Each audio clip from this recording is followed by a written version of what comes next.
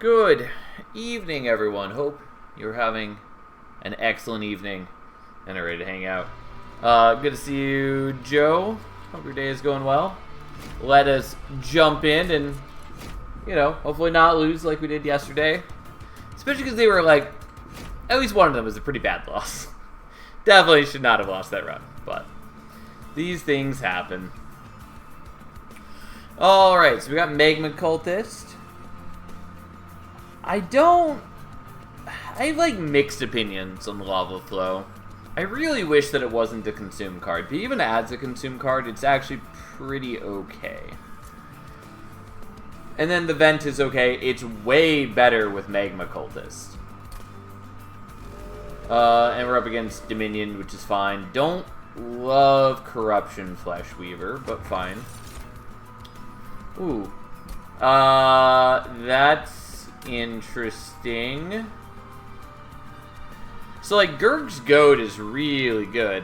But if I'm using Magma Cultist, it's irrelevant.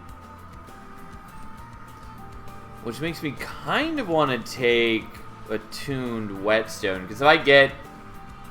there's a lot of good ways to use Attuned Whetstone. Obviously, it doesn't do anything for me currently. But... I could build into, like, Cursed Dragon Staff and other things and make an expensive equipment to get for free. I think we still take Gurg's Goad here. Yeah, we'll just take Gurg's Goad and we'll see how it goes. We're done with taking Imperialist. I don't particularly care about royalty, and Imperialist is good. Easy enough decision. So, let us do that.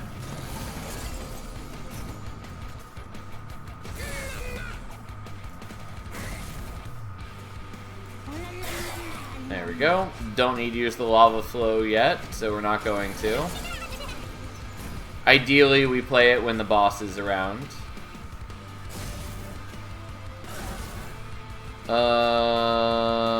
Yeah, we'll put you there, I guess. Unfortunately, we didn't have an imp to toss this turn, which greatly diminishes our capabilities. How you doing, Fury? And yes, they finally showed off some info about the DLC. I was waiting till some people had shown up a bit before I start talking about it. But yeah, I'm excited that I can finally talk about the DLC in more detail.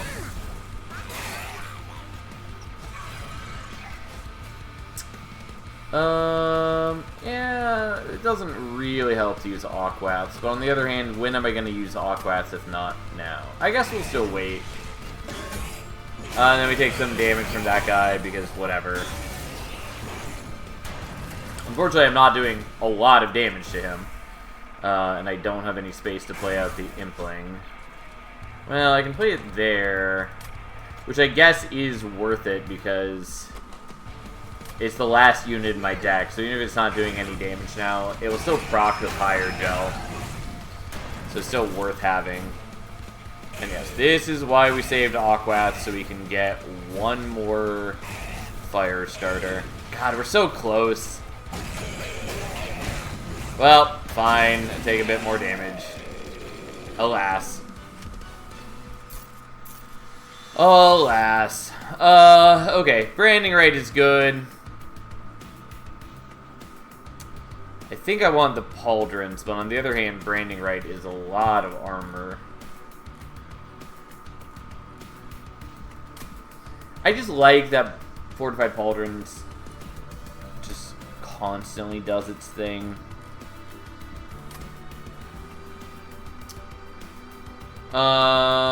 Yeah, I'll take Fortified Pauldrons, I guess. And we'll take the Flicker.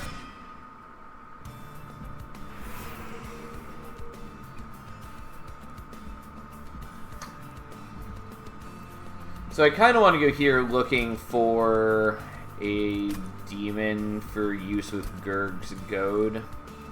But also, like, Magma Cultist is pretty decent. I think we're going to go to the left, though. Hold over spell chain. God, I do hate Demon Fiend, and it doesn't work super well with Queen. But having multi-strike is not bad. It does help pretty well into what we're currently facing.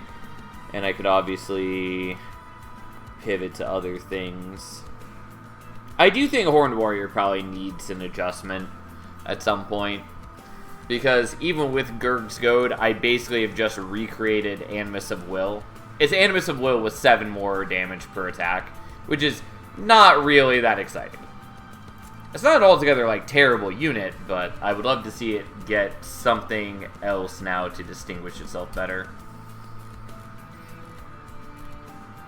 Since it definitely suffers in a world without the infusions, and where enemies just have higher attack. Yeah, I'll take the Horned Warrior, though I'm a bit concerned about his low HP going into the Corruption.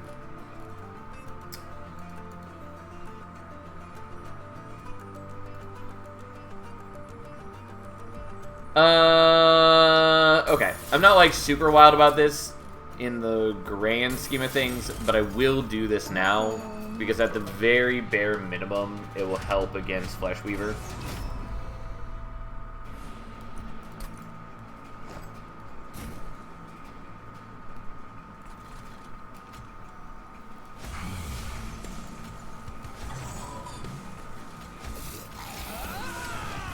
Alright. Yeah, so the vent is fine. I was hoping we'd get either a vent or the,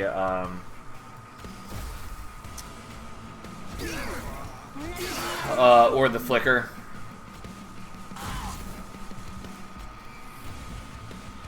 Okay, I need to save 1 ember for that. Queen is gonna die pretty quick at this rate, which is not ideal.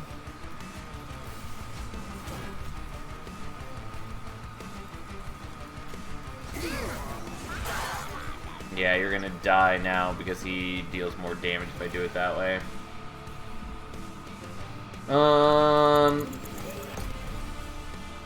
Which I'd considered before I did it, and then I was doing it anyways. Let's just do that.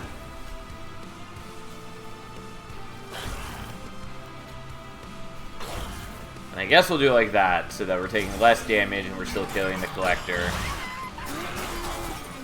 I maybe should have given the Pauldrons to the Steward, but I didn't.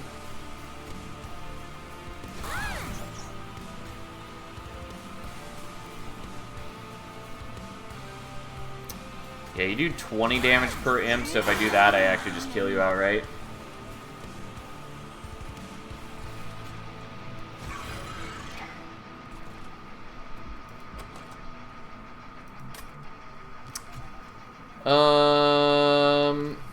Sure, we'll just kill you, I guess. And then I could do the Lava Flow, but I think I want to save that.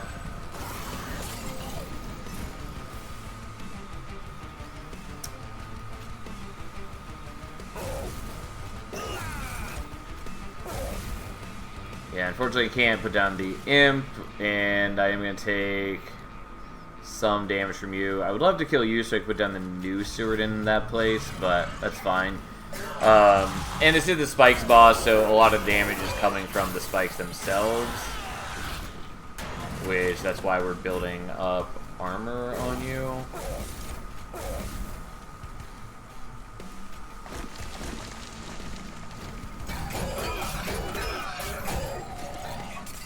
Okay, so there's that, and then we didn't use Aquaths at all. Here we are. How you doing, Panhandler? Well, we did take some damage. I kind of want the Horn Break, but I think we're just taking more Fortified Pauldrons for now. Hell Furnace isn't terrible.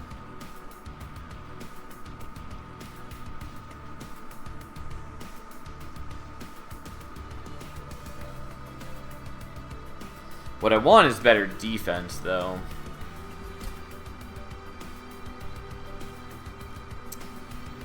I'll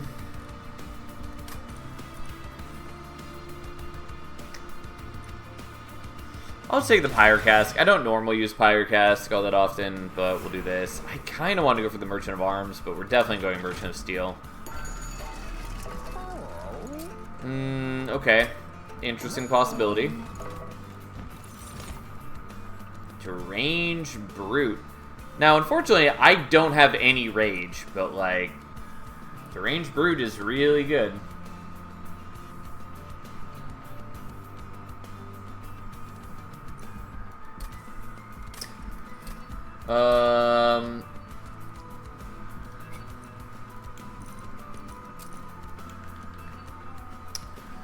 So at this point, I can't see Fledgling Imp, and I can't see Ritual Battle. Technically, I can get Fledgling Imp if we do Imp Parade 2 with Queen at this point. I can still get Dark Deal, I can still get Rage Room. Still get Inflame, even. I think we do definitely want Deranged Brute here.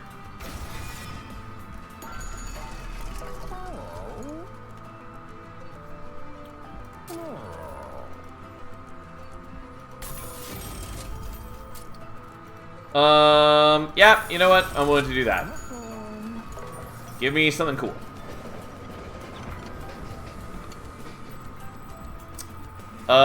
This is Rage. Fine. I'm not, like, wild about it, but here we are. I'm gonna skip that, even though I can maybe use it. Only 18 more to go for the 180. If I laser focus over the weekend, I may get it done. I mean, it's possible. That is a lot of combos, though. Also, I did want to take more HP here, and I didn't do that, which is maybe a bad idea. Also, Dualism would have been really nice to help me with, because it would have worked with Fortified Pauldrons.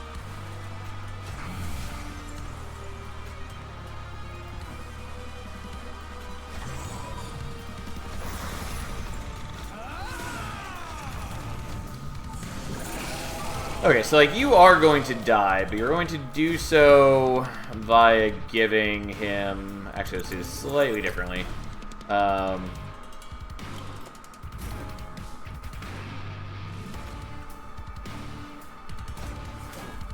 Unfortunately, we're not killing here. Okay, so we're going to do this.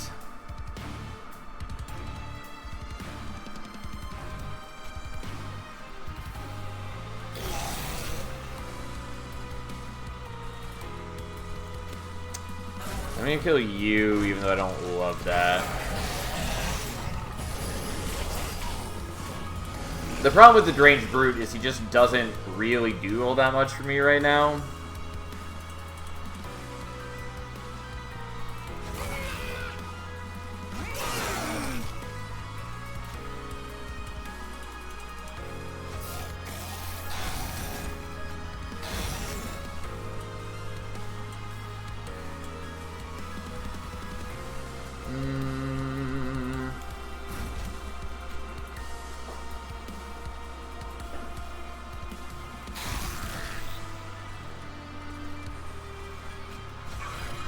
Yeah, and you're still gonna hurt my Pyre. I think at this rate, he's just gonna kill my Pyre, which is untenable.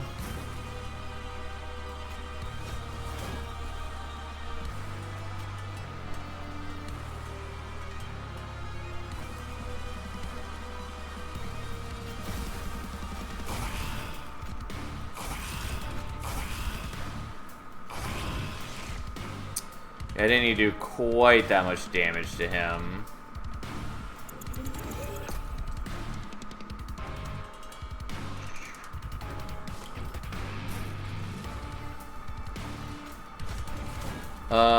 Okay. So you're taking 26. That should put you in range that you die here.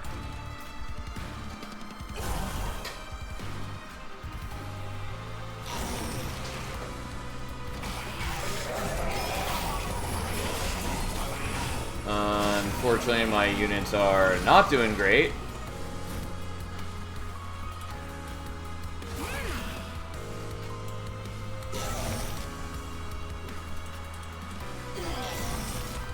Okay, so now we toss.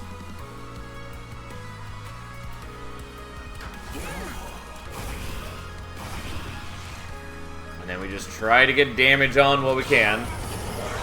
I would like to get the Rage Serum. So we're giving that to you for sure.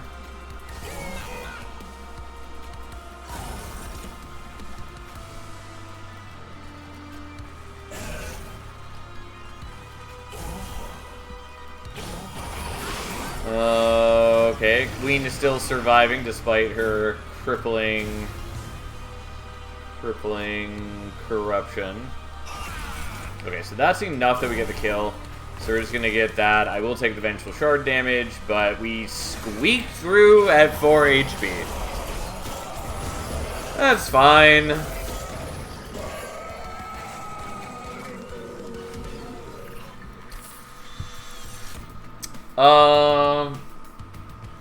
Yeah, Tone Contracts doesn't do anything for us. Soldier of Fortune is sort of nice, sort of not. I guess I'm gonna take one Horned Tome, even though it doesn't really do anything for me yet. God, and then like, the Apex Imp is pretty cool, since it has innate multi-strike. We can also pair it with the Deranged Brute. The problem is I have, like, no armor generation. I mean, it's not entirely true. I do have the Fortified Pauldron. It's just not great.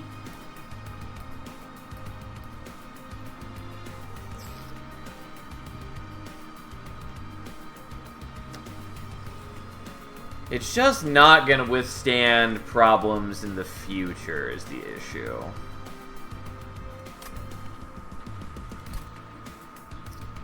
Okay, we'll take him. I might pivot off of him, but we'll see what happens.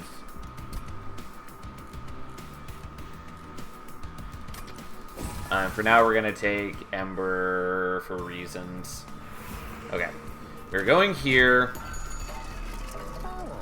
And the first question is, which queen are we offering? Okay. So we weren't offered Imp Parade, which is a problem.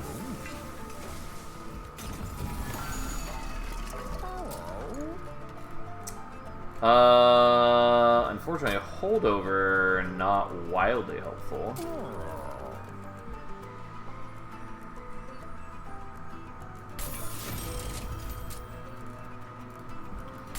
Just gonna -2 that, I guess. And I'll give that magic power, even though I often don't.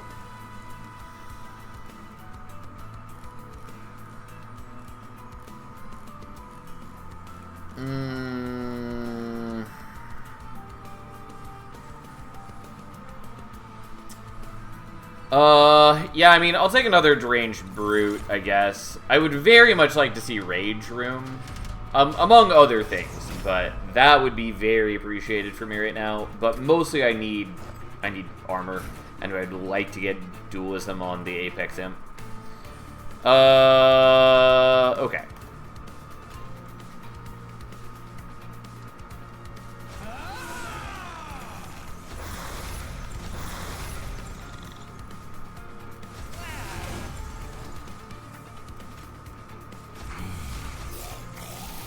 Oh, whoops. I didn't mean to leave you with no capacity. I forgot that it was working before because he got smidge-stoned, but he has not been smidge-stoned and therefore does not work there.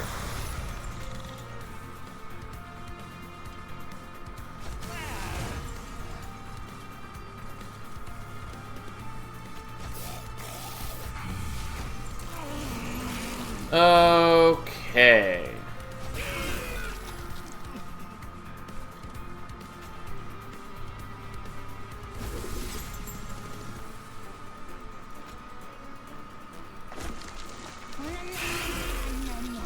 And she used the 6 corruption either way, whatever, fine.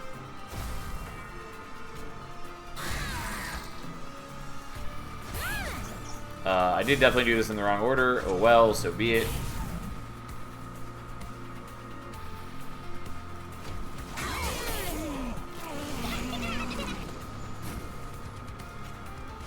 Okay, so so here's Fortified Pauldrons #1, which is something.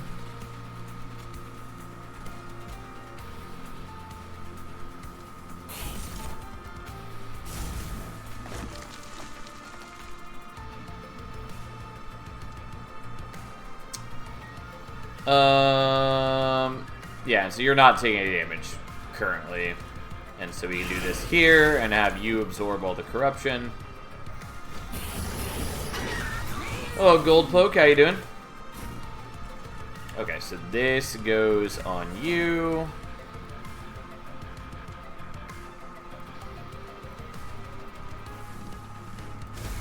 That goes there.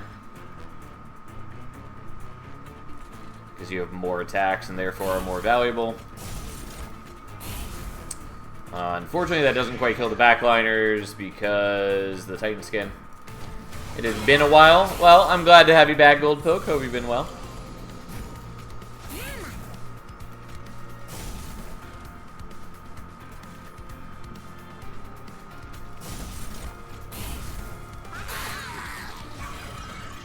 Yeah, she's still dying to the corruption no matter what, which is fine. Not too bad, thank you. Glad to hear it. Yeah, and now that we have some more people here, for those of you who hadn't seen, they finally put out a trailer for the DLC today, so that's pretty cool. How goes the runs? We just started for the night, so, you know, not too insane one way or another. You're taking the corruption damage, we get rid of your backliners, you die, we get a little bit of Pyrojo. We should kill him, no problem. Because, boy, do we have some damage output here. But yeah, they finally put out a trailer. Didn't show off like a crazy amount. Gave a small look at Soul Savior, which is the new game mode. Gave a small look at Railforge, showing off 2 paths of Herzl and 2 paths of Hef, and a couple of the units. Where's the rage? We demand violence. I might take the Rage Serum here, even though I hate it generally. I guess I'll take it. Sacrificial Chamber is fine. I'm gonna skip, though. Maybe I should have taken it.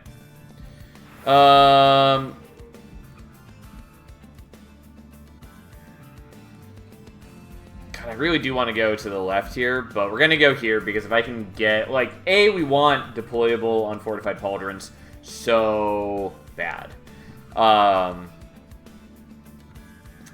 But aside from that, also really want Rage Room. Yeah, there it is. That makes us so much stronger. I will definitely take Scorched Steel, though I do like Ember Staff. Problem with Ember Staff is it's easy for it to do basically nothing for most of the run. I mean, Scorched Steel isn't crazy, but it's sort of nice here.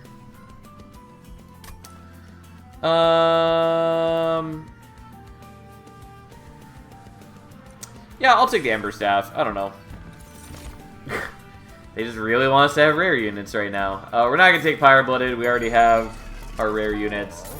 So there's that.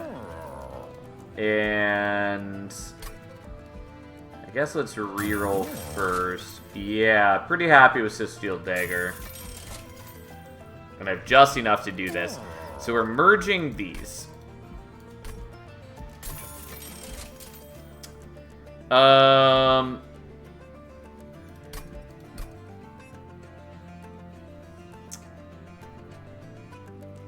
Probably going Merchant of Magic here. Maybe I just go Unstable Vortex and I remove some things.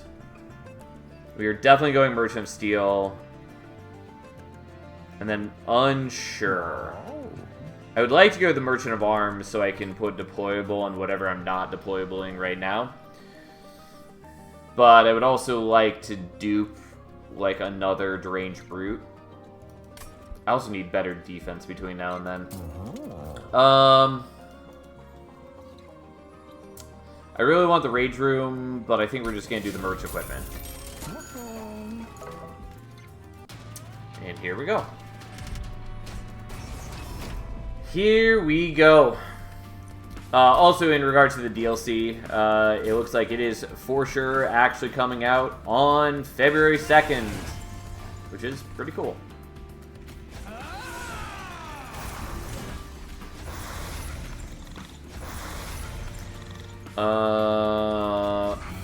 Fine.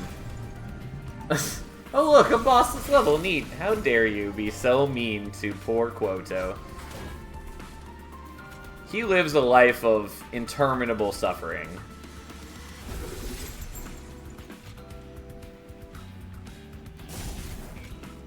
It's not entirely his fault that he is a waste of everyone's time. Okay. So that procs the Ember Staff.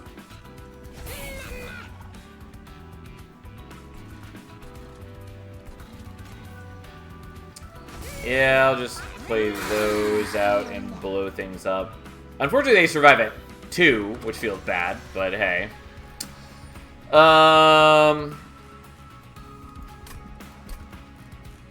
Yeah, I don't have any calcified embers, so I actually might just pop the reservation here. You know what? I will.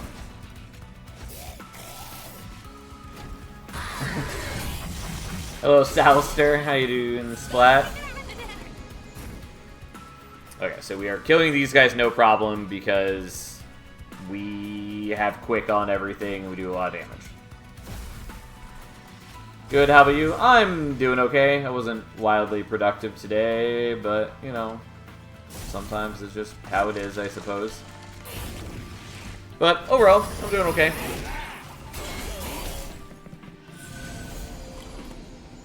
Someday I'll draw into the Rage Room. Would have preferred that it be sooner rather than later, but someday.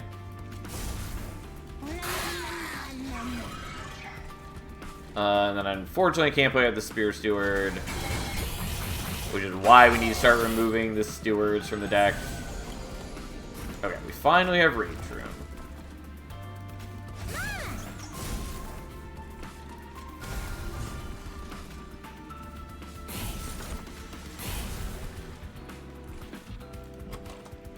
I guess I'll leave the Lava Flow in case we happen to draw it when the boss is around. I don't think it's going to matter either way, because, you know, reasons.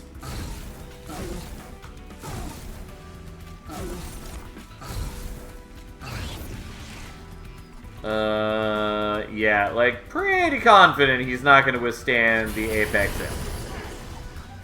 Somehow, I think it's going to work out.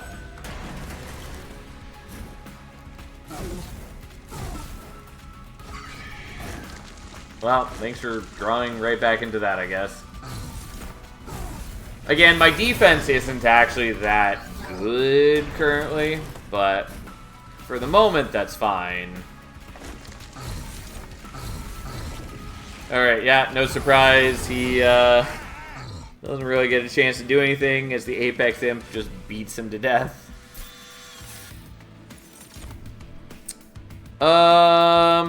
I do kind of want the Impish Scholar. Maybe I'm going to take the Inflame, though.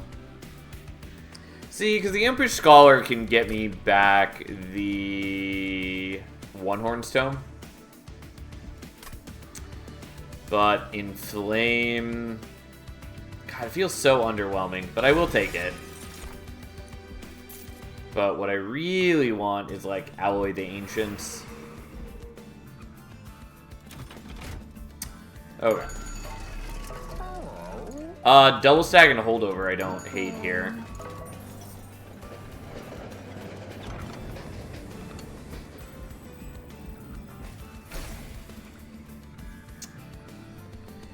Fine. I'll do triple stack. Even though I hate the Entropy Blight.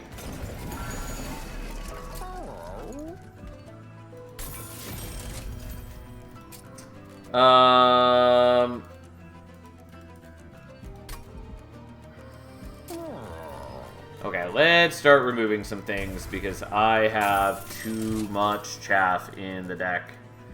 Especially since I don't have deployable on the Rage Room. Whatever. I'll hold on to the rest of it for now. But that's at least a good start.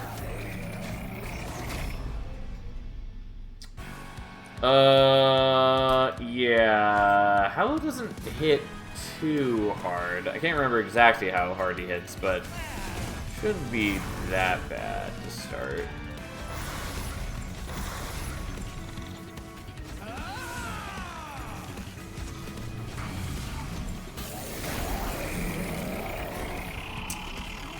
Okay.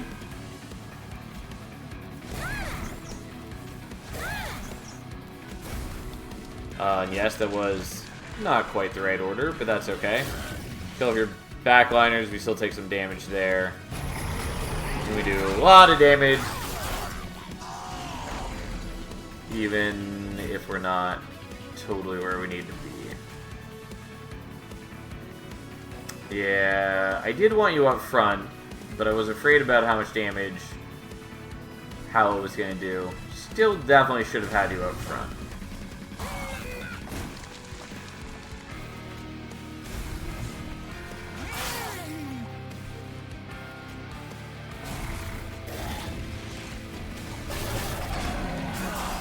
Well, not a big deal that the mid laners died.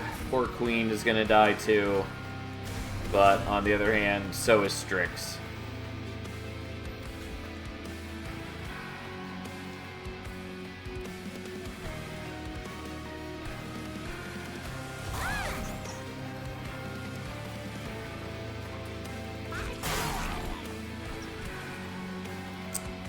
Okay.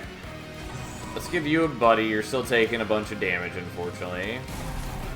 And I guess I'll play you out up here as a minor blocker for us. And then we're already in Relentless. Well, there's the Rage Room.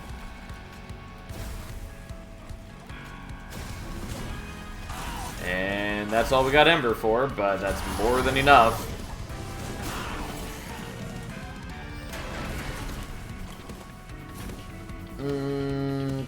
Okay, let's get rid of that.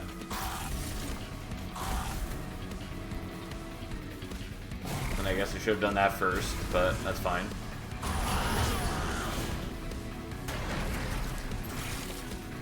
Oh no! Look at him go! Yeah, he dies before he gets the chance to attack, but just to like really throw it in his face, we're now gonna give a whole extra attack on top of it. Ta-da! Don't mind me, just Apex Imp doing Apex Imp things. I do hope that we get...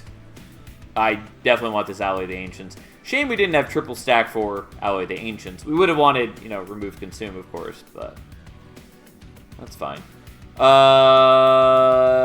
Yeah, anyways, Resonant Shard is all I was going to say. I hope I get Resonant Shard as well. We're definitely going to take this.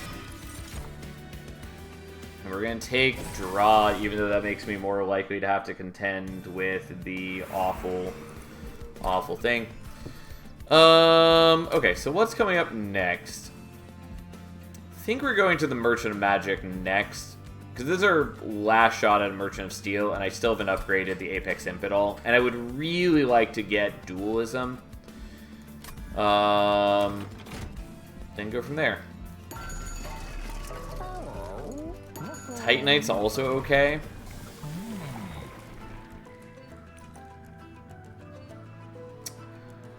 Yeah, I'll take Imparade now, I guess. That's fine. It's not great. We basically have abandoned her, but that's okay.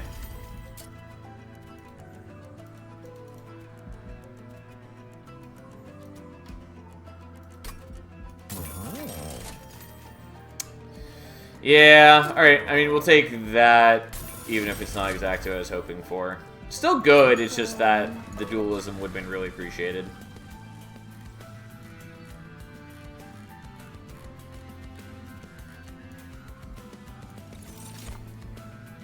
Okay, we're gonna do that instead of the more responsible choice. And here we are.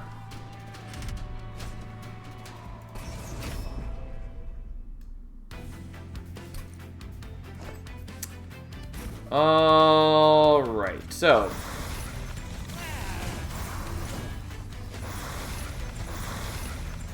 Yeah, don't hate that. I do hate how many of these I've got, mind you, but don't hate the rest of it.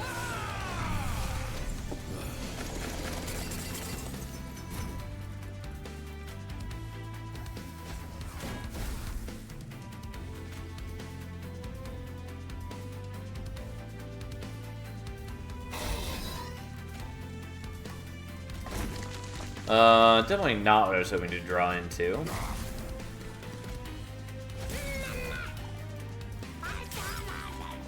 Yeah, you're gonna die. You wouldn't have died if I gave you the plus 20 HP upgrade like I'd considered. But that's okay.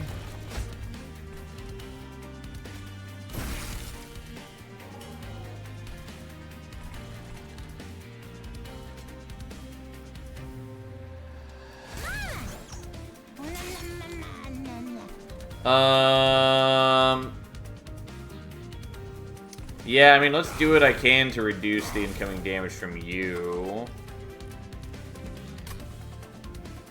You know what? I will actually just do that right now. So I can play out another one of those. At the very least, I've gotten it to the point where I'm only taking one pyre hit, no matter what.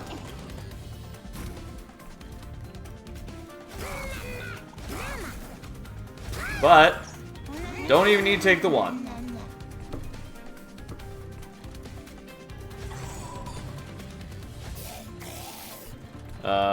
Unfortunately, the way that I did this means I can't play with the Steward anywhere, but I was unlikely to be able to play him out anyways, for reasons. Yeah, and bottom floor is just, you know, kind of killing it. And you might think that I'm unable to play the Inflame this turn, but because I was able to play the Imp for 0, I actually get 1 Ember back with the Ember Staff. Though, then I'd have to take the Vengeful Shard damage, and I'd rather just not take the Vengeful Shard damage. So let's not. Technically it's better for me if I hadn't killed them, because then my dudes get to attack in with the Rage Room.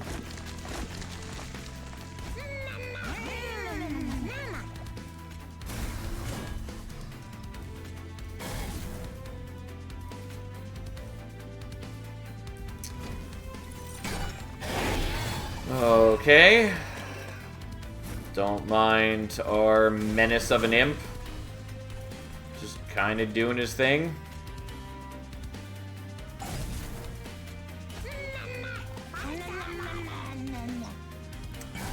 Unfortunately, I don't have enough that I can kill him and then play out the new Shield Steward. Which I was hoping to do, so then I can play him out and get him out of the way. Not that it matters. Like, look at this go. Yeah? Yeah, he's a menace, alright.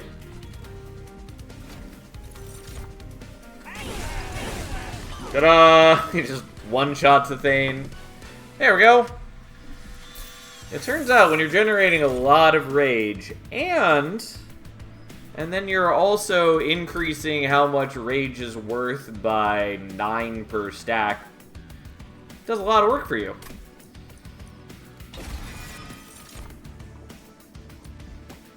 No. Had I seen that Soul Smelter earlier, I probably would have taken it, but it's way too late.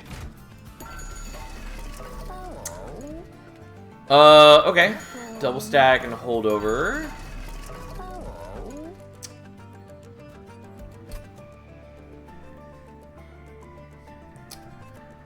Yeah, I mean, it doesn't cost me a ton to get ashes. I guess I'll do it, even though it's kind of a waste.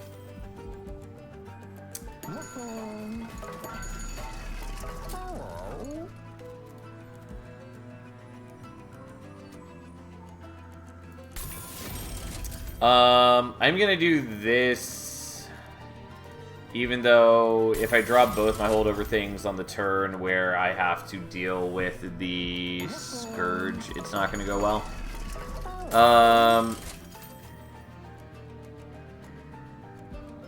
Sure. I was hoping to get... why am I blanking on it? The thing that makes blights cost 0. Center South. Also, I would love to remove more things, but I didn't. Also, I heal for nothing. Would love to trade that for the gold. Yeah, so I could re-roll, but it doesn't really mean anything. So instead, we're going to get rid of, I guess, the Magma Cultist. He's kind of cool, but I'm not using him to good effect, and he just takes up more deployment than I can handle.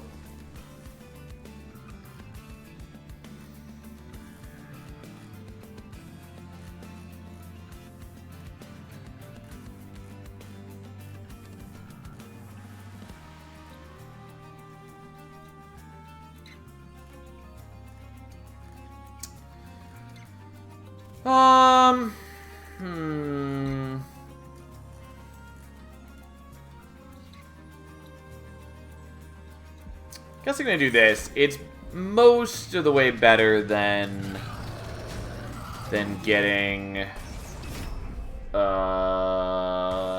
like an ally to Ancient, since I didn't double stack it. Okay, so I am gonna have some problems with corruption, but the basic idea is just we're gonna murder them before the corruption matters. God, I go from 120 to 311.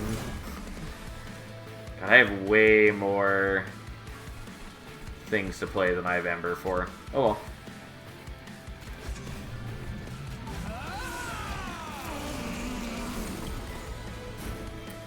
This is why we were getting rid of things.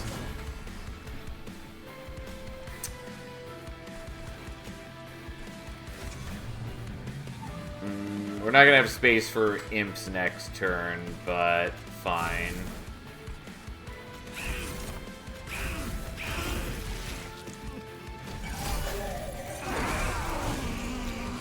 $893 times, or $839 times 3 on turn 1. Yep, that's just how we are. Oh,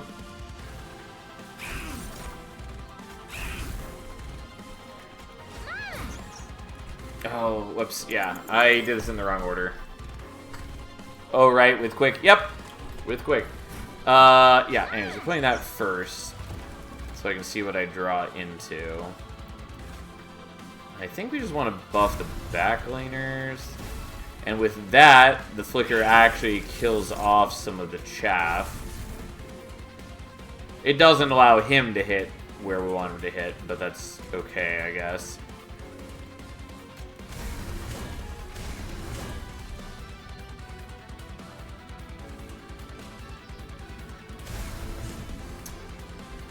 Yeah, well, here we are.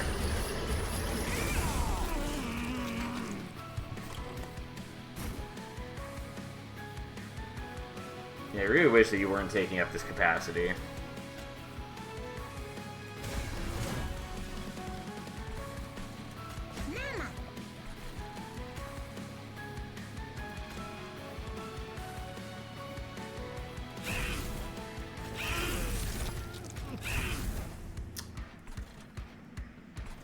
Well, so be it.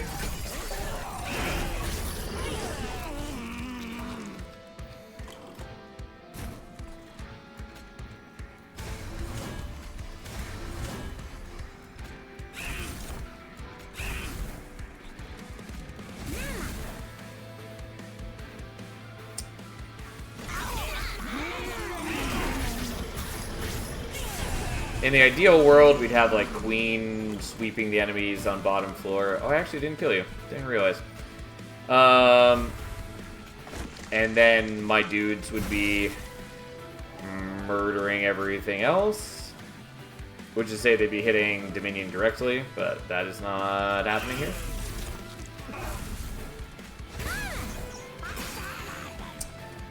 Okay, so...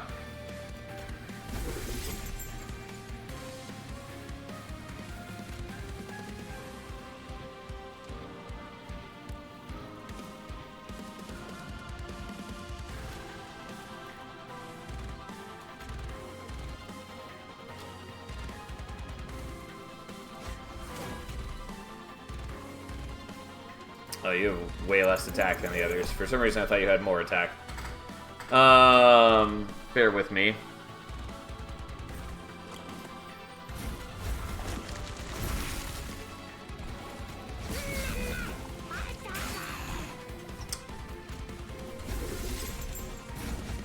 Okay.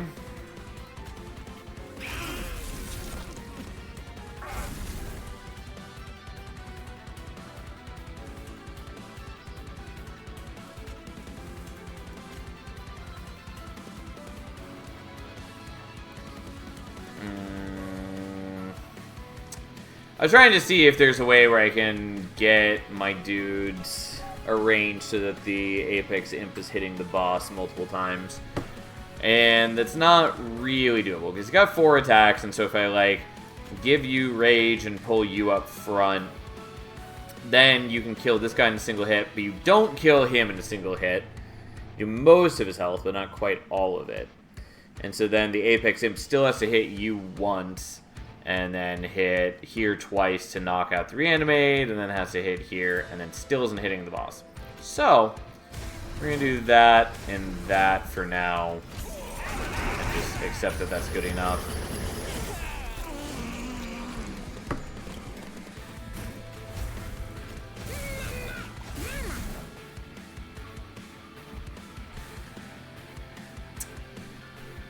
Yeah.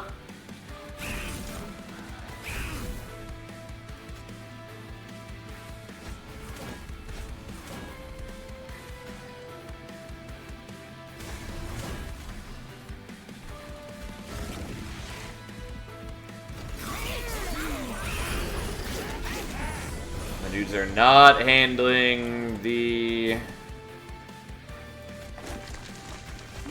corruption so well, but that's sort of okay.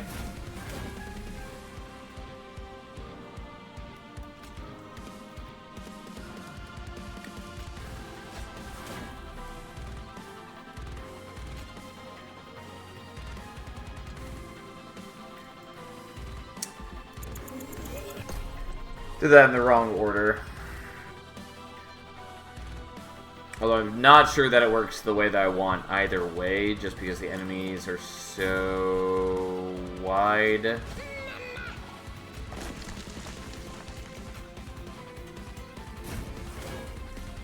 Okay, so...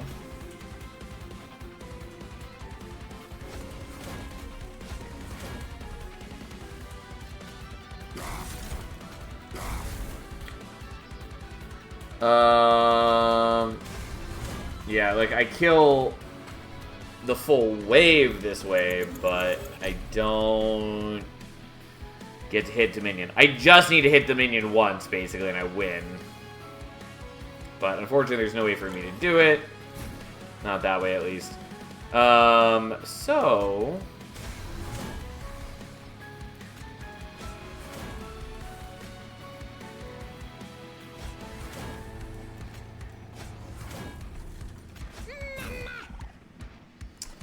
yeah, which then means that I'm not playing that out, which is whatever.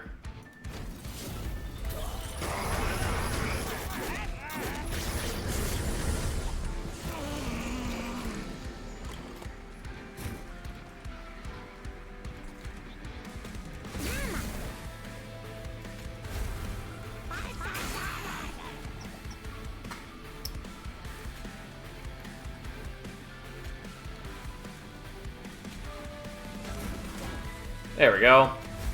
Pretty sure that would work, because I just need to get just any of the Apex Imp's attacks on him. Like, if I were just slightly better at sweeping the waves, or if I had, like, drawn the vent on a different turn. Like, I should have stopped playing at the Flicker was the main thing. Because it just, like, wasn't doing anything for me. Whereas if I had drawn the vent, I would have actually been able to sweep some of the chaff units out of the way. And that's basically all I needed, so that I could just get some more hits in on the boss. But there we go. There we are.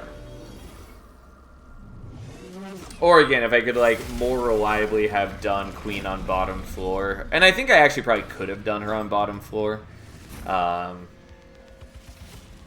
I just didn't want to, like, be getting the Scourge cards and stuff, and yada, yada, yada. But I think I would have just killed Dominion fast enough that I could have set up on higher floor and just had the Apex Imp just murder him.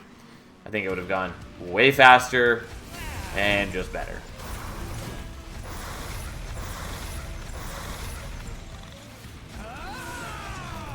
Also, to be honest, I kind of forgot that I gave him Titanite.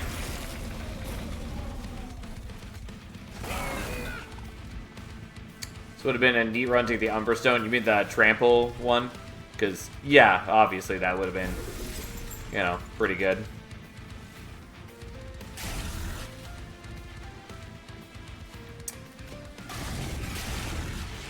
I'm not going to do the Flicker.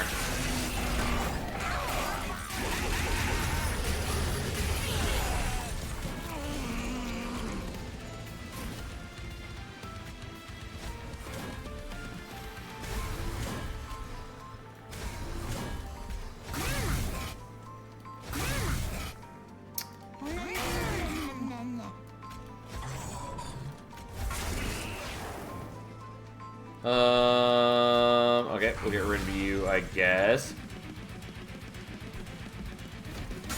Who up theorizing about what is the Wormkin equipment? I can't say what it is, but I do like it.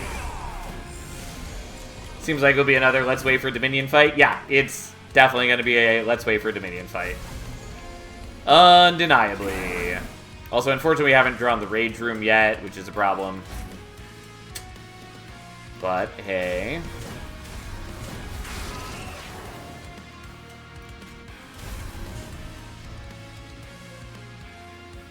Oh, so he knows. Yeah, I've made it very... I've been very open in the past that I'm one of the testers for this game. Because I think it's helpful to know how involved I am with this game. And also, like, then I can be clear about what I can and cannot talk about in regards to anything upcoming. So yes, I do know. I have played with it. I have played with the DLC. Can't talk about anything that isn't revealed yet, though. You're free to speculate in chat. I'm just not going to weigh in my own ways, though. But I like seeing everyone's speculations. And it is a bit of a shame that I can't, like, chime in myself. But, you know, it's still fun to observe. Alright, we finally have Rage Room. Which will make my backliners a lot stronger. And yep, there we are. They're dead. I thought for sure Incubation would be the room. No, I'm not sure. There's a number of things people have been banding around, and with a lot of confidence, I will say. Like, I've seen people claim that it's for sure going to be Accelerated Incubation, it's for sure going to be Eternal Kinstone or Unearthed Remains. Eternal Kinstone being the one that adds a permanent charge to a floor, Unearthed Remains being the one that adds a new empty slot, charge slot to the floor, and fills it up by one.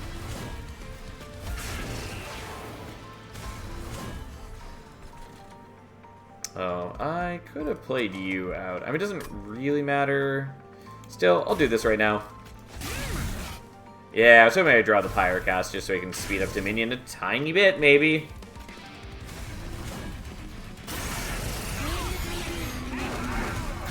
But overall, like, I think... Yeah, I mean, there's only so much I can say on that matter.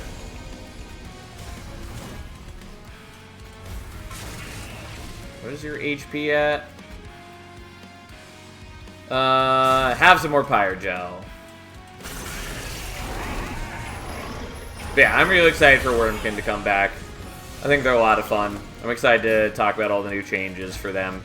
And obviously all the stuff for the new clan as well.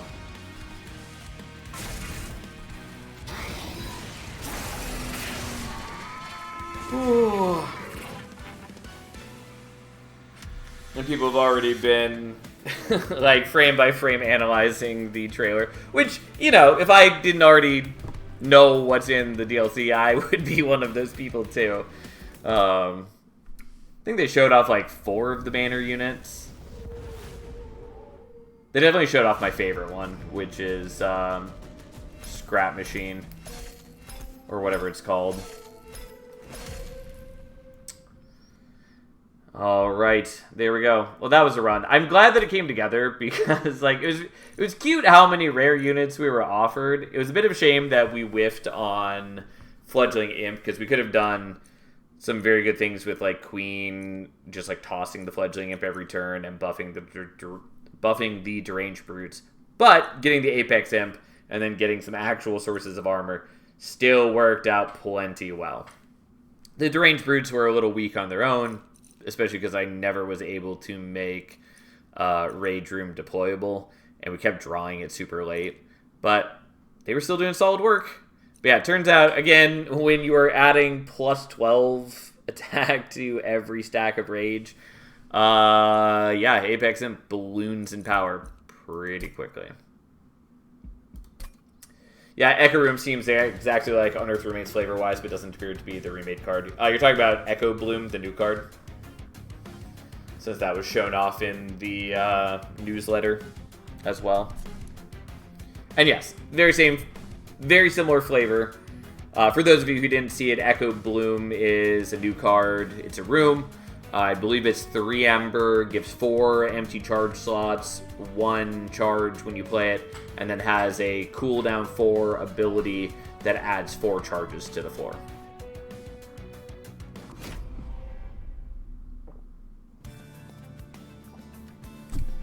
Which is pretty good.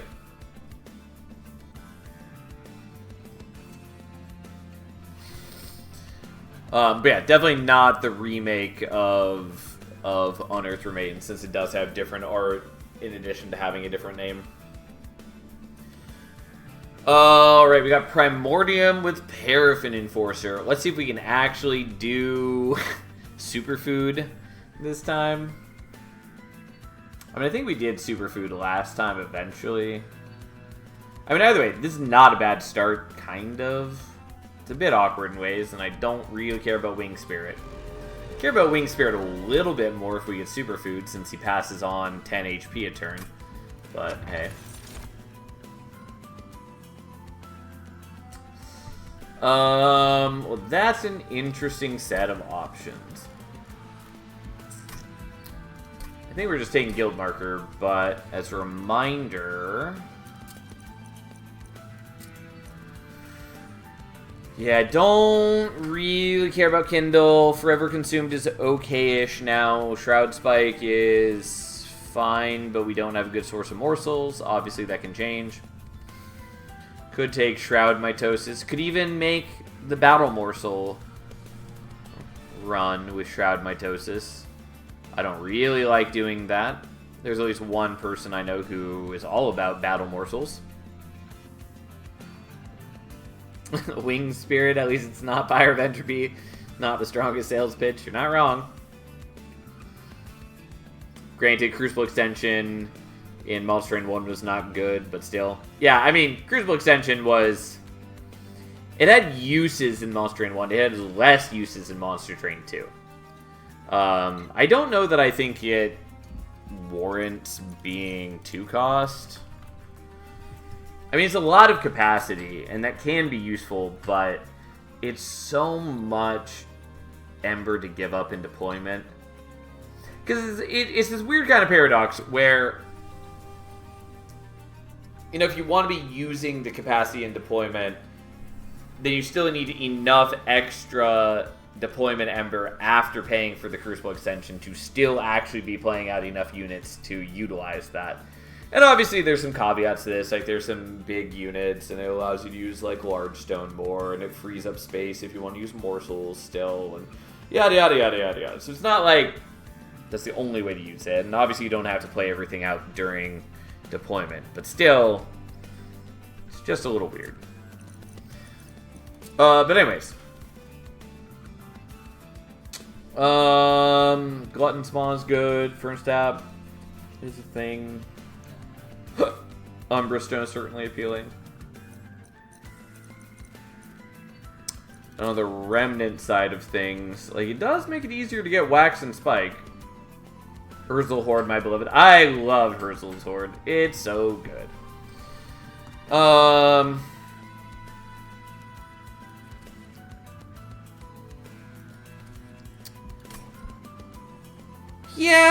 Yeah. It's not totally the right choice. We're going to take Shattered Halo. It's not altogether bad. It's just that we're missing out on a number of helpful things.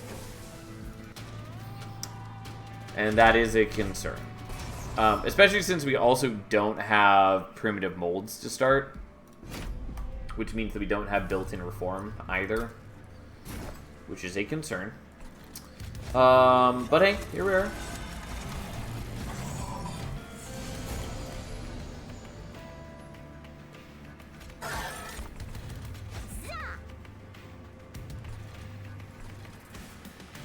Confused why I was getting 16 HP from him. I was like, this guy does not give 16 HP. And for some reason I'd convinced myself that it was 8, so I thought it was being doubled. But no, it's just Primordium. Anyways, here we are.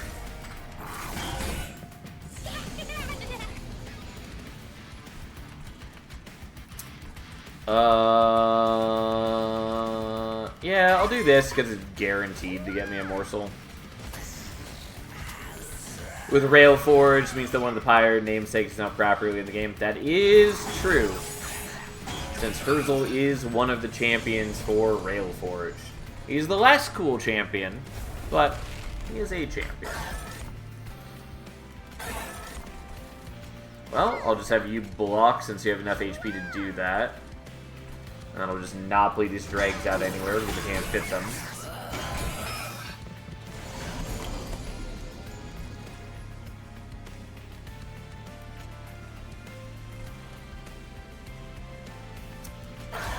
Alright, how kind of you. Oh, whoops. I mean, that's fine. Not exactly what I meant to do, but that's okay. It wasn't really a good way around it. Oh, and I did mean to pop Wing Spirit, and I totally spaced. Well, it's okay. Okay, that's gonna go there, and then you'll get some buddies, I guess, and we heal, and yada yada yada. Here we are.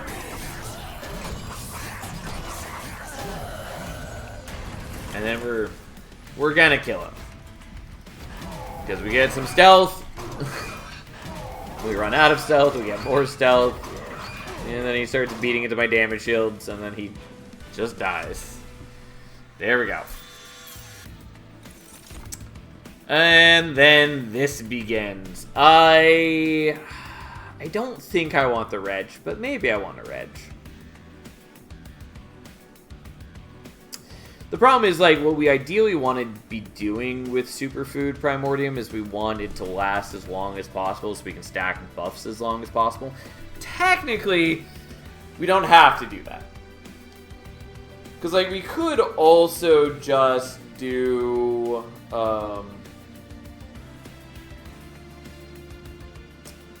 what am I trying to say? Like, if we go to Superfood 3 Primordium, and then he's just giving us a bunch of damage shields, we could then fully eat him, replay him, just get a bunch more damage shields with him. Because Superfood 3 comes with 4 damage shields. I'm like, that's not bad.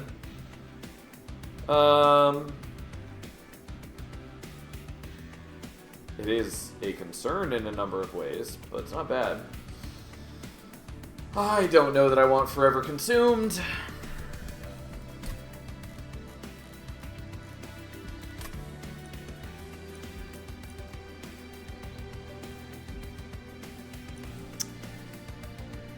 Fine, I'll take a reg. I don't know if we're going to use it long term. Could also just take Remnant Pact and give him Endless.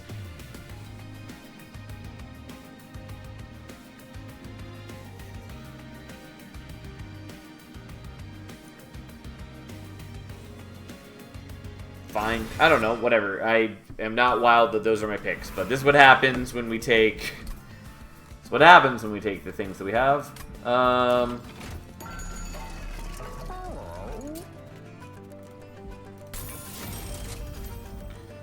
Okay. Pretty happy with dualism.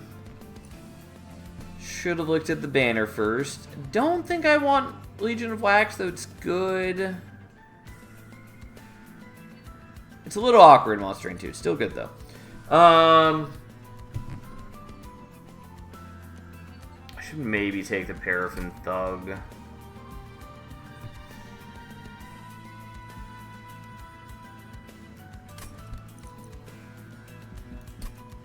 I don't want to when I already have this much problem with capacity. And, like, yeah, I've got the Space Prisms, but, like, whatever. Here we are. And it's okay overall if I leak a little bit early. Unfortunately, the dualism does nothing for me currently. I mean, technically, it works if I play out, like, a drag, but for the most part, it does nothing to me.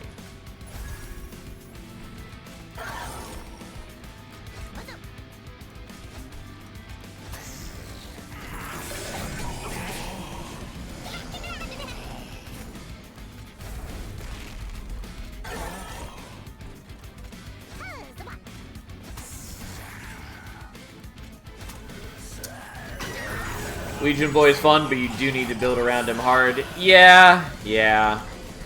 And especially with what I've got access to, I'm just not wildly confident of that.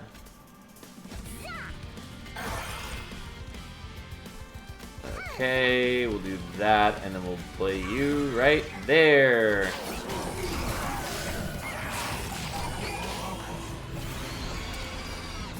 Okay, I will heal you, I guess.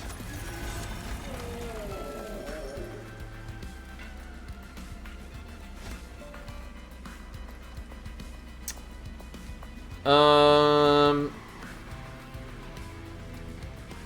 I don't really want to play out the Molten Encasement, because then Primordium will feed onto it, and that's not helpful. But this way, he is feeding stealth onto our Paraffin Enforcer, which is kind of helpful. Kind of not.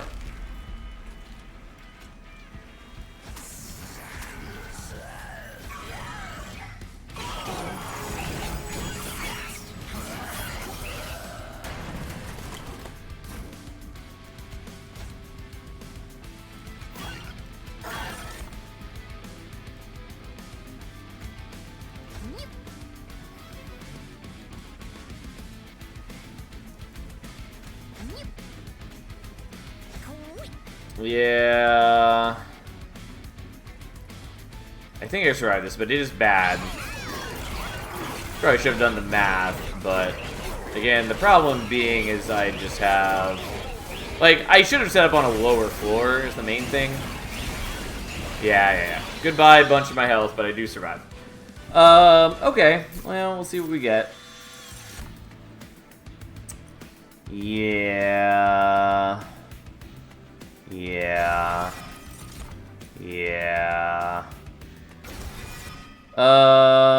Okay.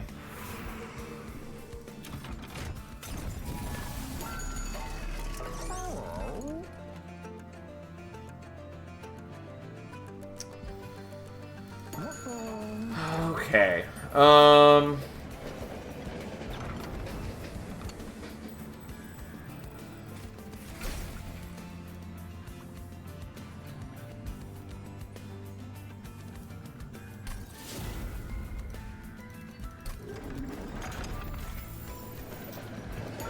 Now the problem is I don't know how to manage what I want to manage. Because unfortunately I don't have any burnout on things. I think what we're doing is we're taking the weapons barracks and putting deployable on that and using that to draw the Glutton's Maw and the Resin Blades, and then probably just not playing out the Resin Blades for now.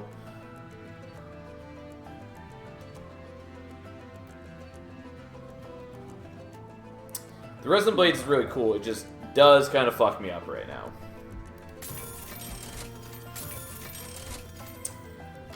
Yeah.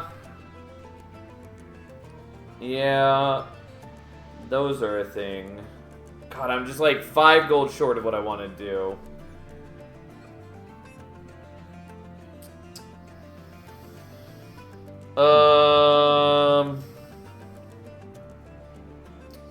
Because, well, I'm actually way more than 5 off, I guess. But I would like to take the Bloodthirsty Blade. I would like to fuse it to something, specifically the Glutton's Maw. I would like the Void Armament, but that's not going to happen. What I could do, though, is merge and do deployable and take the Bloodthirsty Blade, because that should be 190, and then we just don't get the Void Armament, which is a bit of a problem, but should be manageable for now.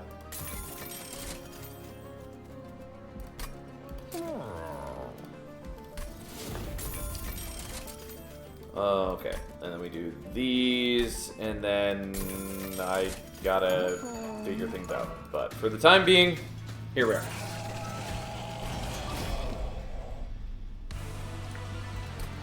Okay, so there's that, and there's the one we actually want to equip, and then I can't play anything else out, which is a problem, because I need to block here, but we can definitely block here.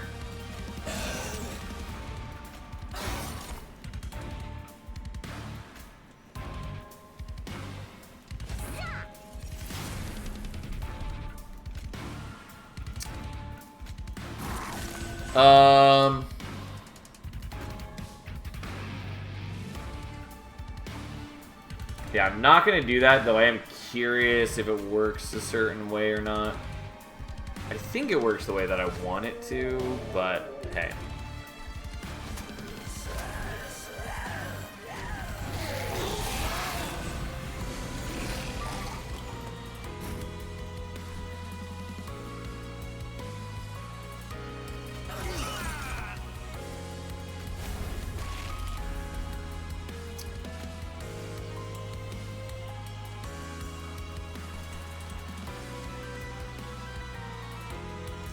You know what? I actually will play that there. How you doing, Tom?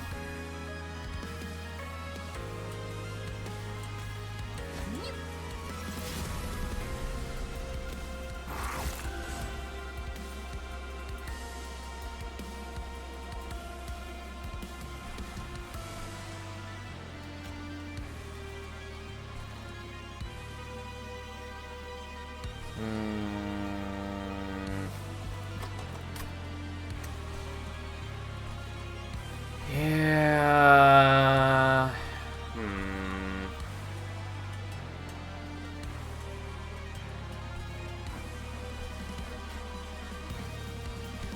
Yeah, whatever. It doesn't really matter. I can't play it down here because he just dies to...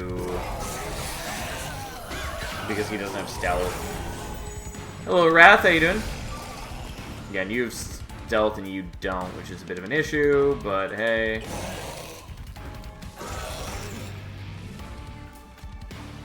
Okay, I was hoping to get Endless on you first, and I didn't.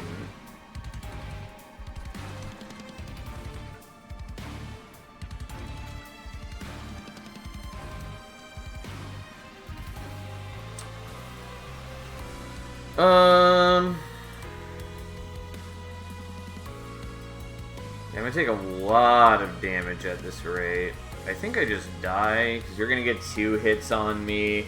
So that's 22. I mean, I guess it's not enough to kill me. It's not good, though.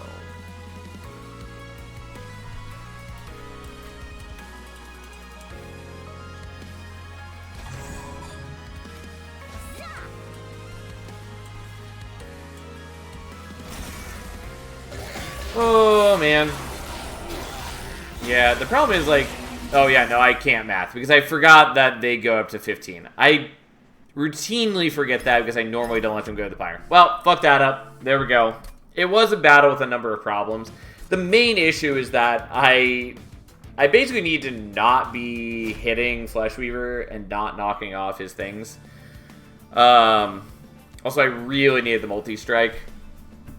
If I had any way to get more burnout, it would have been fine, because then I could have equipped the resin blades to Primordium and then gone from there. But I didn't want to equip the resin blades and then have Primordium burn out immediately. I was hoping to get the Endless on him and then see if I could do it in a particular way. Because if I could have gotten Endless on Primordium, then I could have equipped the Resin Blades, eaten him immediately with the Glutton's Maw, and then I would have been able to get the Burnout and Multi-Strike from that, and then Primordium would have died, but he would have come back with the Resin Blades, and so then I could have just kept doing that.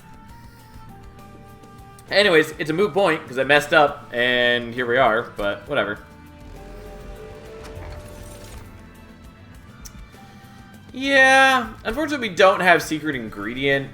We do still have the Potion Kit, so that's a far cry from being as good, but we'll still take the Prism.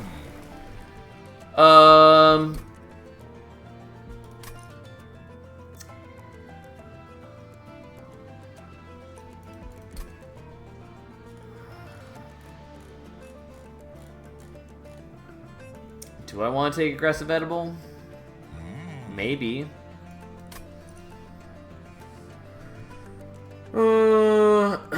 Love when a unit is a Spear Steward with Dualism. I mean, that's basically what I was doing.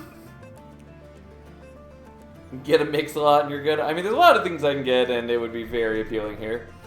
I take Aggressive Edible so rarely in Monster Range 2. It's not even bad, it's just that it's become one of those paths where it's good, but sandwiched between two generally better paths.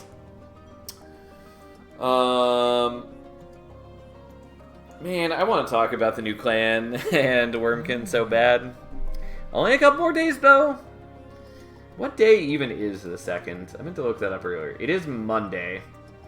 Heads up, by the way, if it is Monday, we'll probably do an earlier stream. I don't know that I'm going to start at like 11 a.m. like I have in the past. We'll see, but I'll probably stream it all day, one way or another. Just because it'll be fun.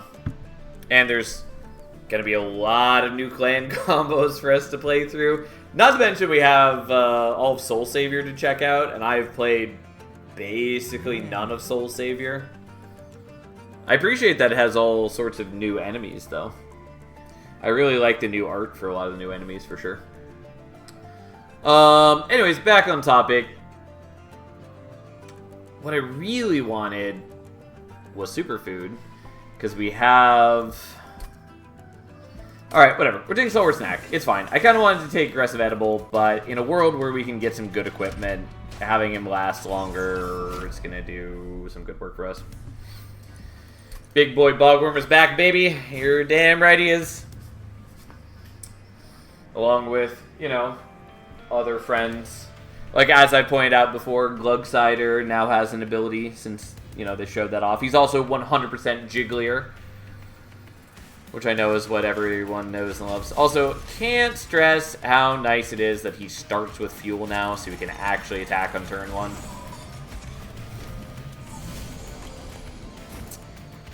Okay. Well, we'll give you that. And we'll just go ahead and have that hit everybody so we can clear the wave. Here we go. Cursed knowledge. Oh, man.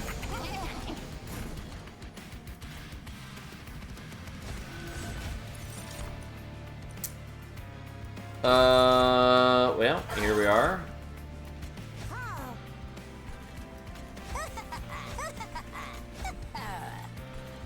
I guess we may as well kill that for the morsel. I would have put that down here had I thought about it, but it's fine.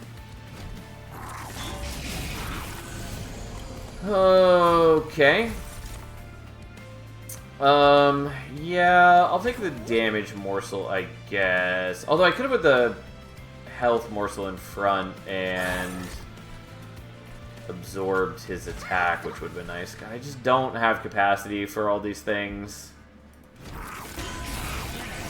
Since I'm not letting them kill any of the erratic assistants. Anyways, become sapped. Let's roll into, I don't know, enjoy some regen. Who cares? Well, unhelpful, but there we go. Oh, there it goes. He got alloyed, constructed to death.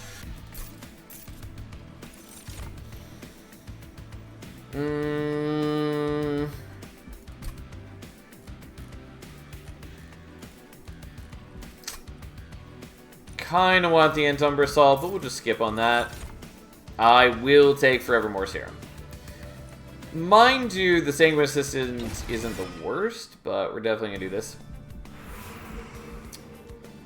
I don't really want to use Alloyed Construct long term. Yeah, we're just going to go here. Give me something good to eat. And I really wanted to get stuff for the Forevermore Serum. Like, it's probably fine to do just, like, intrinsic and, like, double stack, especially if we get superfood later. Okay, I'll take that, I guess.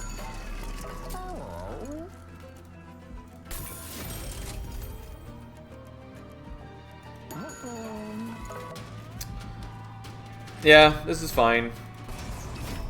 Unfortunately, she has low HP, but we'll see what we can do. Alright,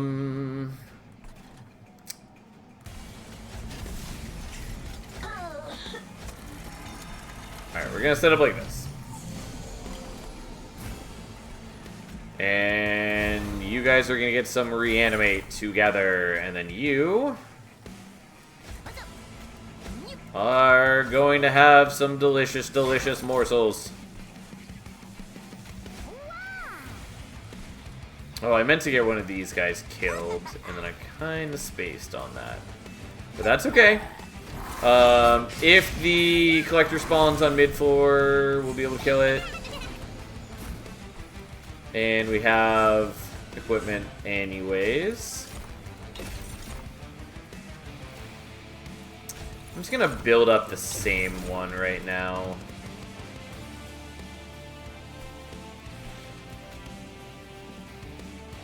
Yeah, I'll do this, even though I'm gonna take a little bit of higher damage.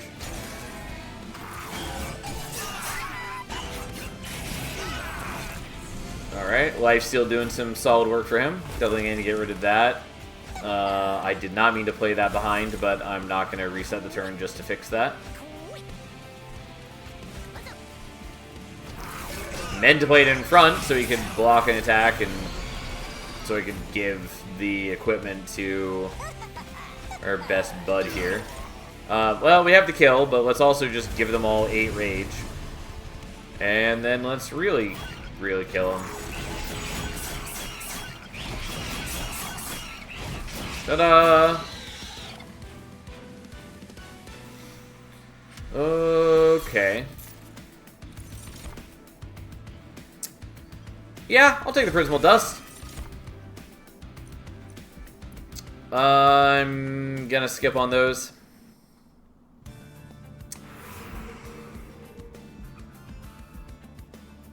Yeah, there's not another Merchant of Steel for a long time, but it does feel so right to go here now.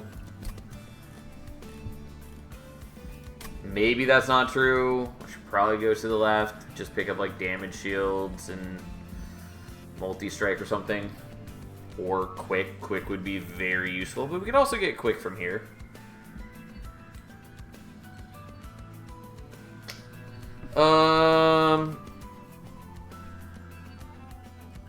Prismal Dust can be so good. It's a great card. It's one of those cards that I find myself baffled when I see people rag on it. Which admittedly is not many people, but I've definitely seen someone call it like one of the worst cards in the game. And I can't ascribe to that worldview. I understand it a little bit more with like Divinity, but even Divinity I think is very good and fulfills a pretty solid role. But yeah, like basically anything that says damage shield on it can't be bad, especially with the double stack upgrade no longer adding to the cost of the card. Like Prismal Dust is very solid defense, especially in the context of Primordium, where you can potentially get superfood and then, you know, just profit immensely from it, or with Abyssal Prism, where we can duplicate it across multiple units. Anyway, so what are we looking at? I feel like I should probably go to the left, but I really want to go to the right because we can make Primordium just a lot better. Mind you, just like doing the potion kit is pretty okay. Whereas if I get like multi-strike and quick or something on the Plague Doctor, that is a huge increase in power. Sure, let's go here.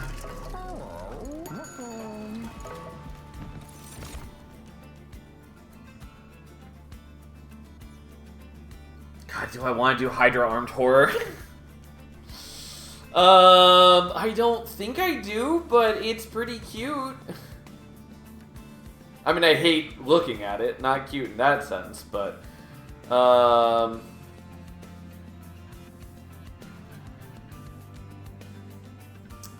yeah, I mean, like, it's... having Primordium gets around one of Hydra Armed Horror's biggest problems, which is just, it can be difficult to buff Hydra Armed Horror's attack. Yeah, fine, let's do it.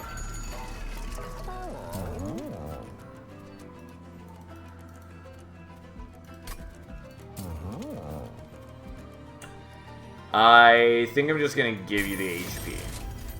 Kind of want to give you the damage shields, but with the HP, that's a lot less necessary. Okay, yeah. Quick is what I was hoping for. Obviously, the multi-strike would have been good too. It's not what I did. So be it. Well, isn't that interesting?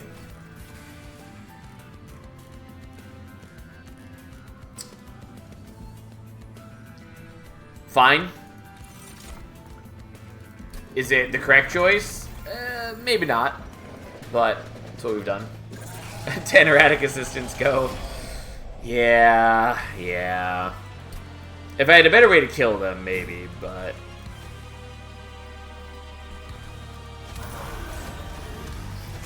God, he's so huge.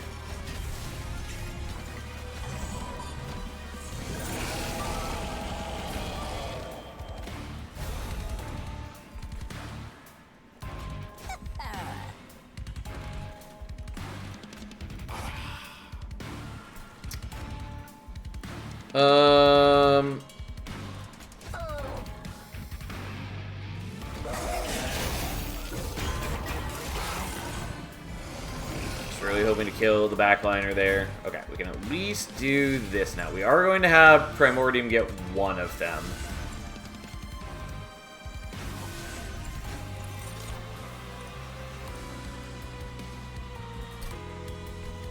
No 5-dupe Hydra. What kind of jank are we missing out on? How dare you?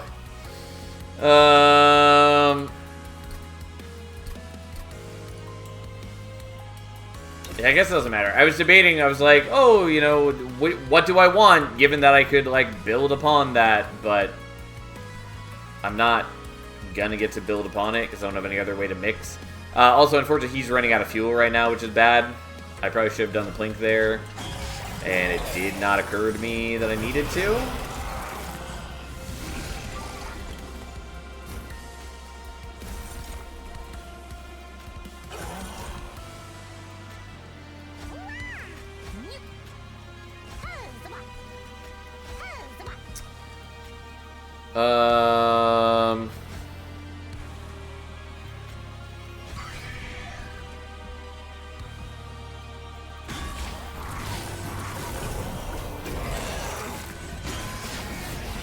Yeah, take a lot of damage, but this time I knew for sure I wasn't dying. That's the important part.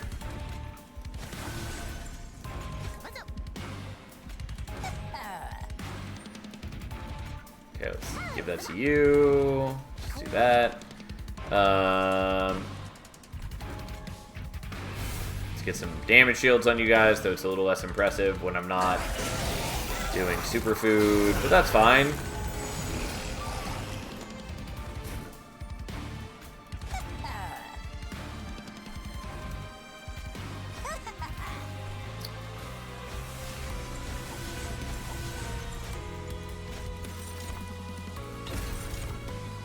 Alright.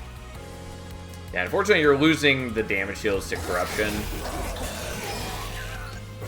Because it's stupid corruption Flesh Weaver, but for the most part it's working out okay. Yeah, unsurprisingly we have the kill here. As we have reasonably decent damage output and 10 attacks.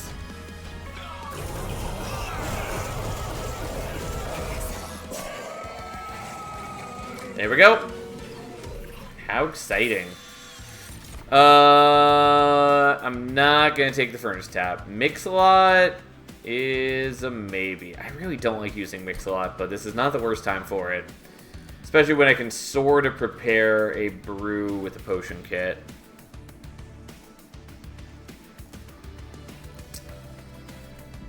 But I'm going to skip it. I don't know why we're getting so many rare units tonight.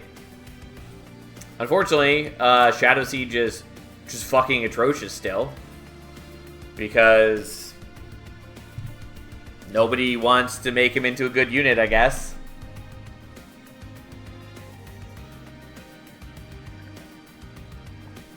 Cross-passing the aggressive edible is actually not a bad idea. It's not bad. It's not what I'm going to do. But you're right, it's not bad. But I am expecting that we can probably pick up something at the Merchant of Arms to give us more attack. Although if I take Superfood, if it's offered, then it does make it harder to take, like, Glass Cannon. I don't know. Maybe I'll do the crosspath. It really depends on what's offered, I guess. Anyways, I'm still mad at Shadow Siege. I'm never not going to be mad at Shadow Siege. I just want it to be a unit worthy of the high cost and high capacity. And I think that's what most people want it to be. And unfortunately, it's not. It just is not worth all that. Anyways, we're definitely not taking Morsel Maid. We're just not. As for this, I think we're taking Ember for now.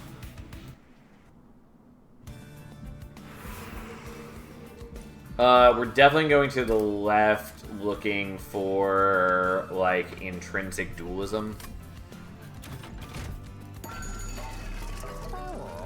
Alright, and by dualism I meant double stack, and there we are.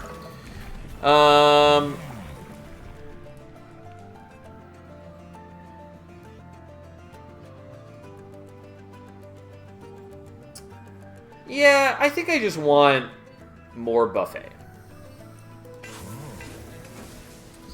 Shadow Siege should at least have trample. Even if it had text which explicitly stated it can knock and sweep, that would be fine. But if I'm paying 6 mana, giving up 5 space, I want a unit that's trample for those stats.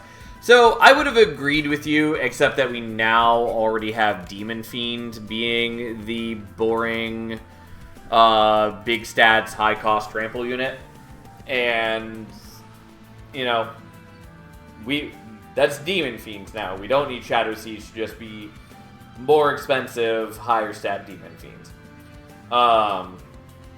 And, you know, Umbra is technically the clan that needs trample least, because they do have a card that can grant trample. So, yeah.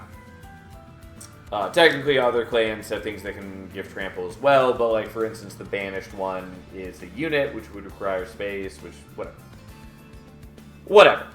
Umbra has generally the easiest to use source of trample. But anyways, we already have Demon Fiends occupying the space of incredibly boring, lame design, big cost trample unit. That trivializes the early game. So for Shadow Siege, I would like to see it be something different. And there's a number of, like, ideas that people have put forward. Like, somebody suggested something where, like, its attack hits every floor. Because, like, that's certainly a unit worth 6 cost and 6 capacity. Like, that would be very strong. Still awkward to play, but, you know, way more worth playing out. And it would matter a lot less if you are leaking enemies through, because you'll still hit them on other floors. I've also seen things suggested, like have it essentially cast Cave-In on its floor, so it naturally like overstacks floors, or overstacks itself onto a lower floor, and grabs any enemies that survive to a higher floor. Or make it like an activated ability so you can do that at will. Or have it just cave in every floor at the end of every turn. So as long as the Shadow Siege survives, you're essentially rooting every enemy. And freely overstacking your own floors. And I think that is kind of a clunky idea, but I really like it. And I think that's thematically a pretty fun way to take Shadow Siege, with it being, you know, like a very heavy, dense, you know, thing. So anyways, I think that's a cute idea. I've seen a number of other ideas as well, but, like, I think the worst ideas for Shadow Siege are, well, first off, I think the absolute worst idea is just make it easier to play. I think what people want out of Shadow Siege is for it to remain high Ember and high capacity, and just, they want it to be worth that. I don't think people want it to have lower barriers of entry. I think they just want it to be worth the cost. But beyond that, the other ideas that I would not be happy with would just be like slapping Trample or Sweep, or Trample and Sweep on it, as I've seen some people suggest. But whatever. Either way, it is what it is currently. So, doesn't really matter what this is. We're not taking it. And then we'll take this. And that. That's be the worst unit in the game. It's probably the worst unit. Yeah. There are a couple other contenders, kind of, but basically, yes. I'll hold on to the gold right now.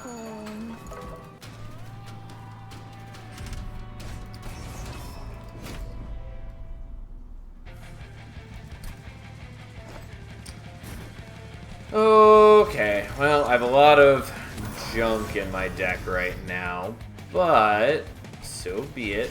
Unfortunately, it doesn't really matter how much damage you do, because they have Heaven Seal.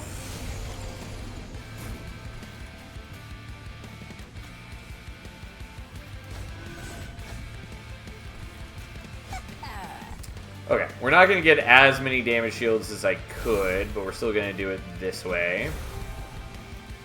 Probably because I did want to get my equipment up. And we're going to hold on to the blue infusion so that we can get the collector if they spawn somewhere undesirable. And then we're just going to try to get some things killed so we can generate some stuff.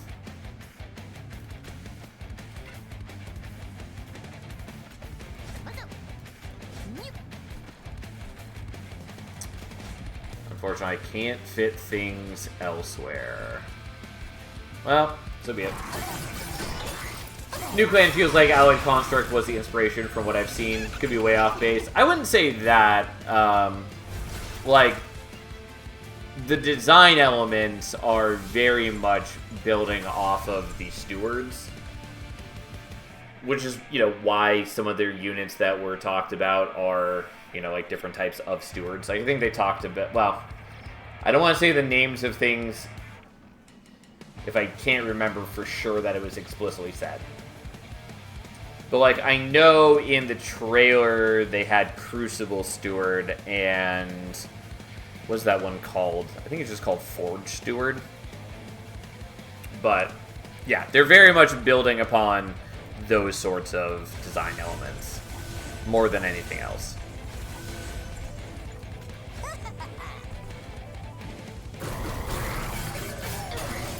How about gain Rage 3 on Revenge and 2-turn cooldown on Sweep attack for Shadow Siege?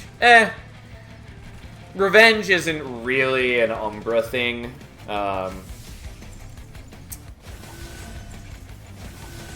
And ultimately, for how much you have to invest to even get the unit out, I don't know that that would do enough on a 2-turn cooldown.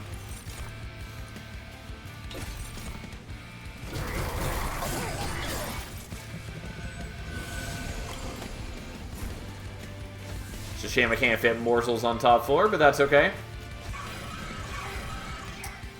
Yeah, whatever, we'll do this. Doesn't really help because I trade one card for another card that's going to get shuffled back into my deck. And ultimately, it doesn't matter. Like, the main point of my deck is just get all the equipment jammed into the Hydra and live a good life. And boy, have we done that already.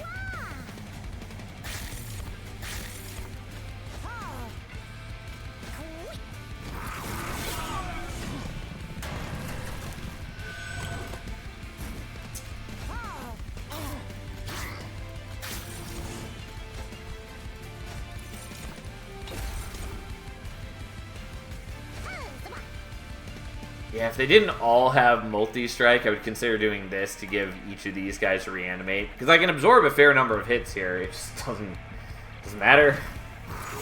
Either way, it should be okay.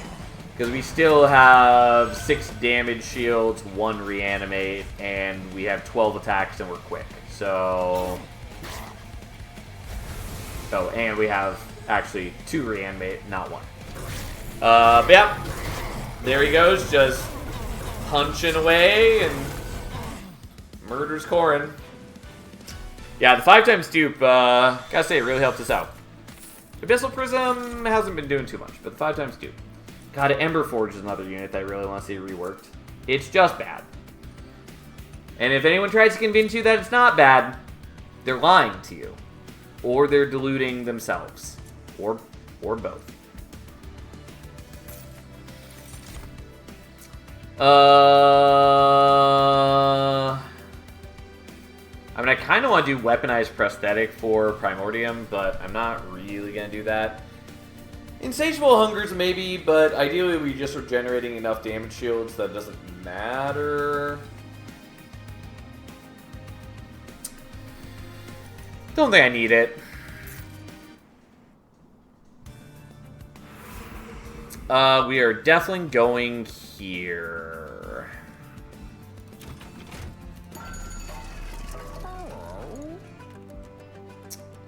Yeah, we take that.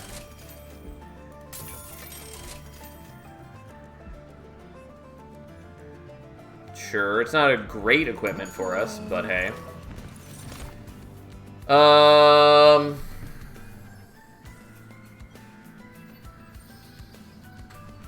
Sure.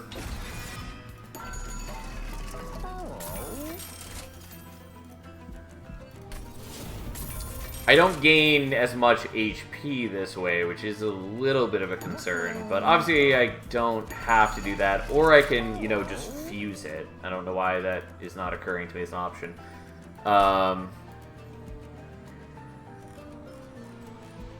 Yeah, that's fine. We'll do that.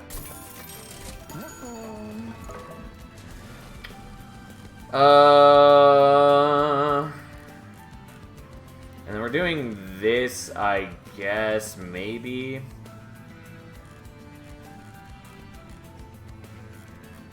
Maybe.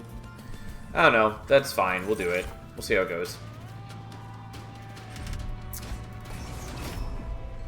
How about give Shadow Siege a random Merchant of Steel upgrade for every time he consumes a morsel? Would be unique.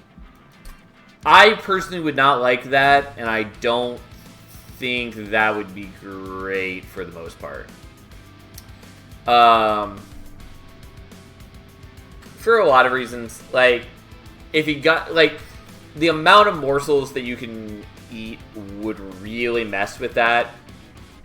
If you change it to be something that was like he gets a random one at the end of every battle, that would be okay. It would be pretty weird. It would very quickly invalidate or make his 6 capacity meaningless, because he would just likely end up with Smidge Stone at some point in the run.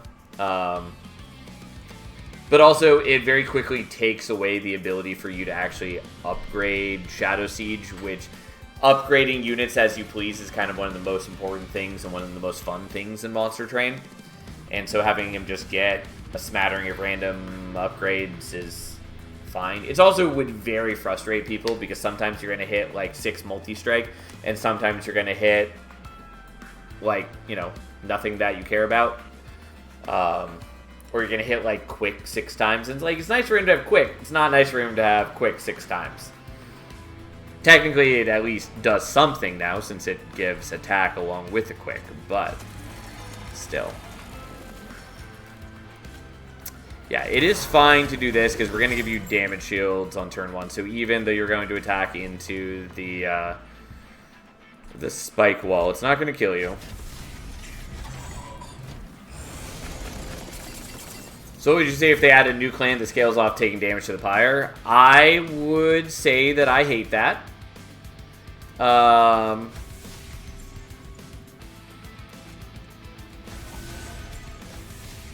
But technically is an option. I just think, so like, here's why I don't like that. Because I think the natural way to build upon that is that then you have ways in the clan that you heal the pyre regularly. And I think that makes it... I think that's very dangerous, because it makes it way more... It's very easy to have that tuned in such a way where it becomes very unsatisfying. Because, like, taking damage across the run stops mattering. Or it's tuned badly, where it's not worth using those abilities, because you just lose too much HP over the course of the run, especially with the Titans being essentially just a pyre HP check and nothing else. It also leads to, like, at least Monster Train having a time limit to fights would not as badly fall into the situation that games like Slay the Spire or Darkest Dungeon or other games can run into, where players are encouraged to drag out fights so that they can heal themselves back to full. But either way, I don't think it would be good for the game for that to be a major focus.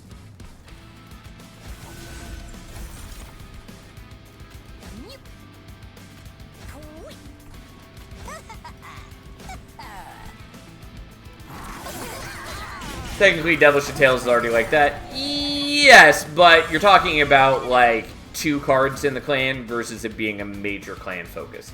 Because, like, yeah, there is some pyre healing in Pyreborn in that you've got payoff. And obviously, like, you can always do... you can always do Holy Stone at any time in any clan, basically. But... there's a big difference between it being a minor splash and it being a major focus. And I think for it being a major focus, it would be a very bad... just a very bad thing. Would not enjoy it. Again, the time limit to fights does mitigate one of the major problems, but I still think it is a dangerous thing to open up to, and there's so much other design space that could be explored that I really don't think we're in need of going down that route. Well, we're gonna do this, even though we get a little bit of sap, but that sap will wear off real quick.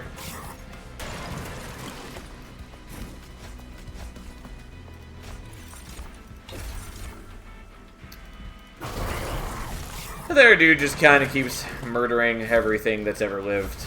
You know, he's only got 14 attacks. Is Lazarus Hydra just a better Eel Gorgon? No, kind of.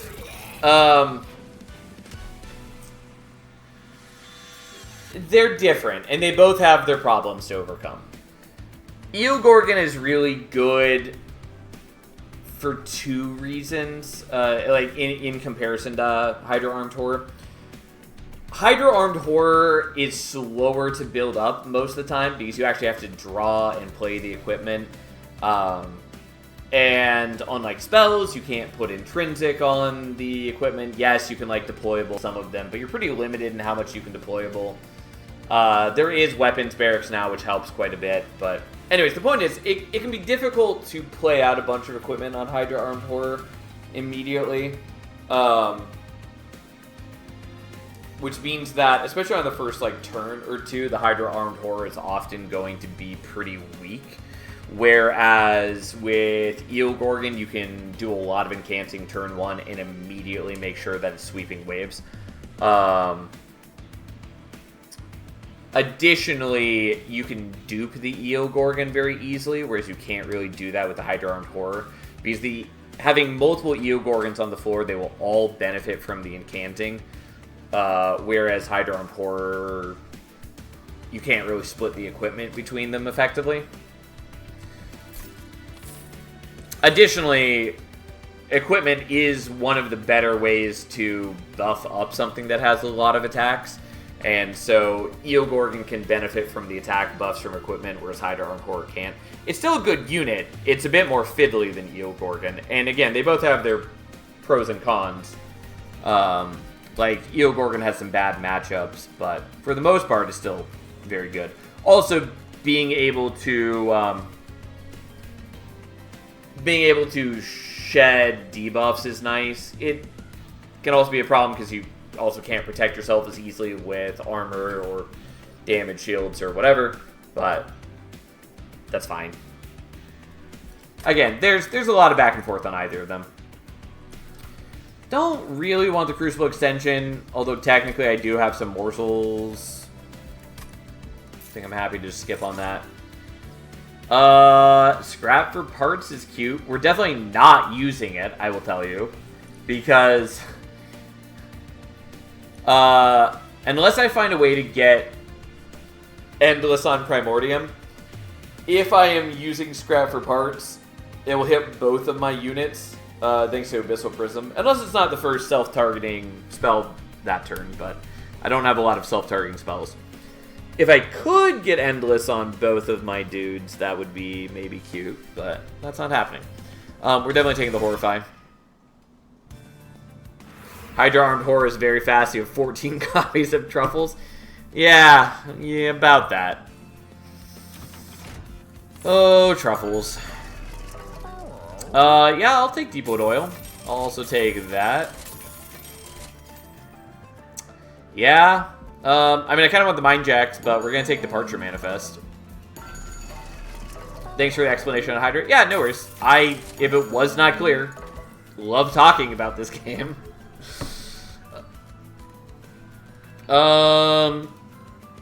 Okay, let's get rid of these.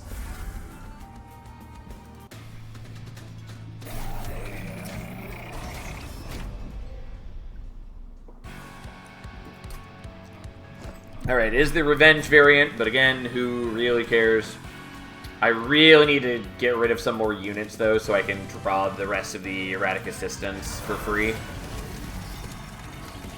There we go. Almost put that in the wrong spot.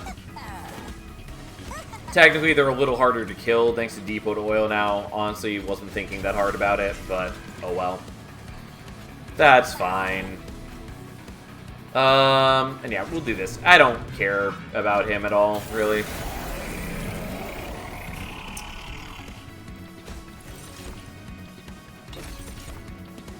Wait, this run would actually be so good with 10 Erratic Assistance. It would be okay. I did consider a world in which we hit Departure Manifest, but I didn't think it was likely going to happen. It did, though. But alright, so let's do that. And then I guess I'll just give you the Rage for now. And I'm just going to play these to get rid of some morsels. Again, it didn't actually help all that much, but hey. Unfortunately, I just do not have capacity for all these things. But they do me the kindness of murdering 3 of my assistants, so then I can just jam some equipment in. I get 10 armor every time I do it, which is why I was willing to do the depot to oil even when it meant that it was harder to kill off the assistants.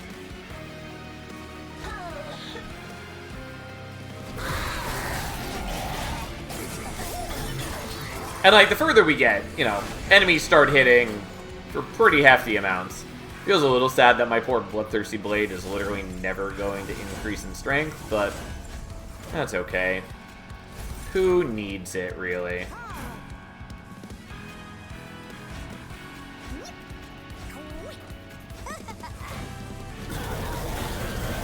Alright, Strix dies. Technically, Hallow does get a fair bit stronger, but who cares?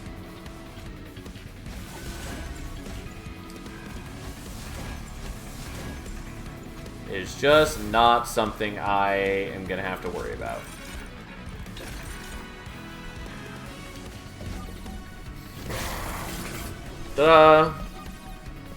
And no, dazing him didn't matter, but we do it anyways. Okay. Play them out just so we could proc the Ember Staff, but... Sorry, what the hell am I looking at, top floor? You're looking at one giant, beautiful Hydra. You know, that's all. He's a good boy. Want to give him a chance to crack back? Nope. Beauty incarnate. Yeah, the Helios knows what's up. I still really do dislike that he's flesh-colored. Like, I get why he is, but I really wish that he were a different color. Something about it just doesn't sit right with me. Anyways, we're taking the Umberstone. It's not really necessary, but I was hoping it was going to show up during the run. We are going to take Draw, I guess. Capacity is kind of helpful, but no. We are definitely going to the left here. Although, like, duping is kind of nice. But we're going to the left.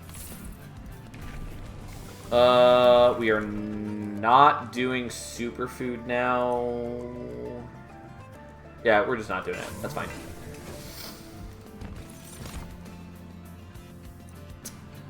Do I have a room? No. Could do Fight Club. It's not bad. I kind of am resolved to just take the meat shield, though. Yeah, that's fine. Okay. Basically, the only thing I want to see here is intrinsic or holdover. Fine.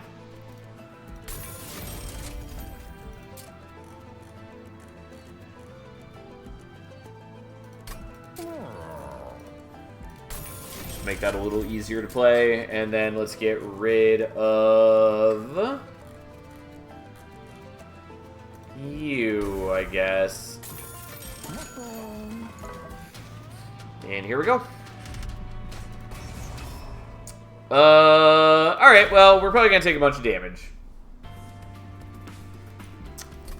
But we're gonna do what we can.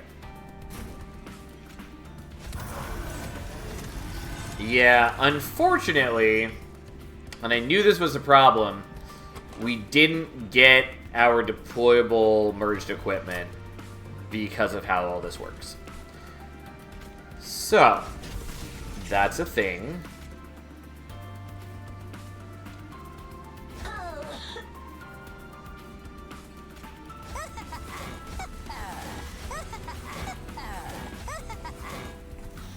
No, and I didn't play you out. Oh well, that's fine. Okay, so you're fine.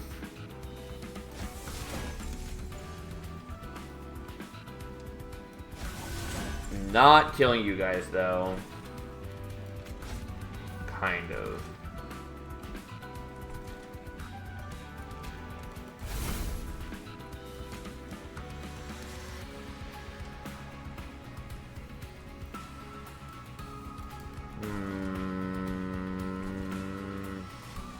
Okay, we'll play that on you. I was hoping to get the blue infusion so we can kill there.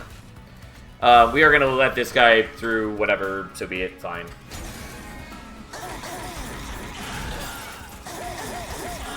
But we are going to be a lot stronger after this because we do get a little bit of power from Primordium, and then we get a lot more attacks. Okay. So.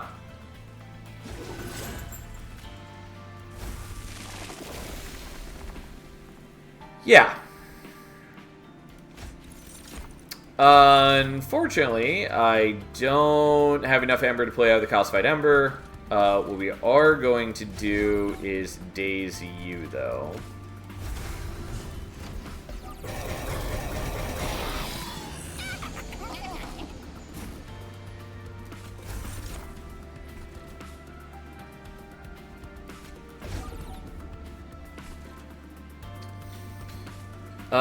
Okay, so you'll kill there.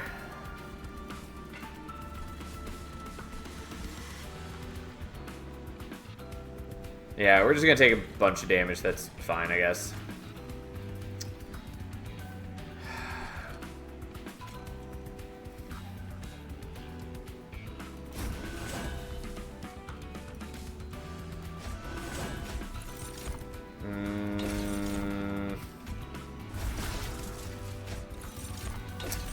Alright, I'm willing to be a bit weird about this. Okay. So we can root him for a turn, which is what we were trying to do.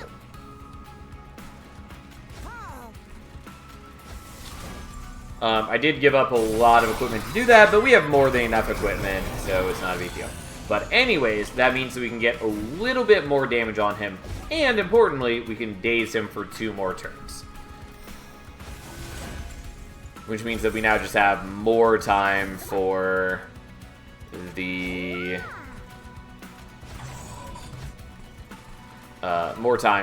Pyre to just free fire on him. Which is all we need. And so somehow I get out of that without taking the extra damage. We will play that, and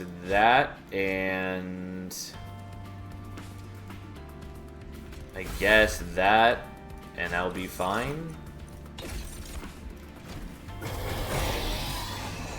And then our big, beautiful creature just keeps on murdering. Oh, I forgot that I have the potion kits to use up there. Not that it matters, we're not in danger of death, but it still feels correct to do.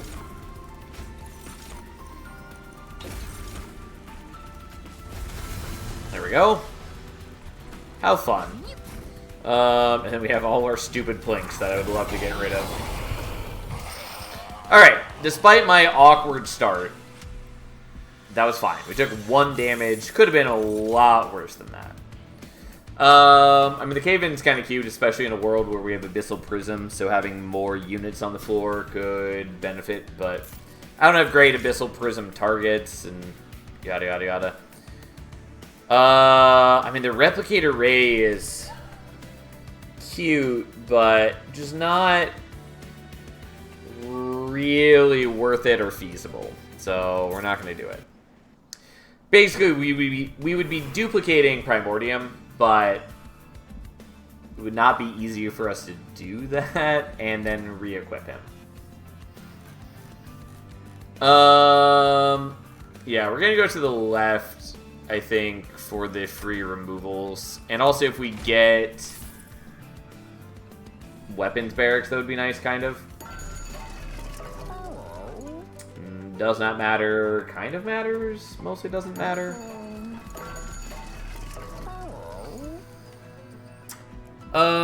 Sure. It doesn't really matter, but I'll take it anyways. I will take that, and we'll take that. And then we're getting rid of you, even though you've done some work for us. And we're getting rid of you. And then we are going to just pay to get rid of other things. We'll get rid of you, even though I don't think I actually need to. And then we'll get rid of Plinks.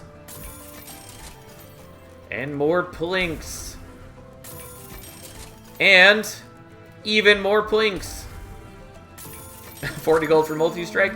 Such a deal! You're not wrong.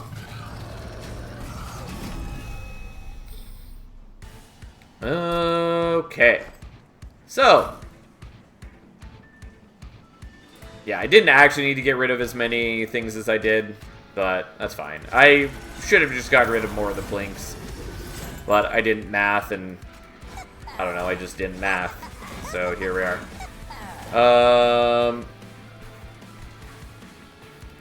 Yeah, I guess we just play you all there.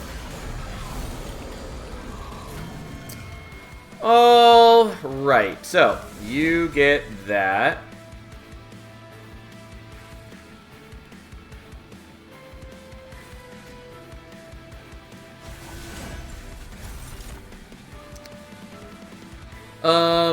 Okay.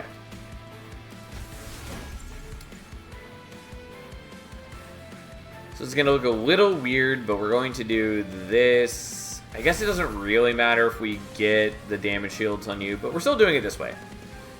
Yeah,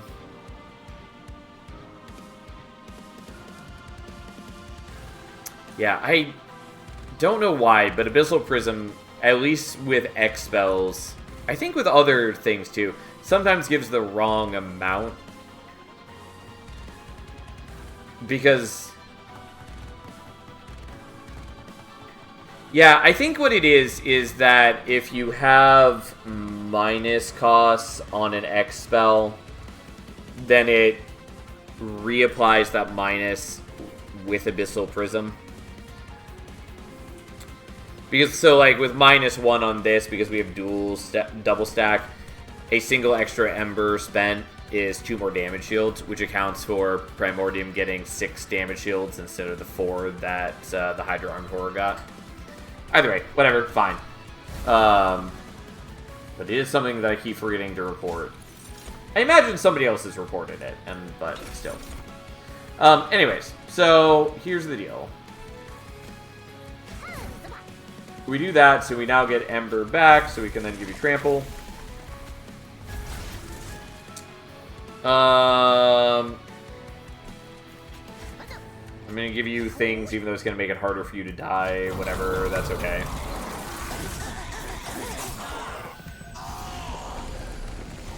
And at least the silence doesn't stop the graft severing. That would feel really bad.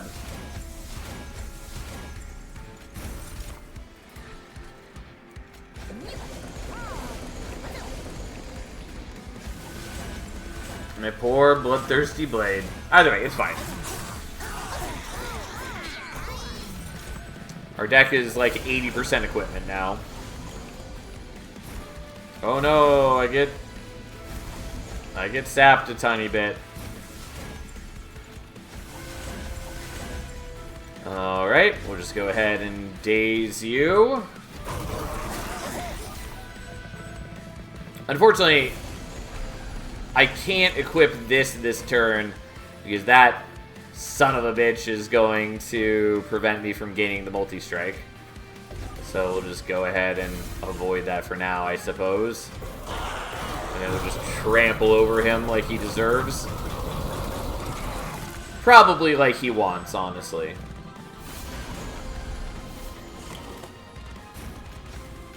Either way, here's my beautiful, beautiful equipment. And we will continue messing with you as we get even more equipment.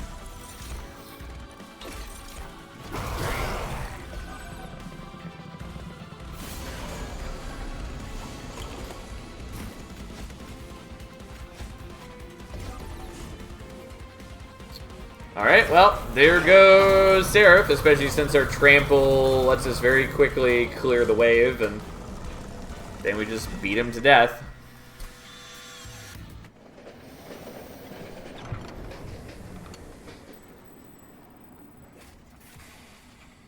Silence is such an unfun mechanic. Oh, trust me. You were talking to the right person. Not that I can talk a ton about, you know, testing and all that, but I'm definitely The person who has spoken the longest about how much I hate the silence dudes.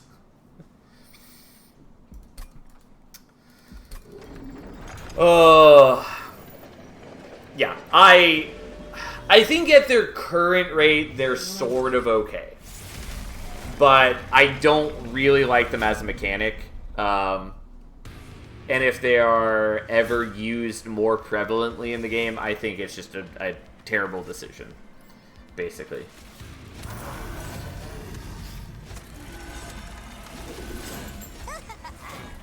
I don't particularly enjoy something that basically just reads as your units don't work. Like, that's not particularly engaging or fun or interesting. And it very much limits what sorts of builds are viable.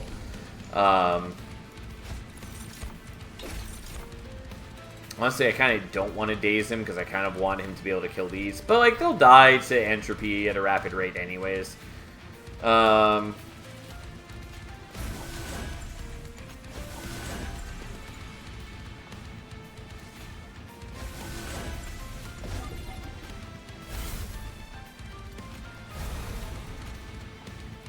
Yeah, we'll just do it like this. That's fine. But yeah, I'm not a fan of silence. One of the things that I like most about Monster Train is, you know, like how viable the various options in the game are. I didn't do this quite how I meant to. I like being able to build very different decks regularly. I like being able to build a deck that focuses purely on revenge triggers. I like to be able to build something that does edge triggers or incant or whatever. And so I don't like when the game tries to force me to use... I don't like anything that pushes me towards making very samey decks. Like, you know, there are some people who try to be like, oh, it's not an unreasonable ask for the game to require you to be always taking, you know, like, direct damage ping spells, for instance, so you can, like, kill off silencers or whatever. But I like when there's multiple answers to any given option rather than essentially having to tick the same checkboxes every run and build the same sort of deck. As one of the reasons that I always have disliked Slay the Spire not telling you what your bosses are until you get to their act, because it very strongly encourages players to essentially like hedge their bets since they have to be ready for possibly fighting any of the bosses. As opposed to something like Monster Train or Balls of the Void, which let you know at least what the later bosses are going to be, so you have all run long to make an informed decision about how you're going to handle them. I just find that way more satisfying.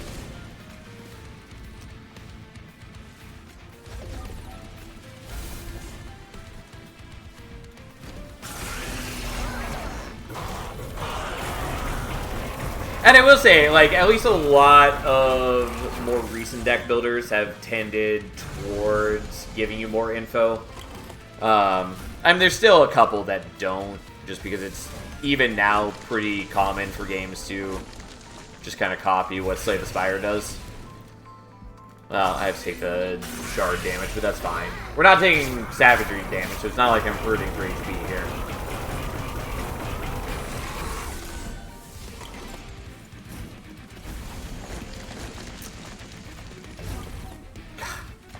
I mean, my deck is basically just these cards, so I can't really be that mad, I guess, that I'm seeing the same stuff. Like, so much of my deck is consumable, because it's just the equipment, that I am guaranteed to see the same things every turn, essentially.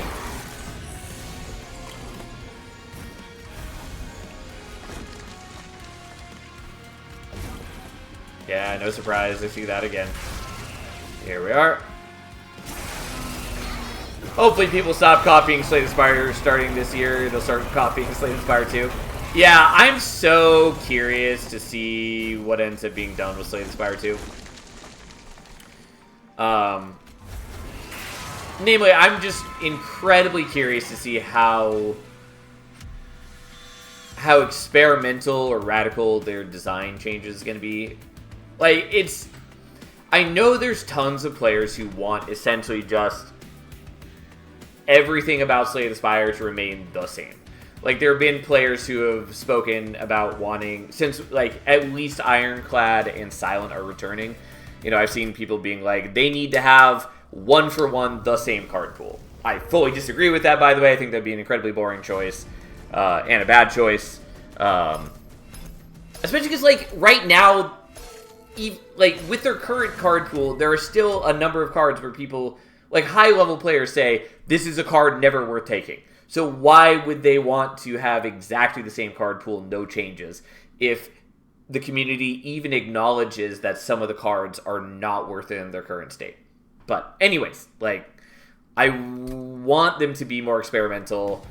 And I would imagine the devs want to be experimental and do more things. Otherwise, they would just keep updating Slay the Spire 1. But we'll see. We'll see what they end up doing. I love Monster Train, but I don't like Slay the Spire at all. Gave it a few tries, but it's like it lacks something. I don't know how to explain it. I mean, that's totally fair. I like Slay the Spire. I greatly prefer many other deck builders in the genre. Like, Slay the Spire is good, but I don't like a lot of its design sensibility. I'm not wild about how the fights are meant to chip you down over time. I don't like how there's a lot of events that are actively harmful to the player. Like in something like Monster Train and a number of other games, you don't know what the event is going to do, but you know that bare minimum, it's never going to be bad for you.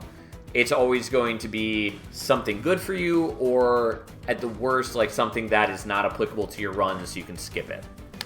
Whereas, like, Slay the Spire, it's like, oh, sometimes you have to lose a card that you loved, or sometimes you get ambushed by the gladiators, and hope you were ready for that. Great. I also hate that, like, Slay the Spire has the Niao decision at the beginning of runs. And I hate that mostly because it's predicated upon your prior run.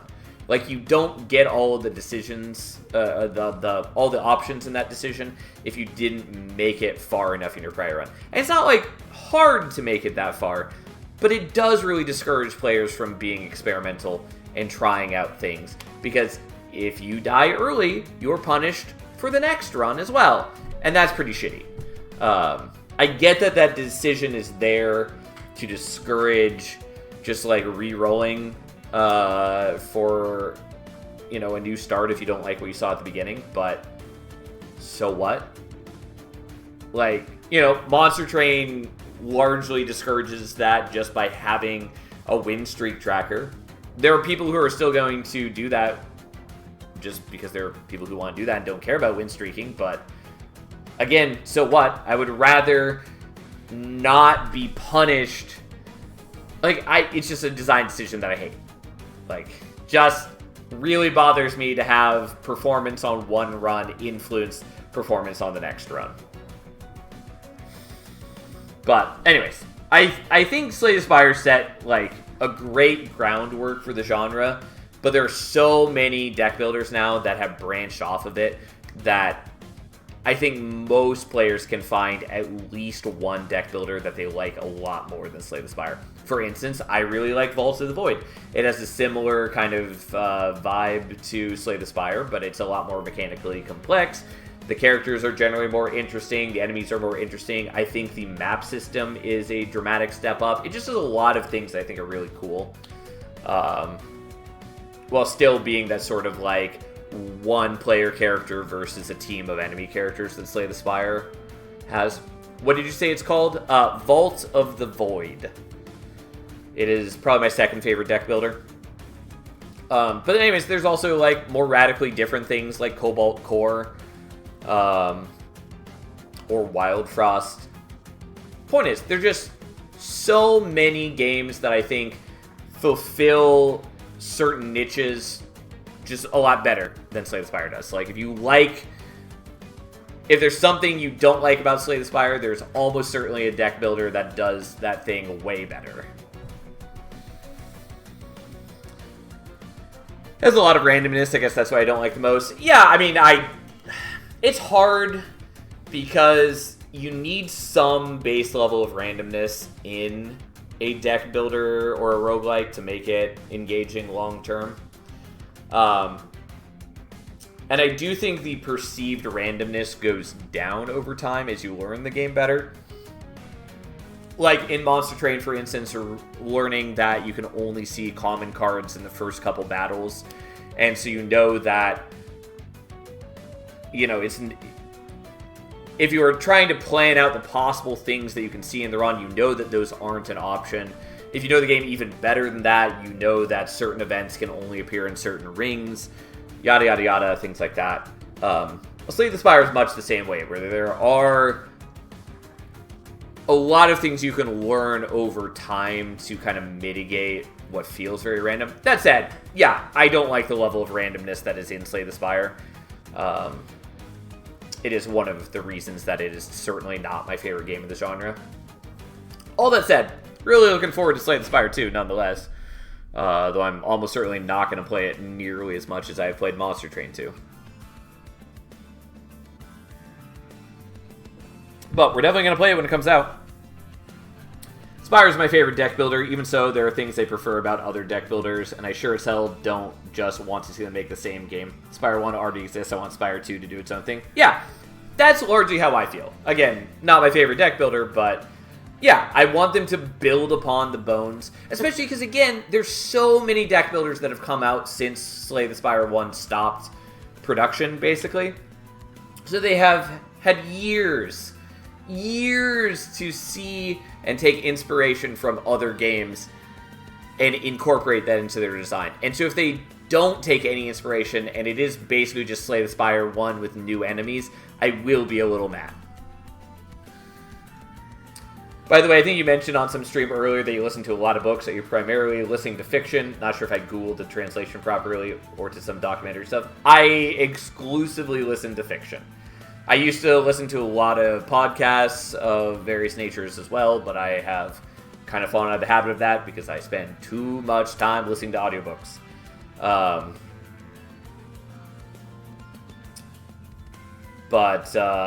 Yeah,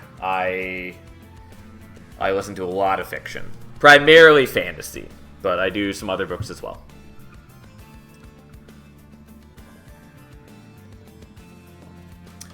Well, we have Queen again, which hopefully we're not going to... I was going to say hopefully not flub it, but we didn't lose with Queen. Queen was the Apex Imp run. I've never tried an audiobook, only reading like a caveman. I mean, that's pretty normal. It took me a long time to get into audiobooks. Even after I had some audiobooks. I will say I really like the audiobook experience, but then again, I was already a person who really liked listening to radio and then podcasts when podcasts kind of took over from radio. Sanderson, Apple, did you hear about that today? No? To be fair, I kind of didn't do a whole ton today and didn't see much of anything today.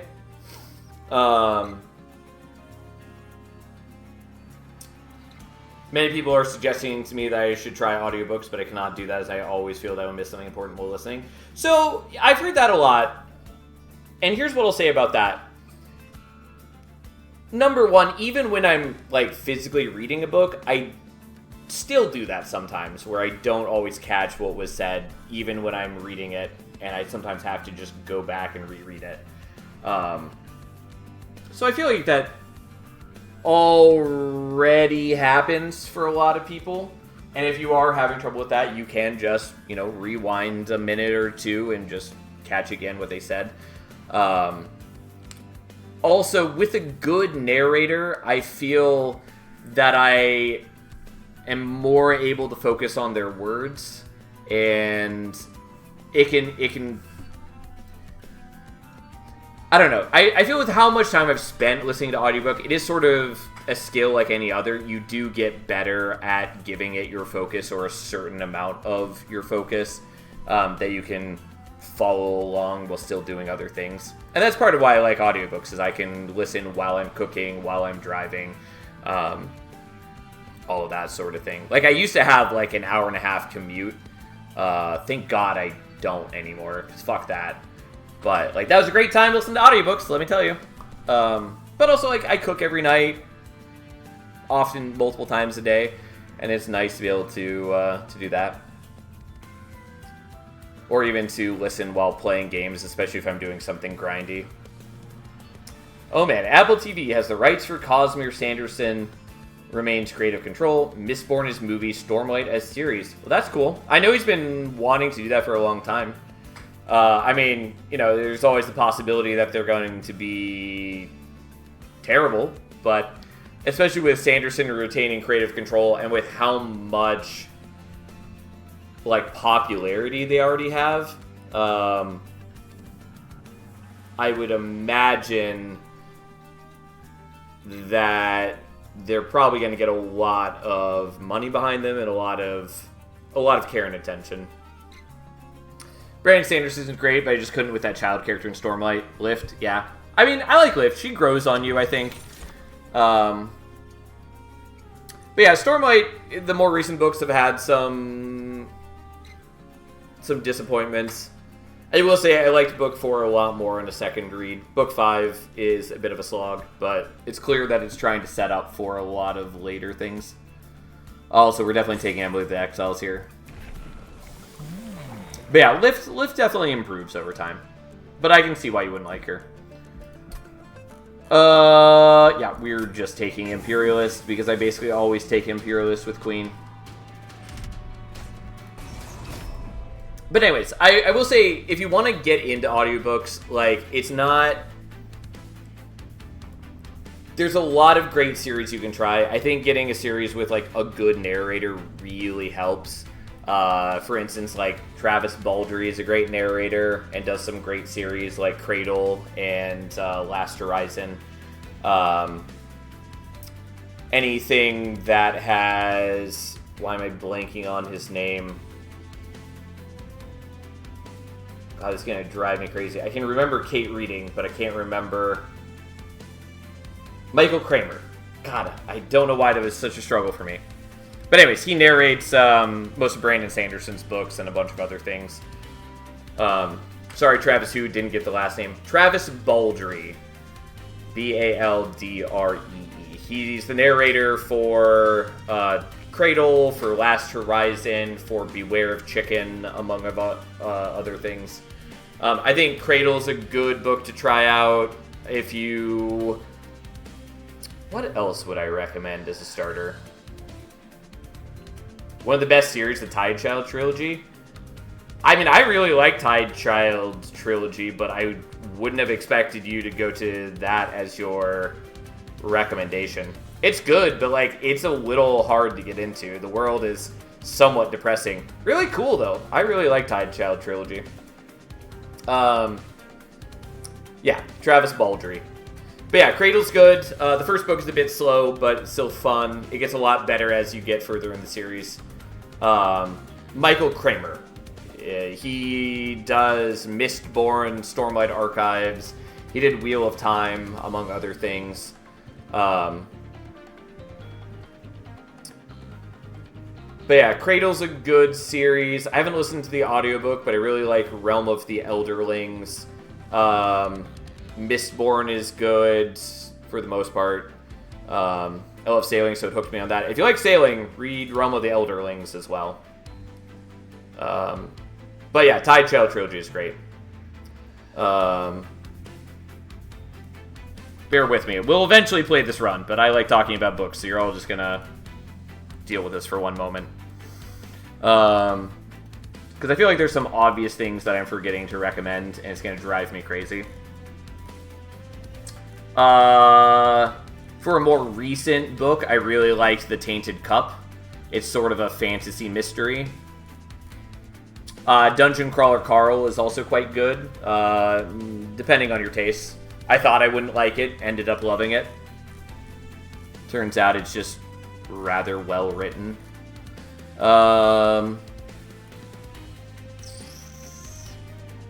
Dear Spellbook is very fun if you want essentially a D&D time loop story. It gets a little caught up in describing magic, and the first book is a little bit awkward in pacing, but it's a lot of fun. If you want something similar to Dresden Files, Alex Virus is good. The Will of the Many, it was a more recent book I really enjoyed. It just came out with book 2, which was also pretty good, although book 3 probably won't be out for like another 2 years or something. Realm of the Elderlings by Robin Hobb. It starts with the Farseer trilogy, which starts with Assassin's Apprentice. Thanks, I've saved these 2 narrator names, but it's difficult for me to catch all the names on stream. Maybe I'll return and check the book names on the VOD later. Yeah, no worries. But yeah, as Glacier said, you can check your local library. A lot of libraries will have audiobook programs, but also Audible has like the first book free if you just want to like try out something. I have a subscription to Audible. I just get a new book every month basically, and there's a lot of great options. So there's that. Anyways, as far as the actual run goes, here we are. We have Steelworker and we have Queen. Not a bad start. Especially when we're also gaining a bunch of HP off of Emblem of the Exiles. Yeah,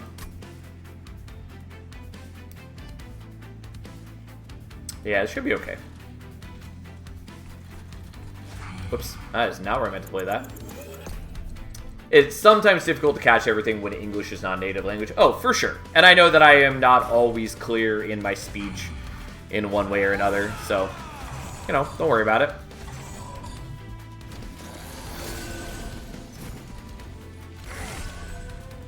Alright, you get that, and let's hit you with that, and just blow you up, so if the collector spawns here, we'll have it under control. Point in case. Yeah. Yeah, you know what? I'm gonna freeze the Impling, so we can always put down the Impling when we want.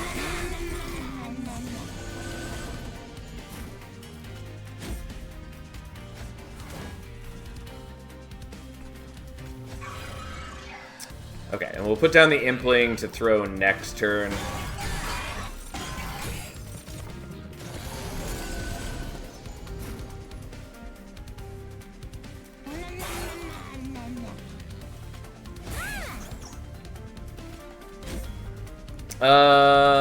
Yeah, I guess I'll do that. I didn't really want to have to Glimmer him because I wanted to Glimmer here, but I did want to kill him.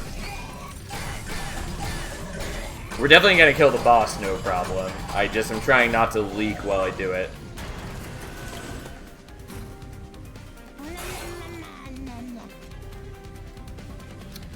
Okay. If you like Dresden Files, I would suggest the audiobooks. They're well done. Yeah, they are well done. I will say that Dresden Files is a series I have mixed feelings about. It is a series that I think gets dramatically better as it goes further on. But I don't think the first books are particularly good.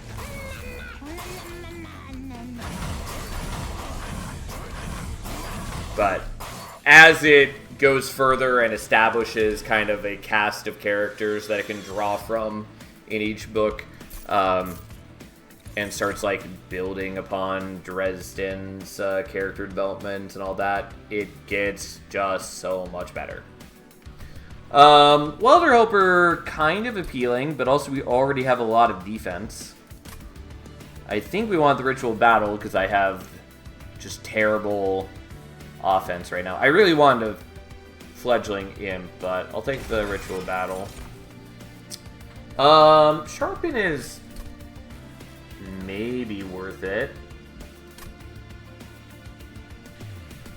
In the first 4 books, you can see Butcher's skill improve as well as solidifying his formula for the books. Yes, for sure. Also, Harry Dresden stops being as misogynistic, and I really appreciate that.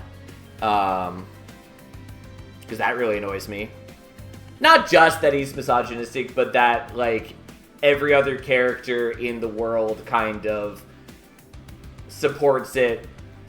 It just annoys me. It's not great.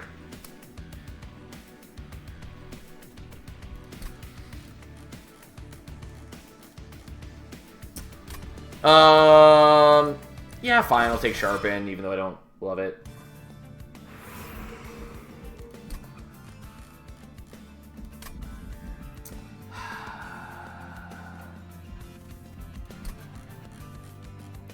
Yeah, I think we're going to the left.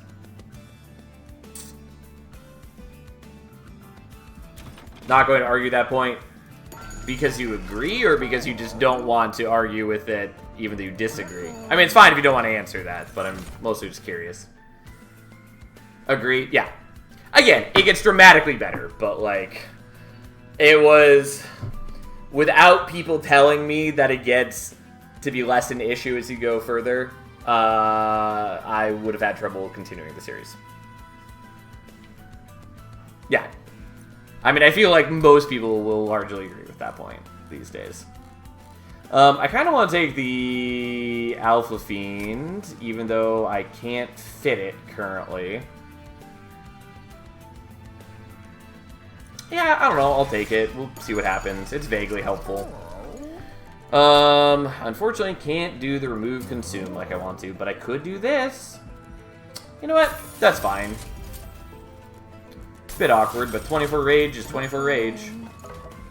God, I hate doing it, but we're going to do plus 10 on the Glimmer. I don't think I really need it as part of the thing, but we're still gonna do it. Like, in the ideal world, I get the Queen tossing imps every turn, and therefore I'm already gonna have more sweeping damage, and I won't really need... I just won't need the Glimmer, basically. But, you know, who knows?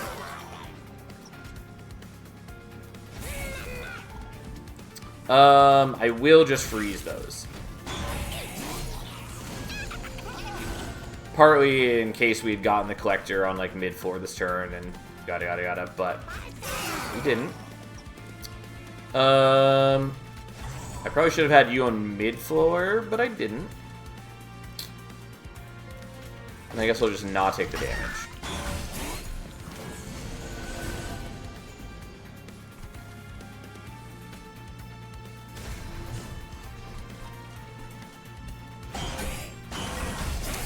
Kind of hoping to draw the Fortified Pauldrons before now. But that's fine, and it ends up not mattering. Yeah, it turns out just getting tons of HP from the Emblem of the Exiles and the armor from the Steelworker too, it does a lot of work for us. At least in these early rings.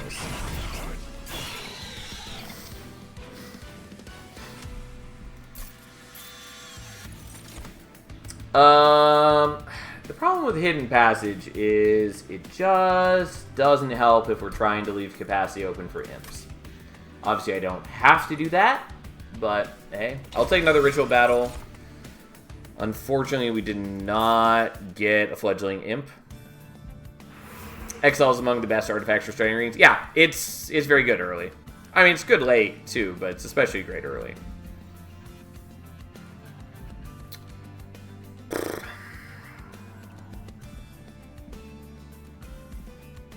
Should probably go for the Merchant Magic, but we're not going to.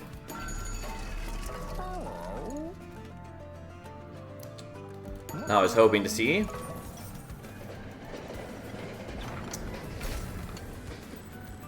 Oh, God.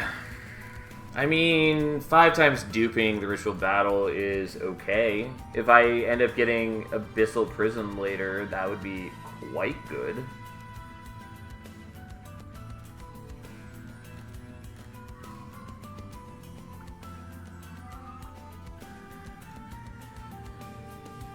Also, I do need some answer to the Silencers later.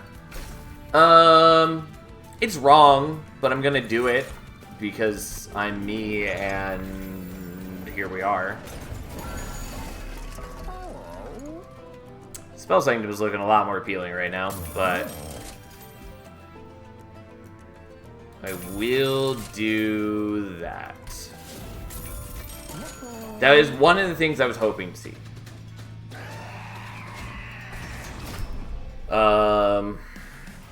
It's not totally perfect, but it helps.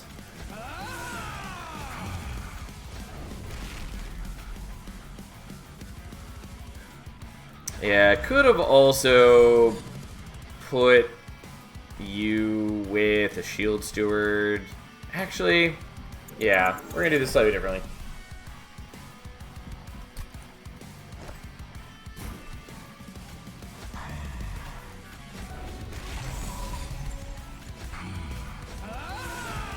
Especially because he actually benefits from the multi-strike now, which is pretty nice.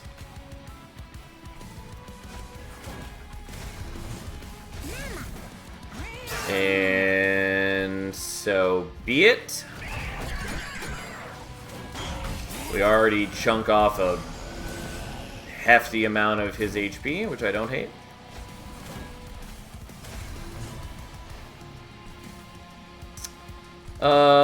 You know what? I'll put you out there.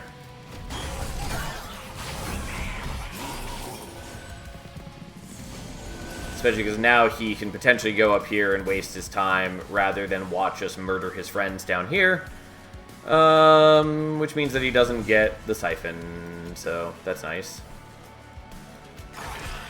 I'll take a little bit of fire damage and suck it up. And our steward on top floor doesn't even die. What an amazing world.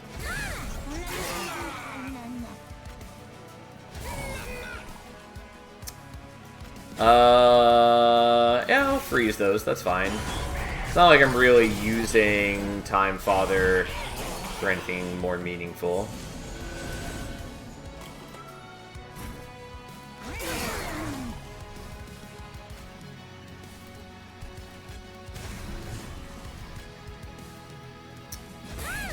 Yeah, whatever, here we are. Would have been nice to have more capacity on bottom floor so I could be...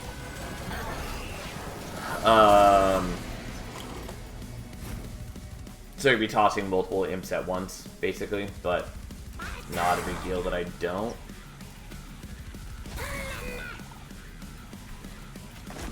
Yeah, we're just not gonna worry about that.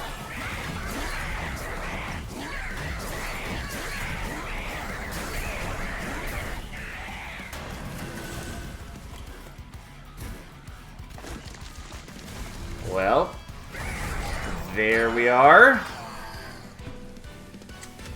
Not bad. I mean, I do like Dark Deal, but we're gonna take Wildwood Tome.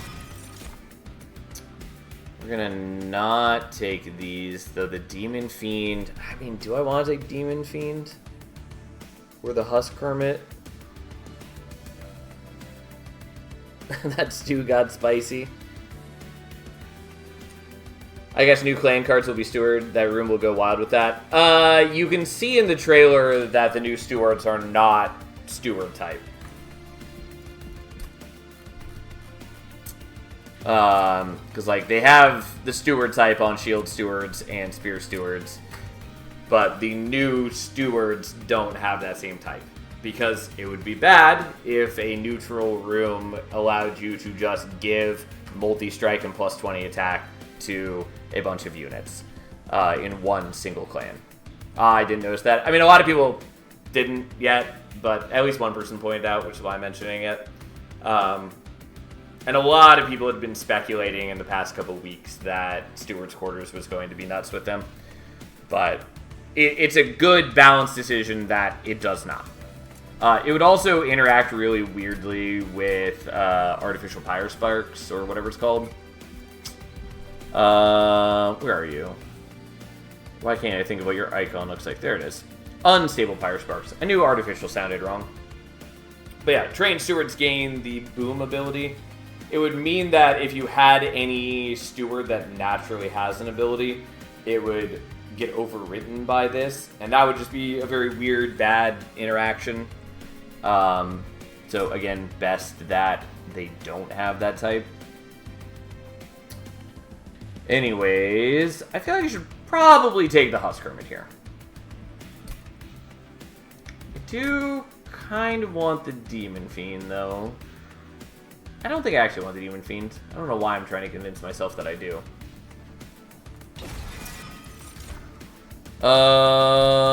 We'll just take the Ember for now, although I do kind of want the capacity. Hey Sal, what if Shadow Siege had Resolve, consume 1 capacity in the floor to gain, I don't know, 20 attack, 20 HP, it would synergize with Umbra. I've heard that pitch before. I don't love it because, like, yes, Umbra has some ways to generate capacity, but I think really the only interesting thing about capacity is how it interacts with how many units you can fit on a floor, especially if you start going into the negatives. Like, you have 6 capacity, you play out Shadow Siege, and then it starts deducting capacity every turn. It doesn't actually really matter how much capacity you're losing for the most part. It essentially was already eating up all of your capacity, so losing it isn't like a meaningful cost that you're paying. Like, until you get down to 1 capacity, I guess, and then you stop getting the extra stats. But it basically just reads Resolve, gain, +20, or whatever every turn. Which is fine, but it's not particularly interesting, especially for a rare unit. I've also heard people pitching, like, you know, have it synergize with how much unused capacity is on the floor, and, like, yes, technically that's the thing you could do. I also don't think that that's particularly interesting. But, yeah.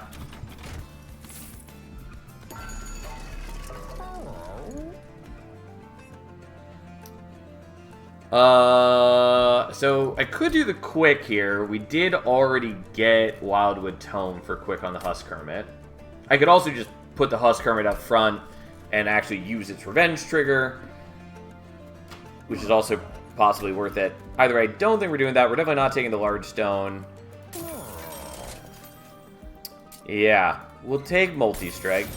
And we're going to do Smidge Stone on, I think, the Steelworker rather than the Husk Hermit. I was originally going to do it on the Alpha Fiend, or I had even considered doing it with a Steward, since we have the Steward's Quarters. But we'll just do this. Shadow Siege is not very bad, it's just super hard to play. It's a solo carry when you can play it. Ursula Horde Pyre. It's bad. Even when you can play it, it is not enough to win you the run. It's not good. And don't get me wrong, I'm perfectly happy with.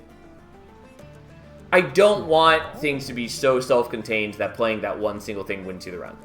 Like, I have this talk all the time with people with things like Vanguardian Fell, where people try to argue that, like, oh, she's unplayable because she doesn't have enough starting HP, needs to start with Titanite, needs to start with, like, 80 HP. And the answer is no. Like, it's fine that she's a unit that you have to invest some in, because the payoff is strong. Like, she eventually, like, breaks even and starts, like, defending herself with her Valor. She's also allows you to convert defensive scaling to offensive scaling. She buffs your whole floor. Yada, yada, yada. Like, it's perfectly fine that you have to invest in using her, because the payoff is useful and worth it. That's the problem with Shadow Siege, is that it's hard to play, and the payoff is not worth it. It doesn't do enough damage. It doesn't have anything interesting about it, and you are diverting so many resources to it, and there's just better things you can be doing with those resources. I don't really need the Imp Parade now, but I probably still take it.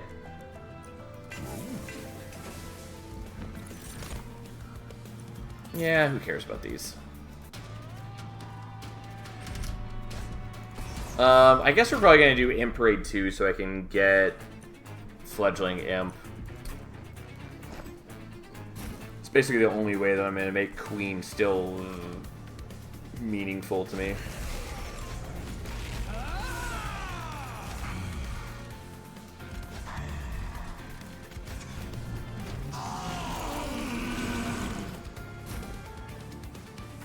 You have multi-strike to fix damage and trample in clan. With Titan, it's also surviving critical on its own. But yeah, even with multi-strike, there are a bunch of waves that have just chump blockers in front. So unless you also hit the trample, which, yes, there is a source in clan, but you're certainly not guaranteed to hit it. But, like, without trample, oftentimes it is not... It is going to waste damage on just chump blockers. And even if it's hitting the heavies, even with multi-strike, at 200 attack, it is not strong enough to kill the heavies on its own. And so then you've devoted an entire floor and so much Ember to a unit that, like, maybe kills a heavy. That's not... It's just not great. It's just not great. Let's go for the extra draw. I was hoping that I'd get an Imp this turn so I wouldn't have to get all of this corruption. I'm still gaining HP at a faster rate, kind of, but... Okay, yeah, we'll do it like this so I can avoid the corruption.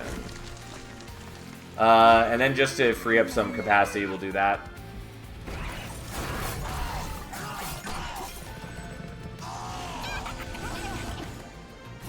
Oh, and I can't get the collector. Well, that's a shame, but that's okay.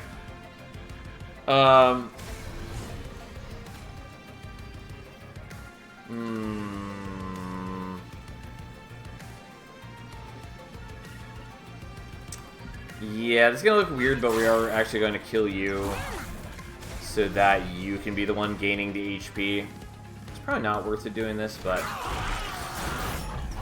I had multi-strike enchant, multi-strike sword, and multi-strike spell. Yeah, that's not going to happen most of the time. And even then, you're still going to run into problems. Like, against, as you say, against Dominion, that's not going to do that much for you. Like, there are just a lot of things that are going to utilize those tools a lot better than that.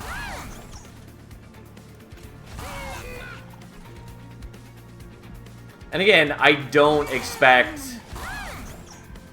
I expect rare units to be strong. I don't expect them to be totally self-sufficient. Like, I am perfectly happy building into a rare unit's gimmick. Like, as we saw last run where we were using, you know, Hydra Arm Horror, or with, like, Eel Gorgon or Pyre Blooded. All of these, like, they're not immediately game-winning, but they're something you can build around and into and have great success. But Shadow Siege just doesn't have that. It's just not worth the tools that you invest in it. At this point, just make him 500 attack, 500 HP. I know that's a bit of a joke, but also I hate that suggestion too. Because if you do get him early game, then it just absolutely trivializes about, you know, 2/3 or even 3/4 of the run. And I don't find a rare unit that just trivializes most of the run and still is bad later on to be a compelling unit. There are other people who will disagree with me on that, but I think it's a pretty reasonable take. Tiresome Climb is good. I don't think we really need it. Obviously, it's good against the Titans. I'm going to take Rage Room and maybe take Tiresome Climb later if it's offered. Probably should have taken the Tiresome Climb. I think investing into Eel Gorgon is harder than investing into Shadow Siege. I strongly disagree with that.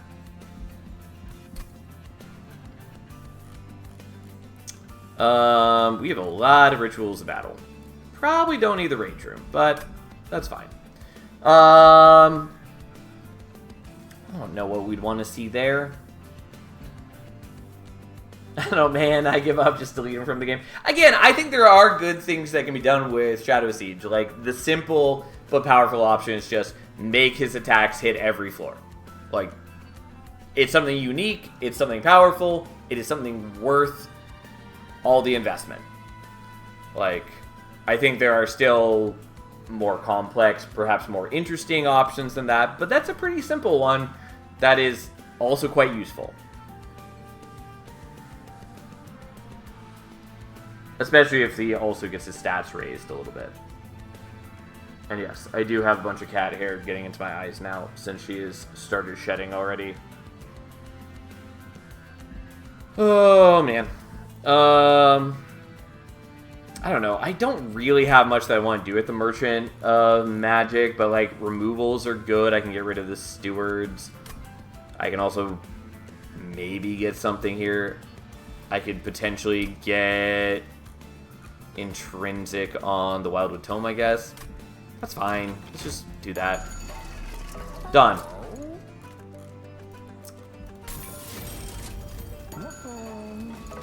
Mind you, I'm missing out on the Revenge triggers, but it's fine. So be it. Don't care about those. We don't care about a lot of these either.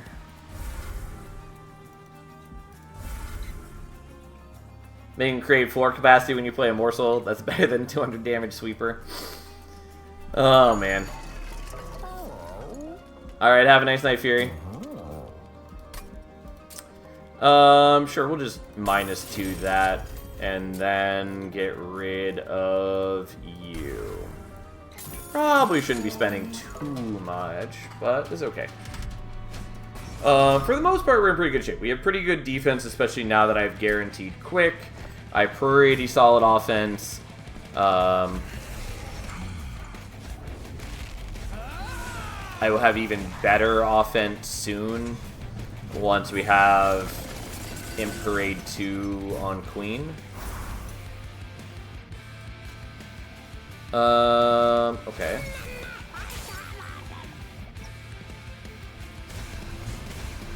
Let's just...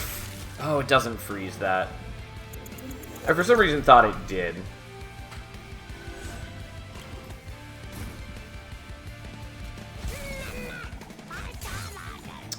Alright, we're just gonna get rid of this now. I won't kill this quite yet, and I'll take a little bit of damage. That's fine. We can heal it back with the Glimmer. I just wanted to get rid of the Calcified Ember while I can easily get rid of the Calcified Ember.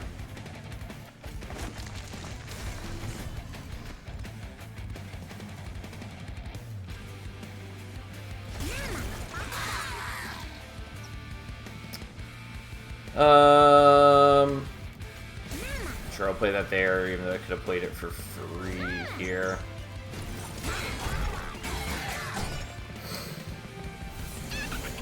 No, Collector. No. I have the Glimmer, but he's getting Titan Skin, and so I can't get the kill. Not surprised that happened.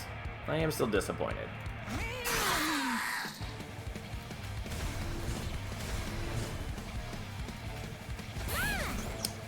Well, that's okay.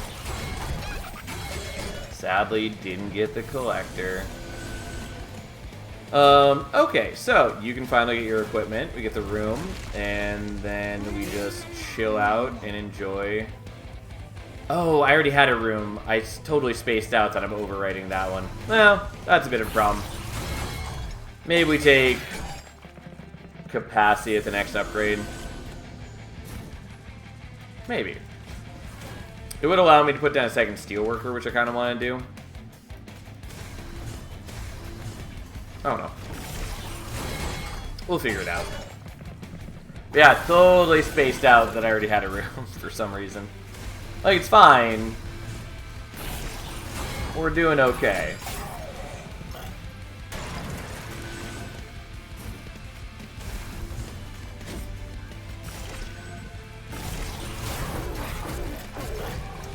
Even our Alpha Fiend does a good chunk of work since he's been building up HP this whole time. We do take a fair bit of damage just because he has a lot of reanimate, but not enough to kill us. And thus, we triumph.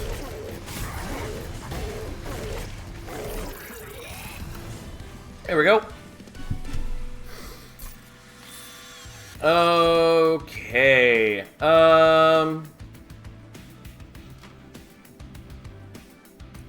I want a branding right? Kind of. I'm gonna skip. I'm not gonna take Awakening Thicket. Not gonna take other things.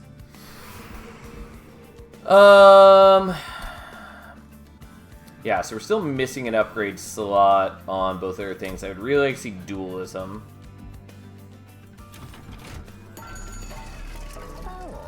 Okay. I don't need the Quick since we already have that taken care of. Yeah, I want to take Titanite, I guess.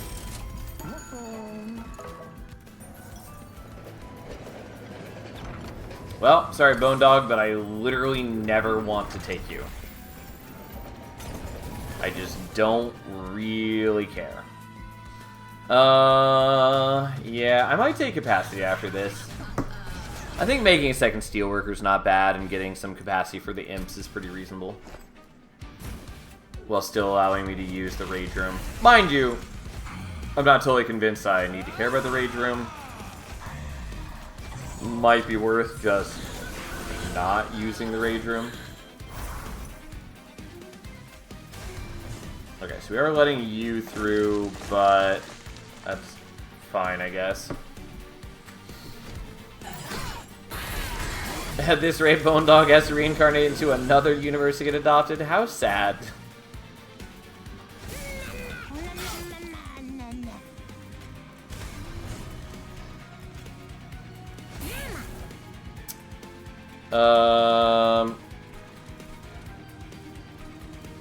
Yeah, we'll do it like that so you die. It doesn't really matter that you take damage. Like, it just goes into your armor, and you get a little bit of attack from it.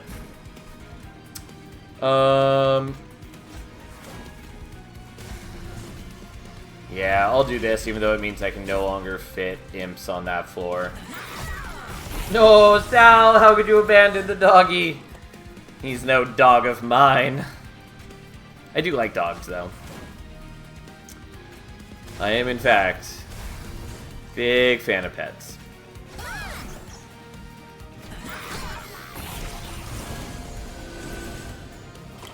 Though it's been a long time since I've had a dog.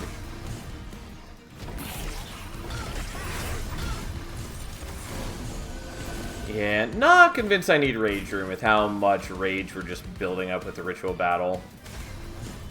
Turns out double stacked Ritual Battle and having like 6 of them is pretty good.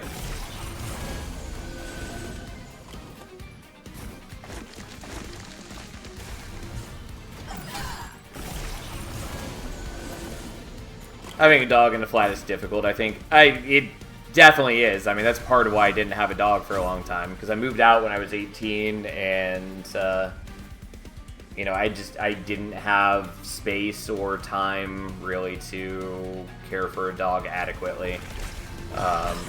And also just, you know, there's a bunch of apartments that either don't allow dogs or require an insane security deposit, which they will not refund because security deposits around here are a scam.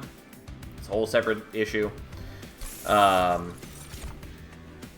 yeah, it's just difficult. Kind of want to reinforce. I suspect it's not going to be that great, but I'll take it anyways. Deposits everywhere are a scam, I think. I mean, they probably are. I say it like that, though, because I had an apartment where... So we did an inspection when we moved in, because we have to do an inspection. There was a couple things we didn't catch on the inspection because they were hidden. Namely, like, under one of the sinks, there was a bunch of mold, but... So it was clear that what had been happening is that the sink had been leaking with the prior tenants.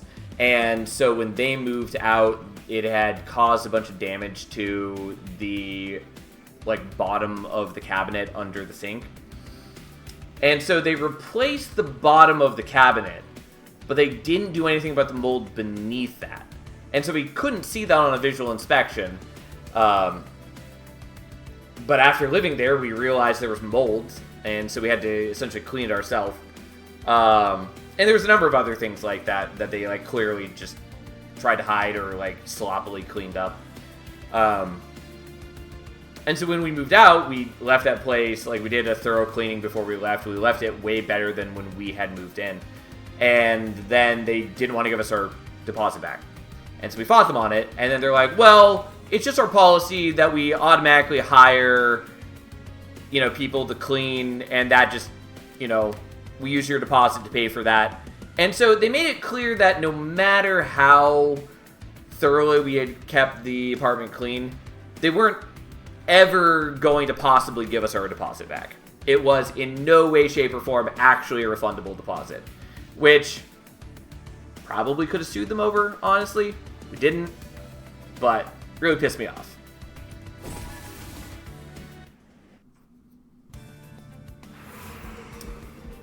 Okay, we're going here so that we can make something deployable, and we're going to dupe the steelworker.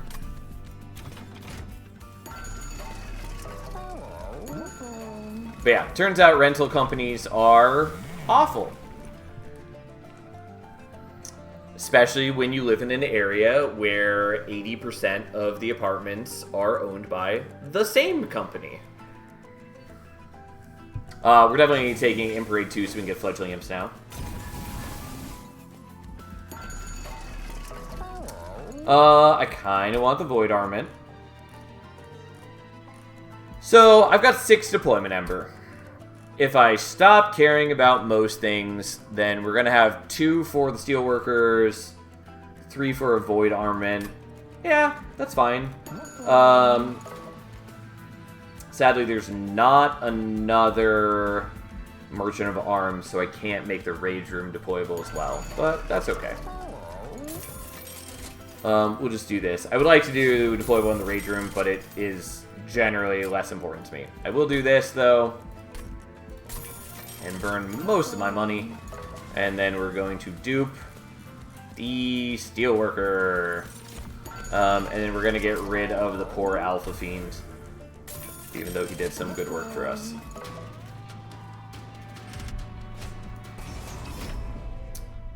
Okay. And this is a much easier invasion trial than the other one, for us specifically. It can be very bad, because like if you're not clearing these guys, they absolutely just shred you. It is awful. But we're going to have quick, and so we're just going to kill them, no problem.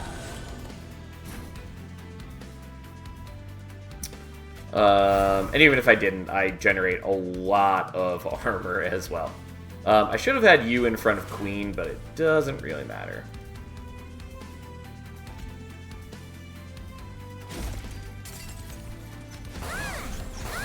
I don't know why I'm avoiding killing them with Queen. It doesn't really change anything. But anyways, the point is, these guys I can kill with Quick, and I don't have to worry about corruption like I do on the second trial. Also, for some reason, Queen's Imp Toss goes through spell shields. I'm pretty sure that's a bug, but it's never been changed, so here we are. I will happily get that. Unfortunately,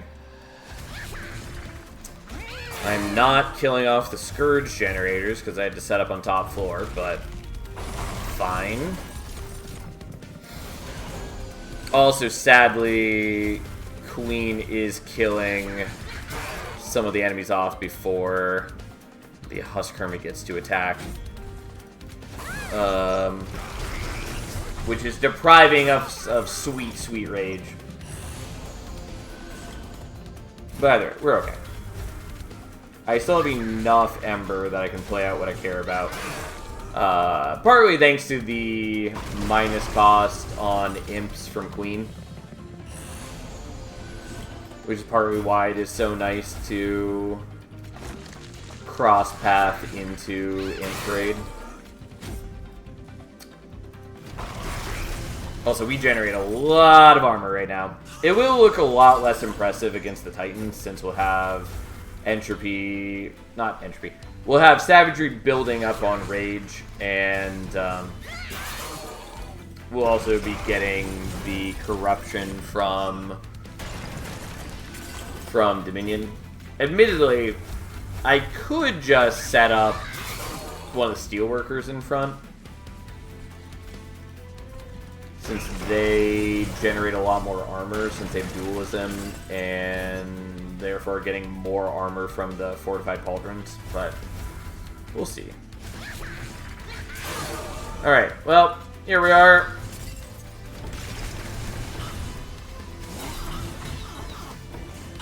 Ta-da! Yeah, we're pretty strong. Turns out. Yeah, I'll take a tiresome climb, even though it's another expensive spell.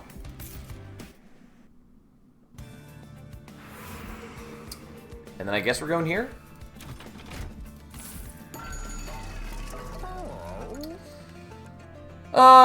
We shouldn't need Root Split Mask.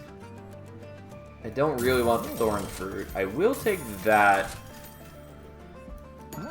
Thorn Fruit with Channel Heart would have been kind of cute, but really not important.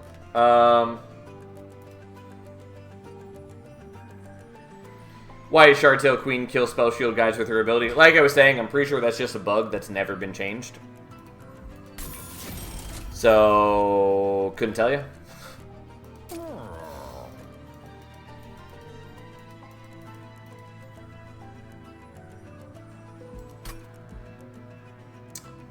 Let's re-roll for Intrinsic, I guess. Nope, didn't get it. Okay, that's fine.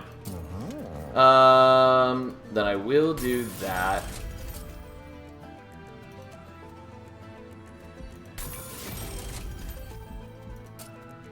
I don't know, I should just remove some cards, probably. As far as duping, we might want to dupe the Fortified Pauldrons. We might want to dupe the Tiresome Climb.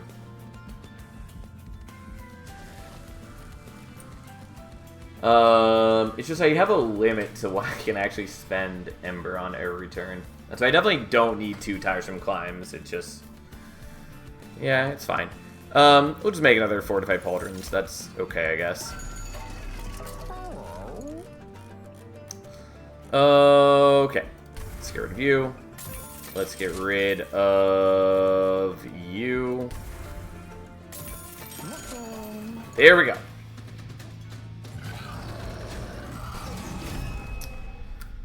Okay. This app is technically kind of a little annoying for us, but shouldn't really matter. Yeah, I'll still have you up front for now, I guess. I might swap this for the Titans.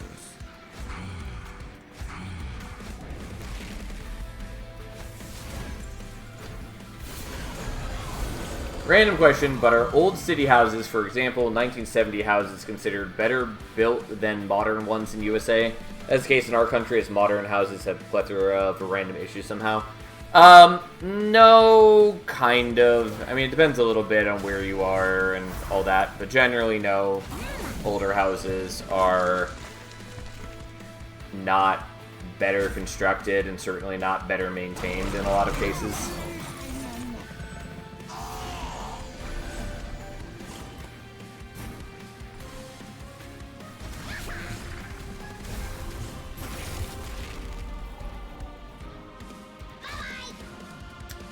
Okay, let's just kill him.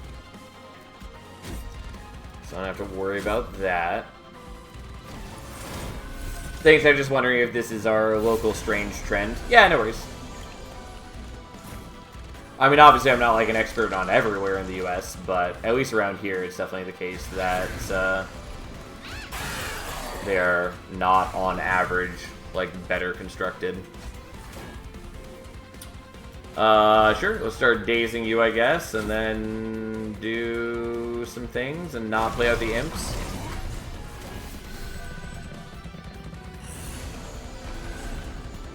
Again, it's maybe just better to let my dude attack into them. Like, I don't know. We're at least giving rage to everyone else as well. I just wish I could play out the imp without having to toss it. And I can in the Titan fight, kind of. But...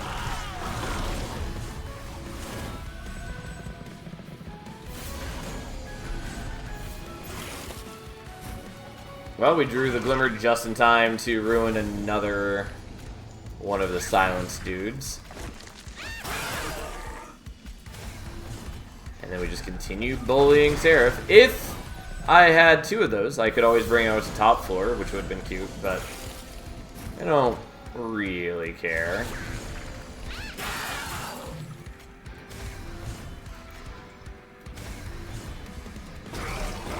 Yes, murder him. Okay.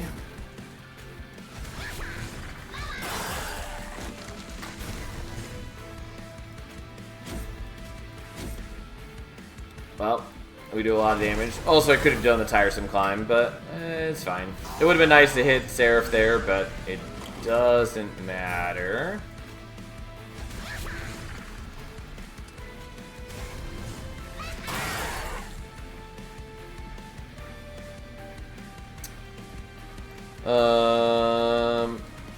I guess I'm gonna do that now so that you can die this turn. Also, honestly, kind of forgot that I have Permafrost from Echo Time Father. Doesn't matter. It's fine. Alright, we're just going to move you up. Not that I need to daze him, but it feels right to do so nonetheless. Yeah, here we are. Daze for 2 turns, and then we just kind of beat him to death. Ta-da! The old, tried and true sweep and rage.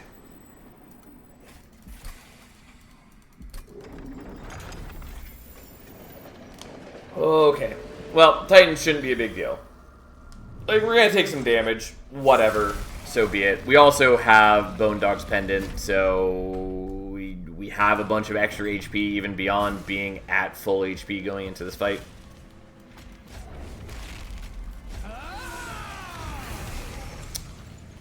Now, do I want one of you guys up front? I think the answer is a solid maybe. I think it doesn't matter with how much armor I'm generating, though. And technically having you get hit does give you extra attack. Also, I can block with the imps, so it's not like I have to be taking hits with you either.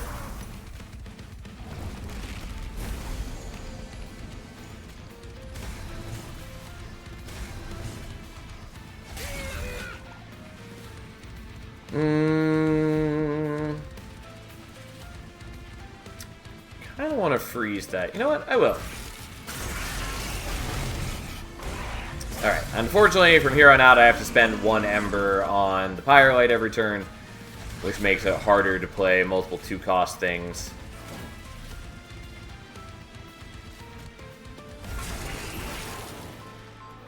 Well, we're going to daze you now. I also need to worry about, like, desyncing him from things, because we have Sweep, so even if he ends up like on a floor where he would block enemies, we're still just gonna sweep through them.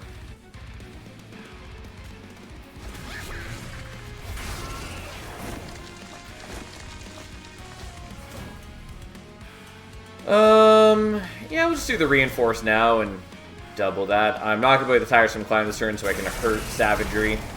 It's permafrosted, so I can just play it next turn instead. Like, this is the nice thing about doing a holdover permafrost. Well, it might seem like a sort of weird combination. It is nice that you can essentially just play it on any turn that you want and hold it any turn that you don't want to. I still wish that dazing Dominion wasn't an absolutely infuriating experience, but it is.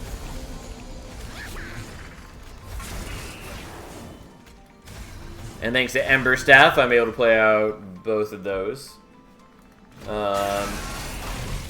Also, if it wasn't clear, I'm leaving the Imp up front so that it can absorb the corruption and take the hit from Entropy. It doesn't really matter, and again, technically, I'd be gaining more attack by letting the Husk Hermit get hit. But so be it. It also means that the Husk Hermit is able to hit into all these guys and get the Rage from the Rage Room as well, which is nice. It's a pretty minor thing overall, but it still is nice.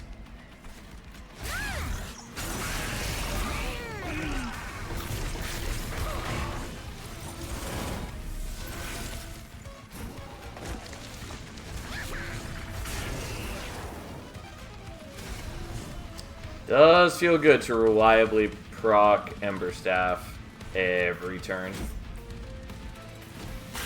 Which is another nice thing about Imparade, or just Queen in general, is that it makes it easier to proc that Ember Staff, and since the Imps don't cost anything since we have Imparade, it's more rewarding to do so. Anyways, he's dead, so there we go. And we had tons of HP remaining, because we were only at 81, and then we also had Bone Dog's 25% HP as well. Ta-da!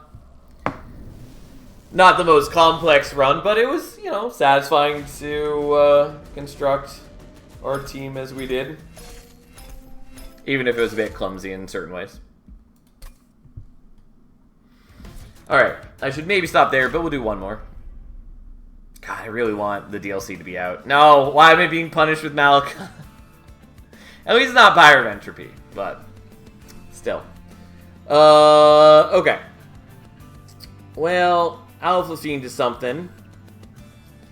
Fortified Pauldrons and It's Alive are not bad, although, like, the lifesteal with the armor is not perfect. They don't combo too well. Purified Soul Shard is okay. We're definitely taking Ingus Beaker here, though. Turns out making the versatile ability even better is very nice. It's so rare that I play Brewmaster that I think we're just going to play Brewmaster. I thought about it some days ago, but then we just weren't offered Brewmaster at the beginning, but we'll take it. It's definitely the weakest of Orechi's paths, but again, it's not bad. Like, he gets much better stats, which is actually vaguely helpful. And there's plenty of situations where the other paths don't really matter. But anyways, like, as you get to the later ranks where it ends up mixing 2 and then 3 times, the mixes can be pretty potent, even if you only get to use it once every 3 turns. Again, it basically just becomes solve target problem, and that is good.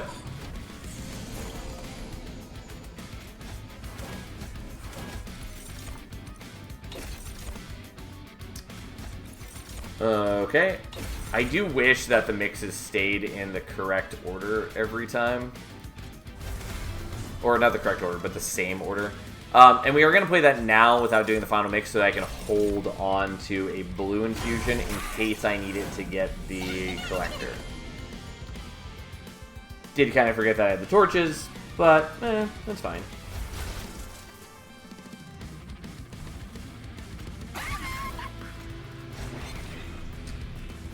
Alright, well, there's a good chance that you're going to hurt the Pyre a tiny bit. Or not. I don't get to play the other It's Alive because, you know, we don't have as much Ember, but that's fine.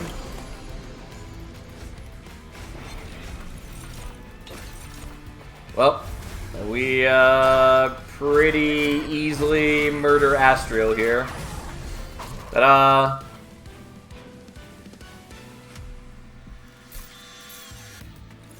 And, oh God, we have Malikas. Fuck me. I mean, it's fine. It just irritates me. Holdover It's Alive is probably what we take. Sanguine Assistant with Incant Armor is not very exciting. Like, that's fine. I'll take that. I don't love the Calcified Ember, yada yada yada. I don't want a Fledgling Imp with extra attack. Armored Assistant is the best. I mean, like, don't get me wrong. I have done runs where I use the graphed units as real units. And especially with Departure Manifest, that is much easier to do. But, yes, not my favorite thing. I do not care about either of these. Just not going to take any of those. We are going to go here. Hopefully see, like, Test Subject Alpha.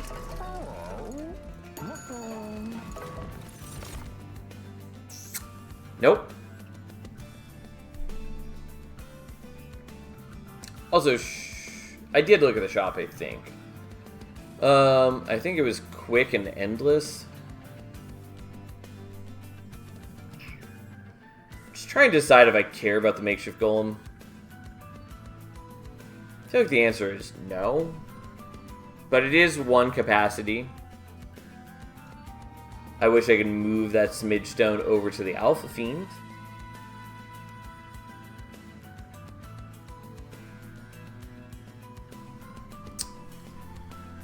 Nah. Kinda want the quick. Mostly want the reroll. Okay, fine.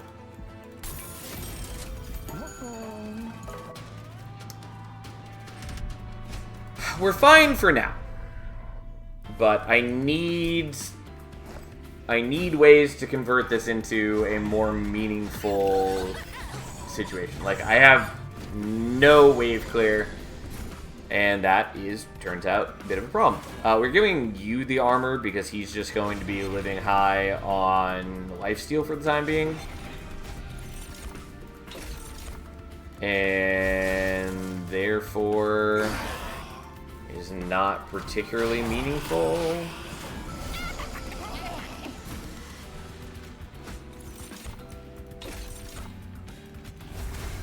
Okay, now we should be able to get this, or at least, yeah. We were guaranteed to be able to get the blue, because it can't repeat the mix that you just did. Sure, I'll give that to you, I guess. And then you should die on top floor.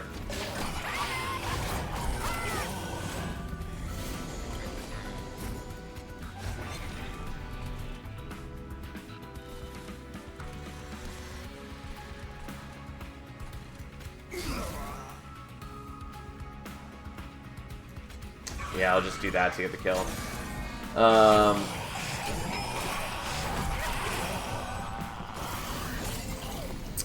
Yeah.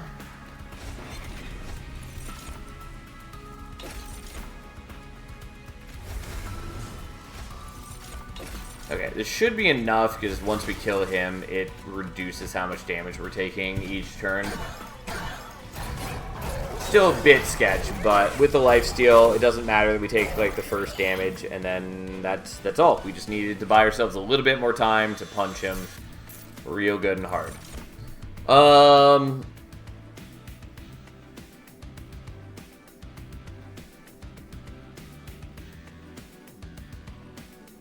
Well, I am looking at Replicator Ray.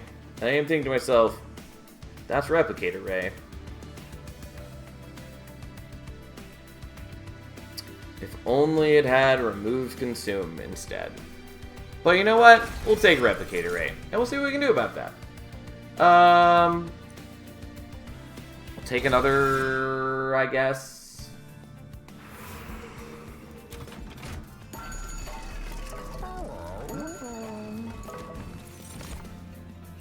Okay.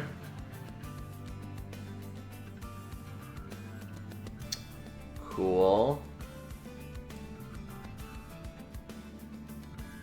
I really don't want quick on Meat Hook.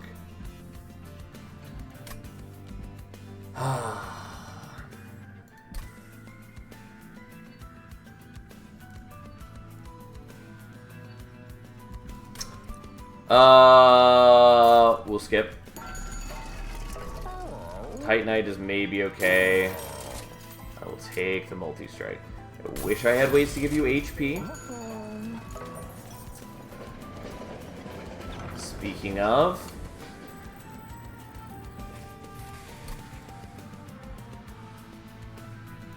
fine. I wanted the second wings, but... I mean, ideally, like, third wings would be great, but I'm not giving that up.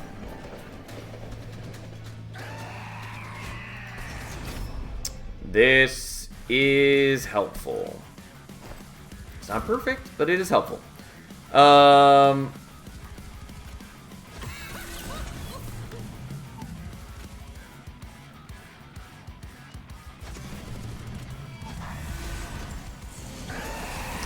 Alright, so you are just going to fly down here and begin the process of murder.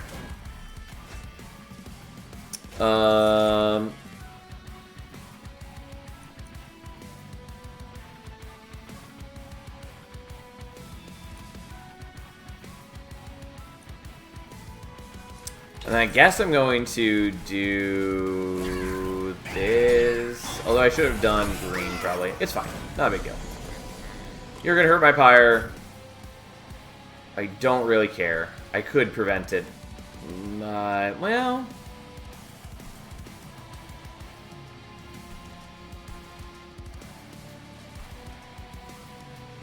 yeah, I will do that, even though it feels like a waste.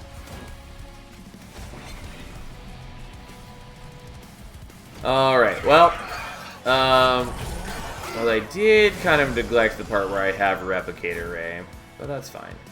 I really want to play the Calcified Ember, but I don't think I can get away with that, so we're not going to.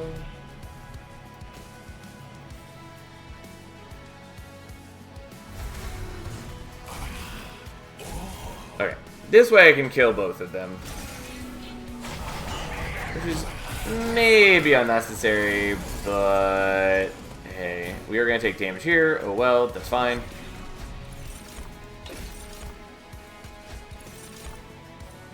Alright, we should be in pretty great shape going into Relentless in a moment. It's fine that we take a little bit of damage and a little bit more damage. You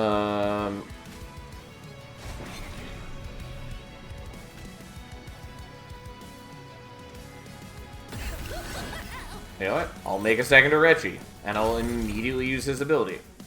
Not the reason I took that, but, you know, that's fine. So we're going to do that, and then we're just going to fly him back there where it's safe, and then we're going to give you some reanimate, and it's all good.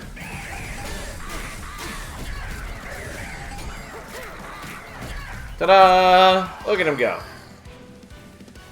What a wonderful friend he is. We're going to take Spike of the League, for sure. And then we're not going to take the frustratingly large Steelworker. Are we? I mean, I can't just fly my guys in now. Maybe I want the Steelworker. You know what? Let's take a Steelworker. We're definitely taking Ember. We are going here.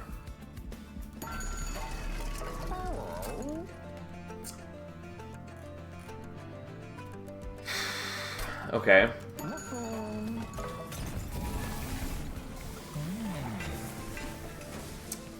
So, I'm going to tell you right now, we're going to make a second Alpha Fiends. It's a bit questionable. It's pretty good.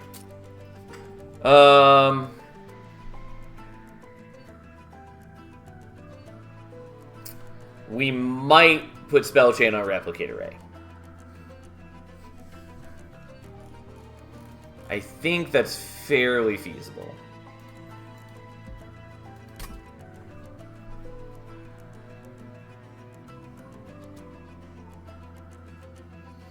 It's a bit weird, but it's not bad, kind of.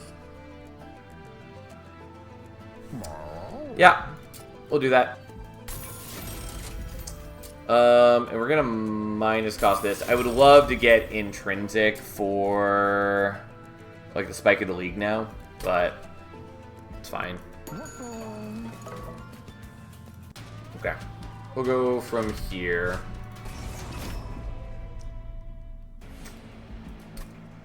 Okay. So, you go there, you go there, you guys chill out in your secret little base up there.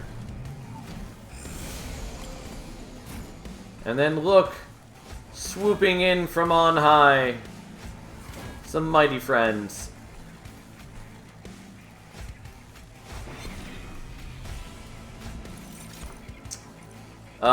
Really wanted red. I mean, this is fine too, but I wanted things I didn't get. Suppose I could have done purple to try to prevent you from escaping, which maybe would have been better, but I should be able to handle that, no problem. And now we're definitely strong enough to deal with this. We are going to coincidentally give you 5 reanimate.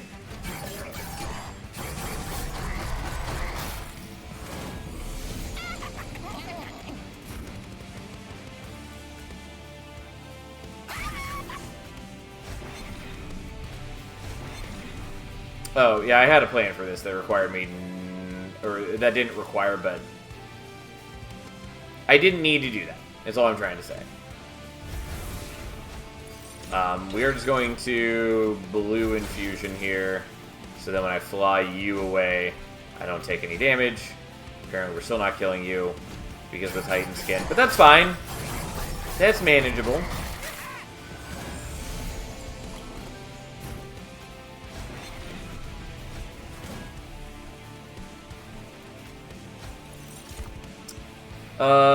Yeah, we'll just do green, I guess, and then we'll get more green, and more green, and more green, and then this doesn't do anything.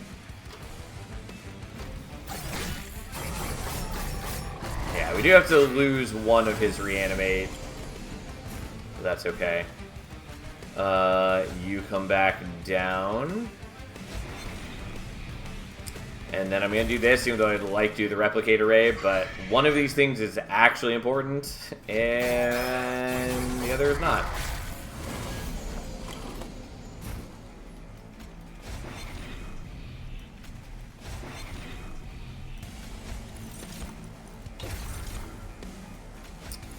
Oh. We have a bunch of reanimate that we don't need. Sadly, can't kill these guys with the torches, but that's okay. Yeah, anyways, his sap doesn't super matter when we're gaining a lot of attack per turn. Okay. Not gonna take that. The Acid Shower, I would sort of like, except I don't want it to be consumed. I can still maybe take it, but I'm not going to. I mean, why? Why does Malgus Pyre have to be so terrible? Like, not only is this on the Calcified Ember spot, which is fine, I would take it if that were the only problem, but it got plus 20 in consume, and so not only is it now a consume spell, which I don't want it to be, but now it also hurts me for 25 damage to get 7 rage. It is infuriating that they've done this to me. The Inferno is pretty cute. We're not going to do it, though. I maybe should, but we're not going to.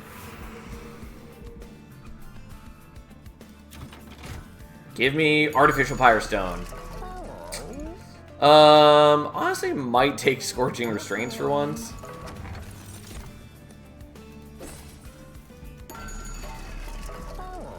I don't think it's worth it. Railhammer is pretty cute, though.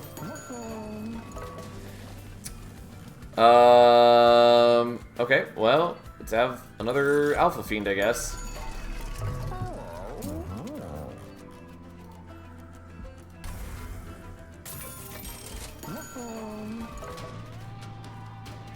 Even though, yes, I'm aware that I'm running into Ember problems, but that's okay.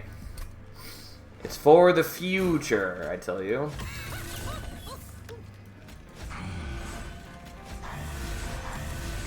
But yeah, can't play out the other Alpha Fiend yet.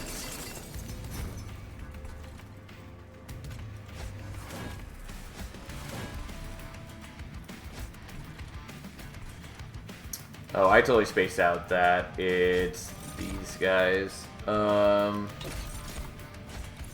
specifically, I spaced out what trial we were on. And it's definitely not a trial I should have taken at this rate. But I can do this, which is sort of kind of something.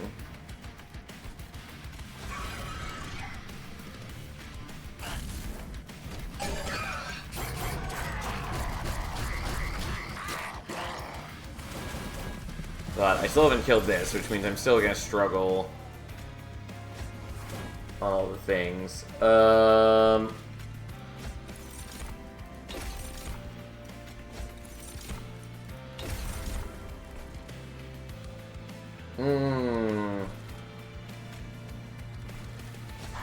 I guess I'll fly you down here.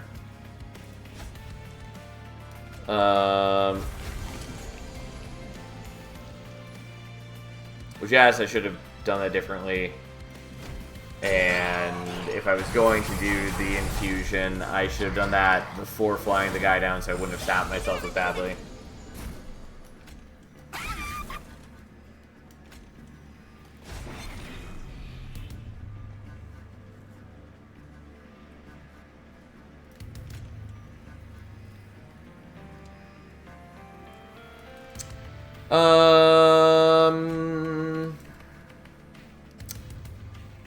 Yeah, let's not do that this turn.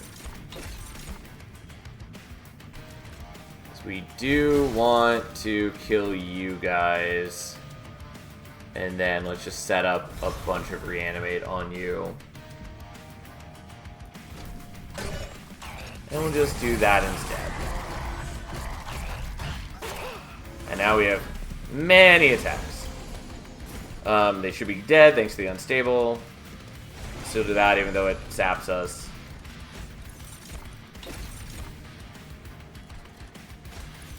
And then some damage shields and some damage shields, I guess.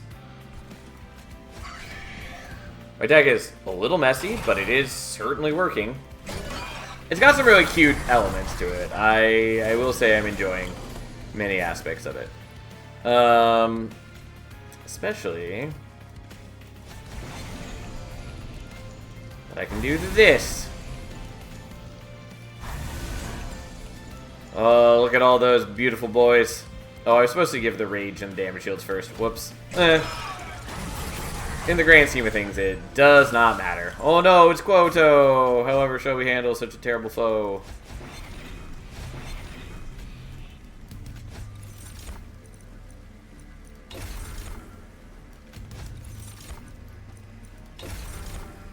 Alright, well, just for the sake of it, we'll let our frontliner be the frontline, having all these guys fly back a space. And, yeah, anyways, he's been building up some armor, he's doing just fine, and now the Alpha Fiends are gonna show him his boss. Ta-da!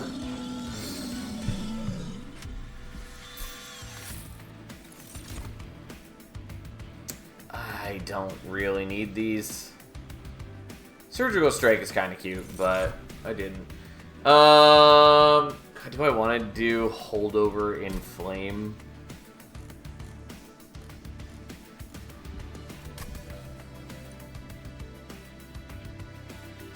Fine. I don't know. Probably don't love it. Okay, if I do Merchant of Arms, I can make one of the Pauldrons deployable, and or I could, I don't know, actually get them some equipment that matters. Alternatively, I go to the left here. I think we're just going to the left. If I really want a Merchant of Arms, I can go this one.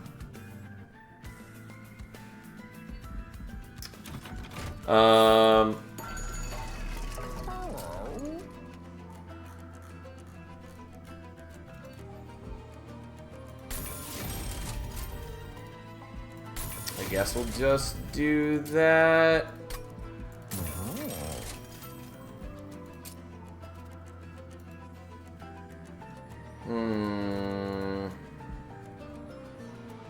I want to double stack for that, but I'll take the intrinsic.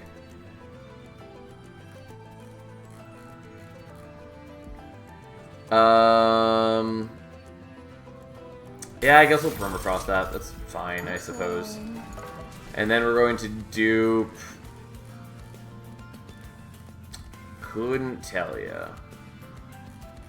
Maybe Spike of the League? Maybe the It's Alive?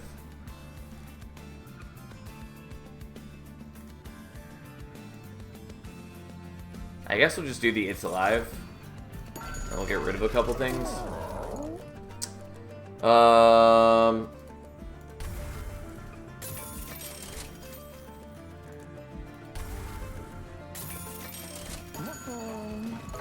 Alright, here we are.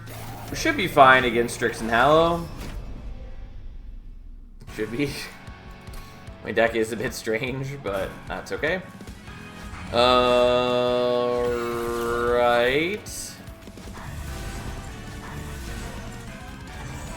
Sadly can't play with the last Alpha Fiend, but that's just how life is, I suppose.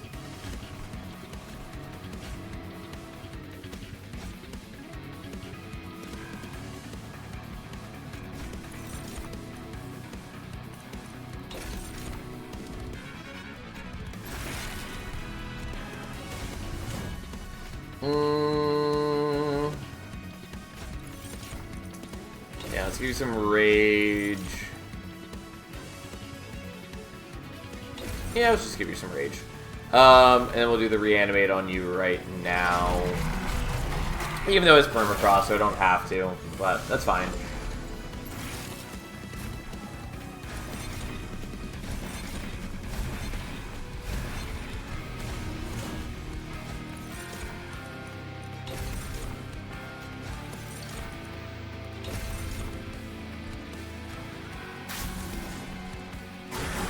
Alright, well, my army is certainly growing in strength. Okay, you need to have that now.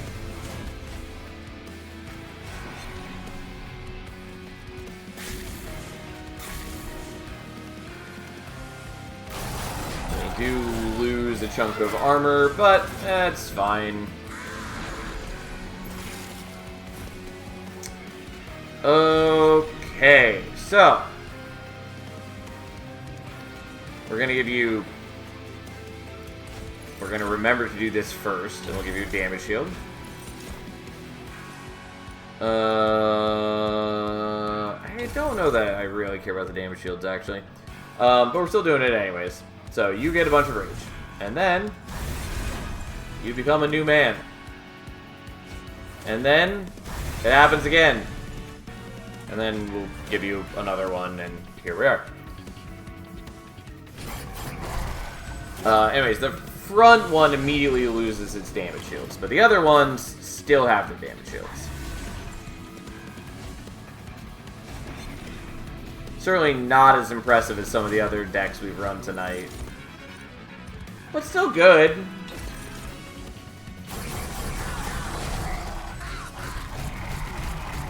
We're not like, you know, turn one just absolutely blowing Hallow out of the water. Nonetheless, it's still pretty decent. Hello, Ashaka. Thanks for the raid. How you doing, friend? I assume you're still doing Code Vein 2.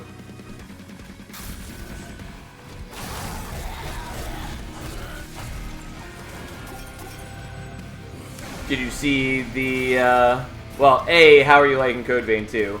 And B, did you see the trailer for the Monster Train 2 DLC that came out today?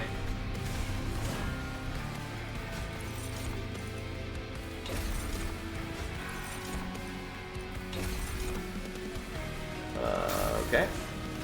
Well, we murdered Strix. Honestly, didn't even notice. But that's okay.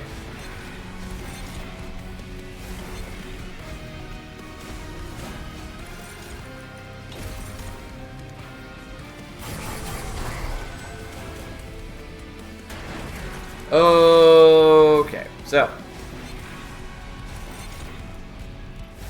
do Do I need to play any of these? No. Am I going to? Just for the sake of it? Yes. Well, we'll cut down his attack by 12. And then we'll let our frontliner be a frontliner, even though the Alpha Fiends actually have, like, damage shields and reanimate. And therefore probably should still be in front. Not that it matters either way. Did not see the trailer, just saw the release date, which is unfortunate because I probably won't get to it anytime soon because of Code Vein 2, Neo 3, and then Resident Evil 9. Yeah, I keep forgetting that Resident Evil 9 is out almost. Well, I keep forgetting how soon it is out. Ooh, Minds of Their Own. God, why do they keep fucking with the Dark Deals? I don't want magic power on Dark Deal. Anyways, Minds of Their Own is cool, except that I am eating the equipment to dupe my guys, so we're not gonna take that probably. Yeah, I mean, it's a great card, but we'll skip. And then we're gonna take more Ember. This way we can play out the last Alpha Fiend, rather than not having enough Ember for him in deployment. And also we get a little bit of extra draw off of the Wing Steel, and it's just nice to have a little better ability to play things. I think we're going here.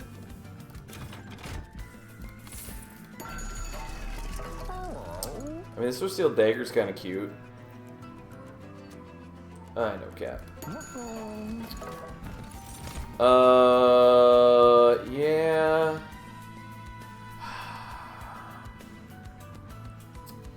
Kind of want the Organ Harvester. But I think we're just not going to worry about it.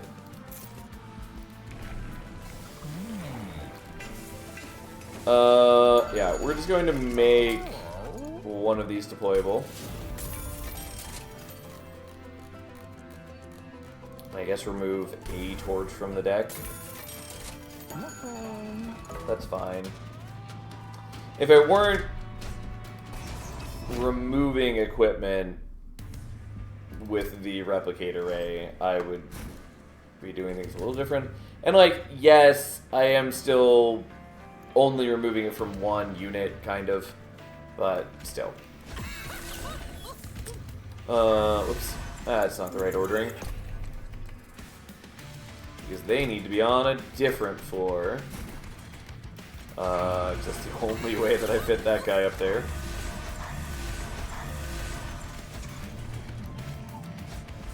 There we go. Okay, so.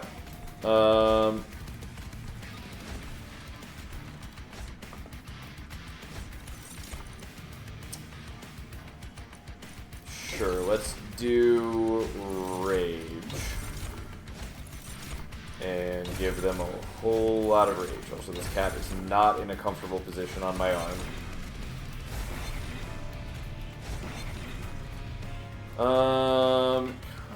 Yeah. Feels like a waste, but I am just gonna kill you this way. And I'll do this even though I could wait for a different opportunity, maybe. Okay, cat, you are not in a comfortable position. Oh.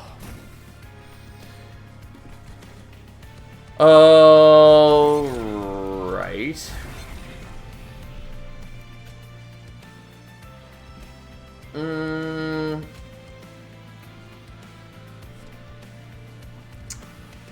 Yeah, this is fine. We'll just do it now.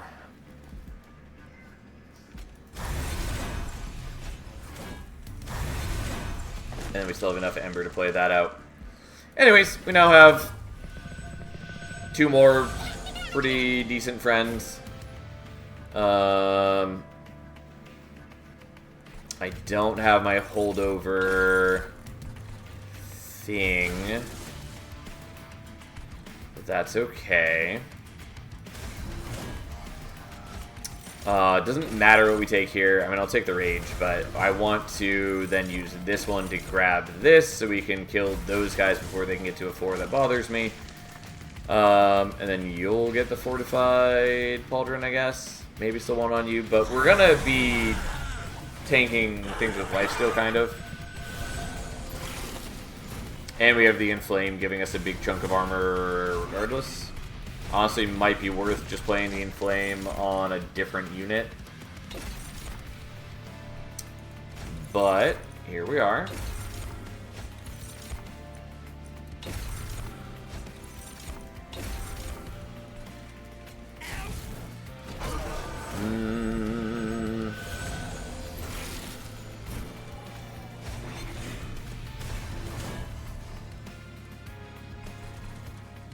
Oh, I forgot that we have Heaven Seal, so it didn't matter that I shot him for a little bit of damage. Whatever, fine. We'll do it like this.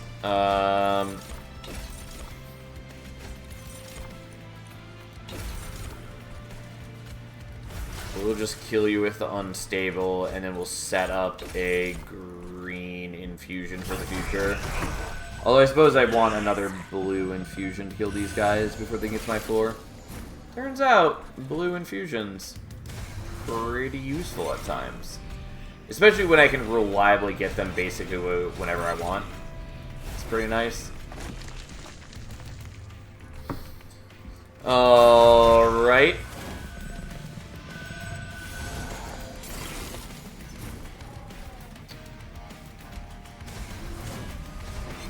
Yeah, it's fine. He's gonna lose a bit, but that's okay. Honestly, I'm going to give you the regen, so I don't have to play it on this floor.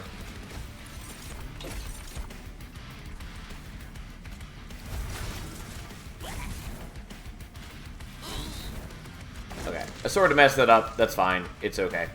We're not going to pop his thing yet, because we don't need to. Surprisingly, I don't actually fully clear the wave. I'm not, like, that surprised, because mostly my back row dudes haven't been able to attack, so the back Alpha Fiends are not actually very strong right now. But that's okay. Alright. Let's... Again, I really wish that these were always in the same order. But anyways, we're doing it this way so I can get a blue infusion so I can just kill those guys and live a better life. And we're going to retreat you back there, I guess.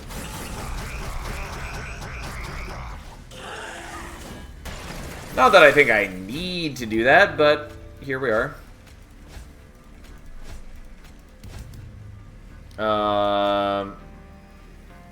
Also, just for kicks, we'll move you in front of your thing.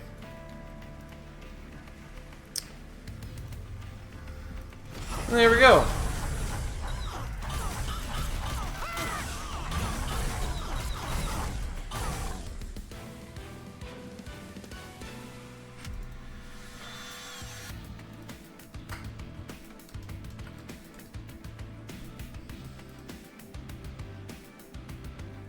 Okay, just had to do something real quick.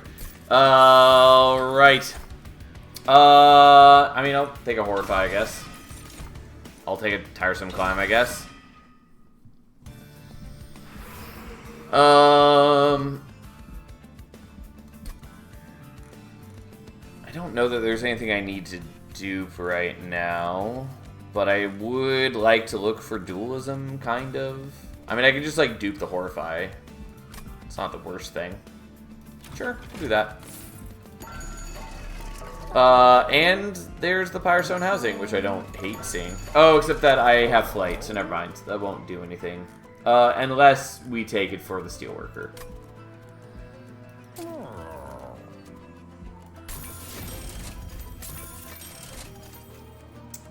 Yeah, didn't get dualism. Not sure I care about taking it for the Steelworker. We'll not worry about that. Oh, we're definitely taking Progress Pacemaker. Artificial Pyrostone does not matter to us. Like, unless I wanted to dupe the Alpha Fiend one more time, but I'm already hitting the 7-unit limit, so... Doesn't really matter to me, sadly. We'll just get rid of some of this. I suppose I could give the Steward like, reanimate or something. I don't think that actually matters to me. It would basically just be to troll savagery a little bit, but I already have ways to daze him, potentially. So, who cares? I mean, we might not draw them on the right turns, but my concern is minimal.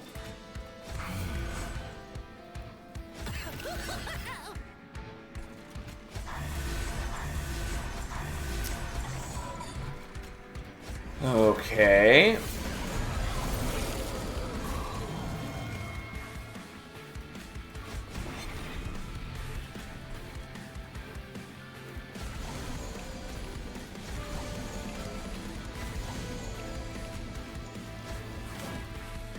Well, let's daze you, I guess. And then let's start building up some rage. It does feel good to get both of the mix artifacts, especially when we also have Orechi, Brewmaster Orechi, that is. Yeah.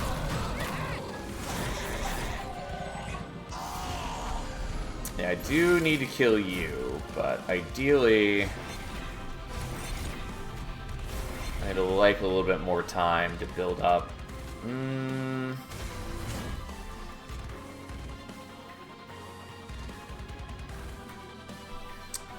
Yeah, I'm gonna wait on the replicator ray, I guess, even though I should maybe do it right now.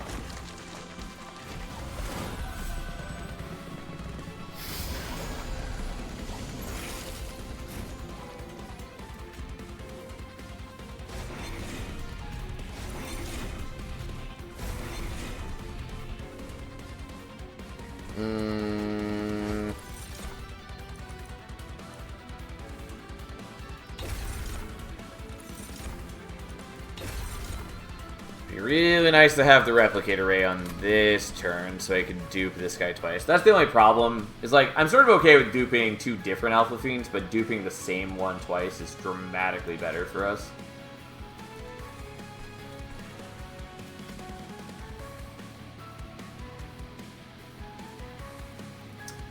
Yeah, maybe we should have done this slightly differently, because now I can get the blue infusion, and I can kill a lot of these, but I can't kill him.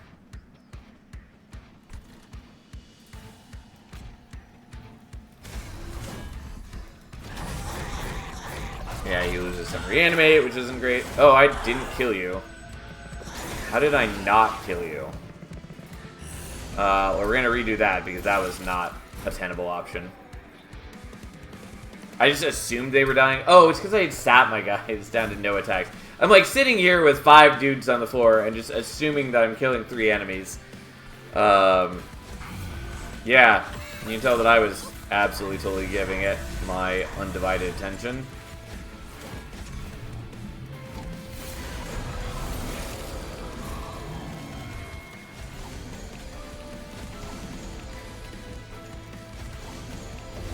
Okay. Well, in this new fabulous world,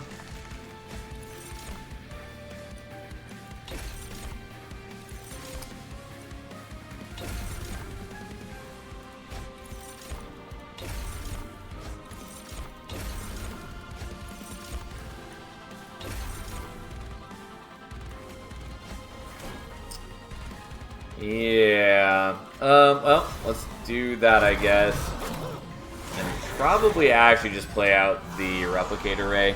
The main thing is just I need to actually be using the blue infusions. Turns out that is sort of important to me. Oh, except I spaced out and I put that on the wrong spot.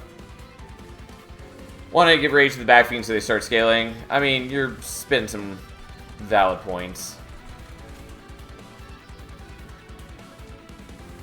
Mostly because I was anticipating duping this guy twice this turn, even though that does not work.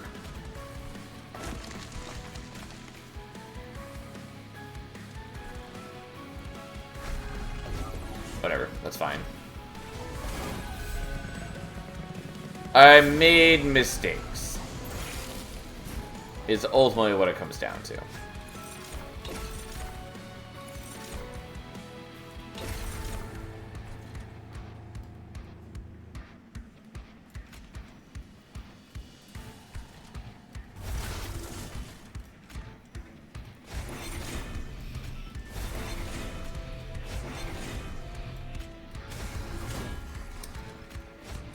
Okay. Yeah. So there we go. I sort of fixed some of it. That's okay. Not great, but I fixed it a little bit.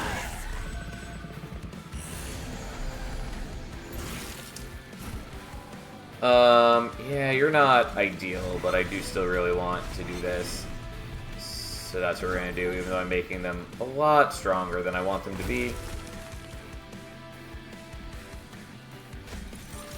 But we'll just prepare with some damage shields, maybe?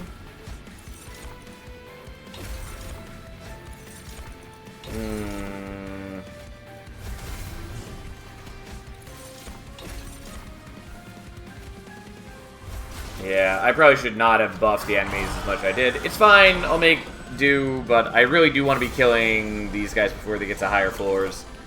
And that's just how it goes, kind of.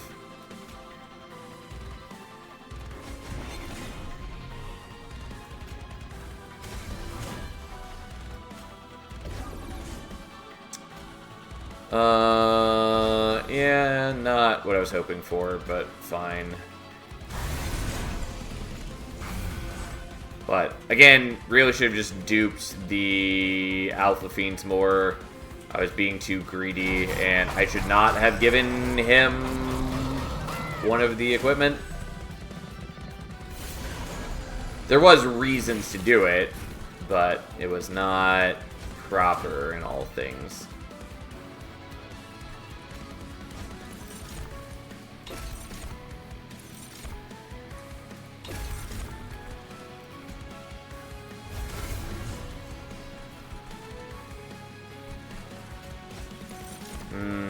I really wanted blue infusion first, so I could kill...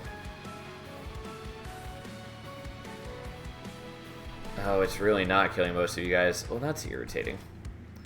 Well...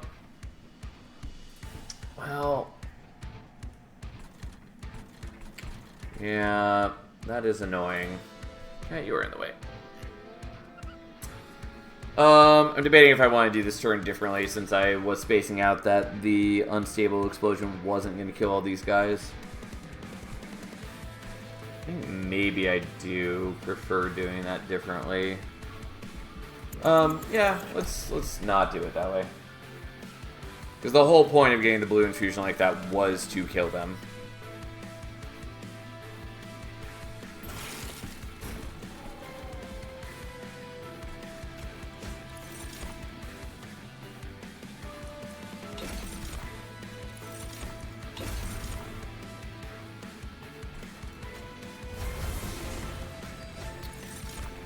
Alright, I'm just going to hold on to the blue infusion for now. I'm not going to play these out because I've already buffed enemies way too much as is.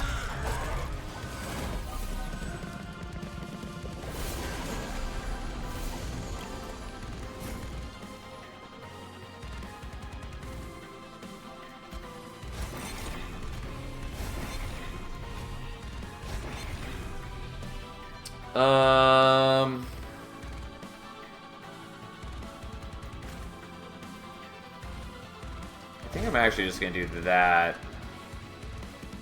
I'm going to do this here.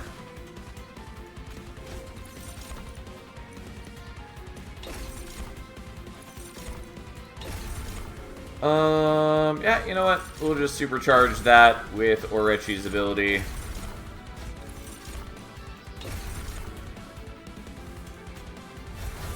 And then just avoid taking damage. Yeah, we do lose some reanimate, but we also gain some reanimate.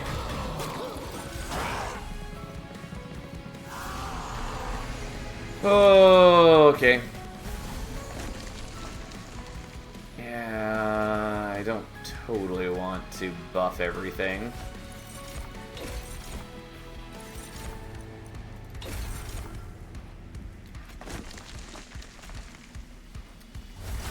do that so we can kill those guys, and then next turn we'll get blue infusion to kill those guys. I mean, honestly, I could probably fly most of my squad down to bottom floor right now just to kill Seraph, but we're not going to do it that way. That's just not who we are. At least not today. It's nice to actually be able to play out my spells without causing grief. I don't know why I did red there, but that's okay.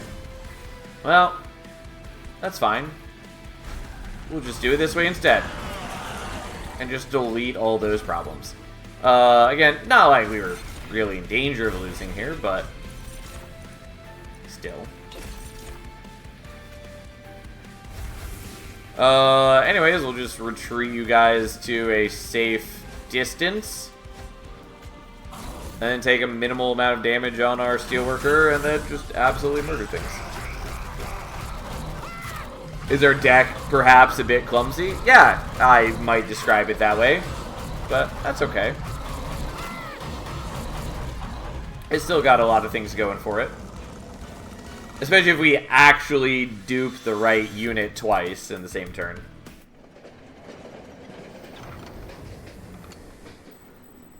Okay. Well, time to crush some titans.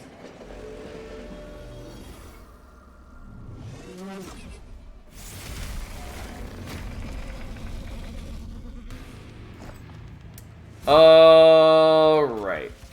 Pretty sure we want to be on bottom floor.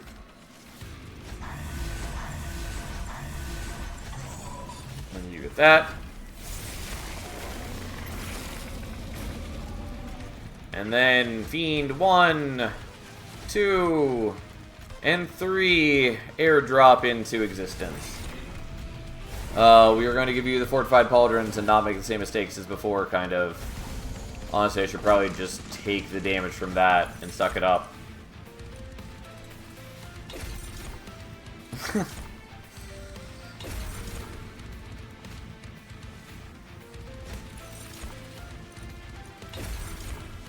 I could also be making a big purple infusion to mess with Dominion, but we're just going to do this for now.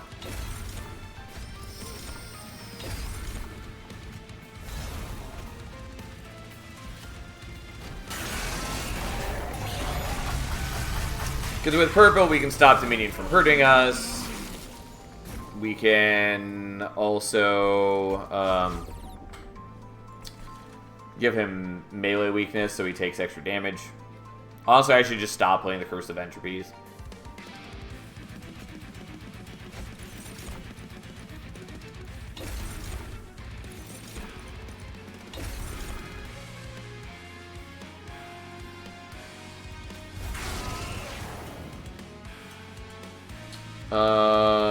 Yeah, I'm sorry.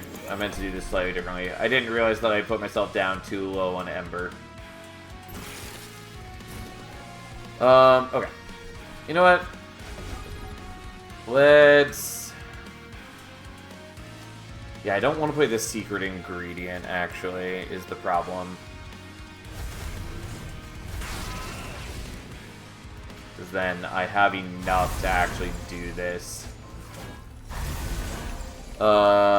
Yeah, that's good enough. And I'll just not play with the Curse of Entropy. It's fine. Unfortunately, the ones that I duped also have Corruption, but that's fine. They should be in pretty decent shape, all told.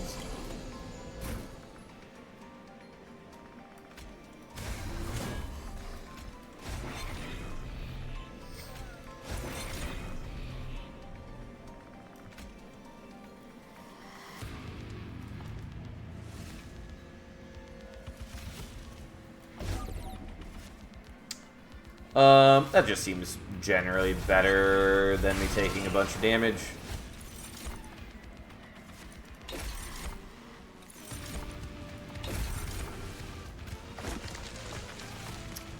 I'm still taking some damage, but it's a lot less bad.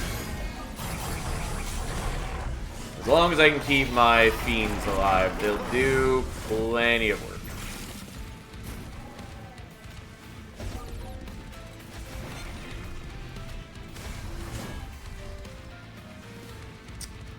Alright, so you're gonna get sap.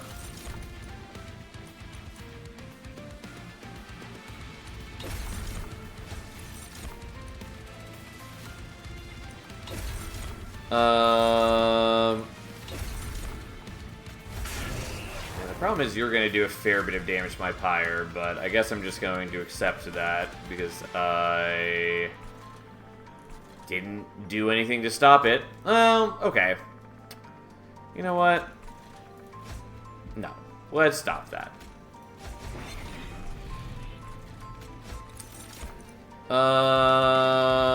Yep. Alright, let's speed up Dominion. I'm exposing another of my dudes to corruption, which is a problem. Maybe I should have done one of the ones that had the reanimate already, but I didn't.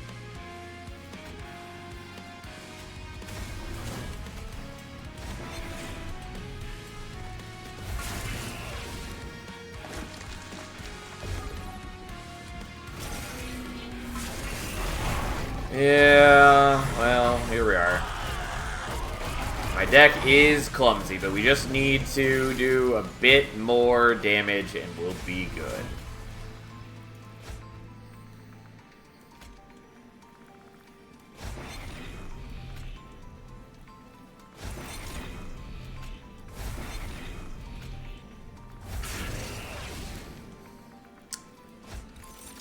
Okay, well, let's do a bit more reanimate, I guess, just in case we need it. Kind of wanted to do purple for melee weakness on savagery, but here we are.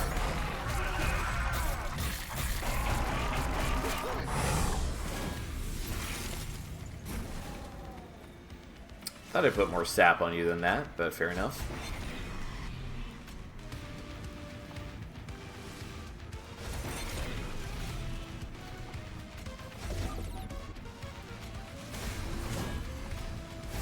Alright, you'll tank a hit for me like a good old boy.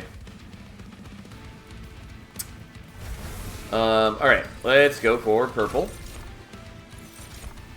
And let's give you melee weakness. And let's give you melee weakness. And melee weakness. And melee weakness. And then he can enjoy that, and there we go.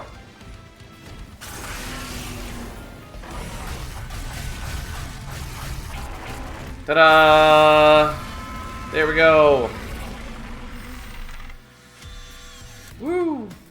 Anyways, again, bit of an awkward deck, but I enjoyed it. I liked that we were airlifting in our Alpha Fiend squad, and then we were, you know, calling for reinforcements after buffing one of them up a bit.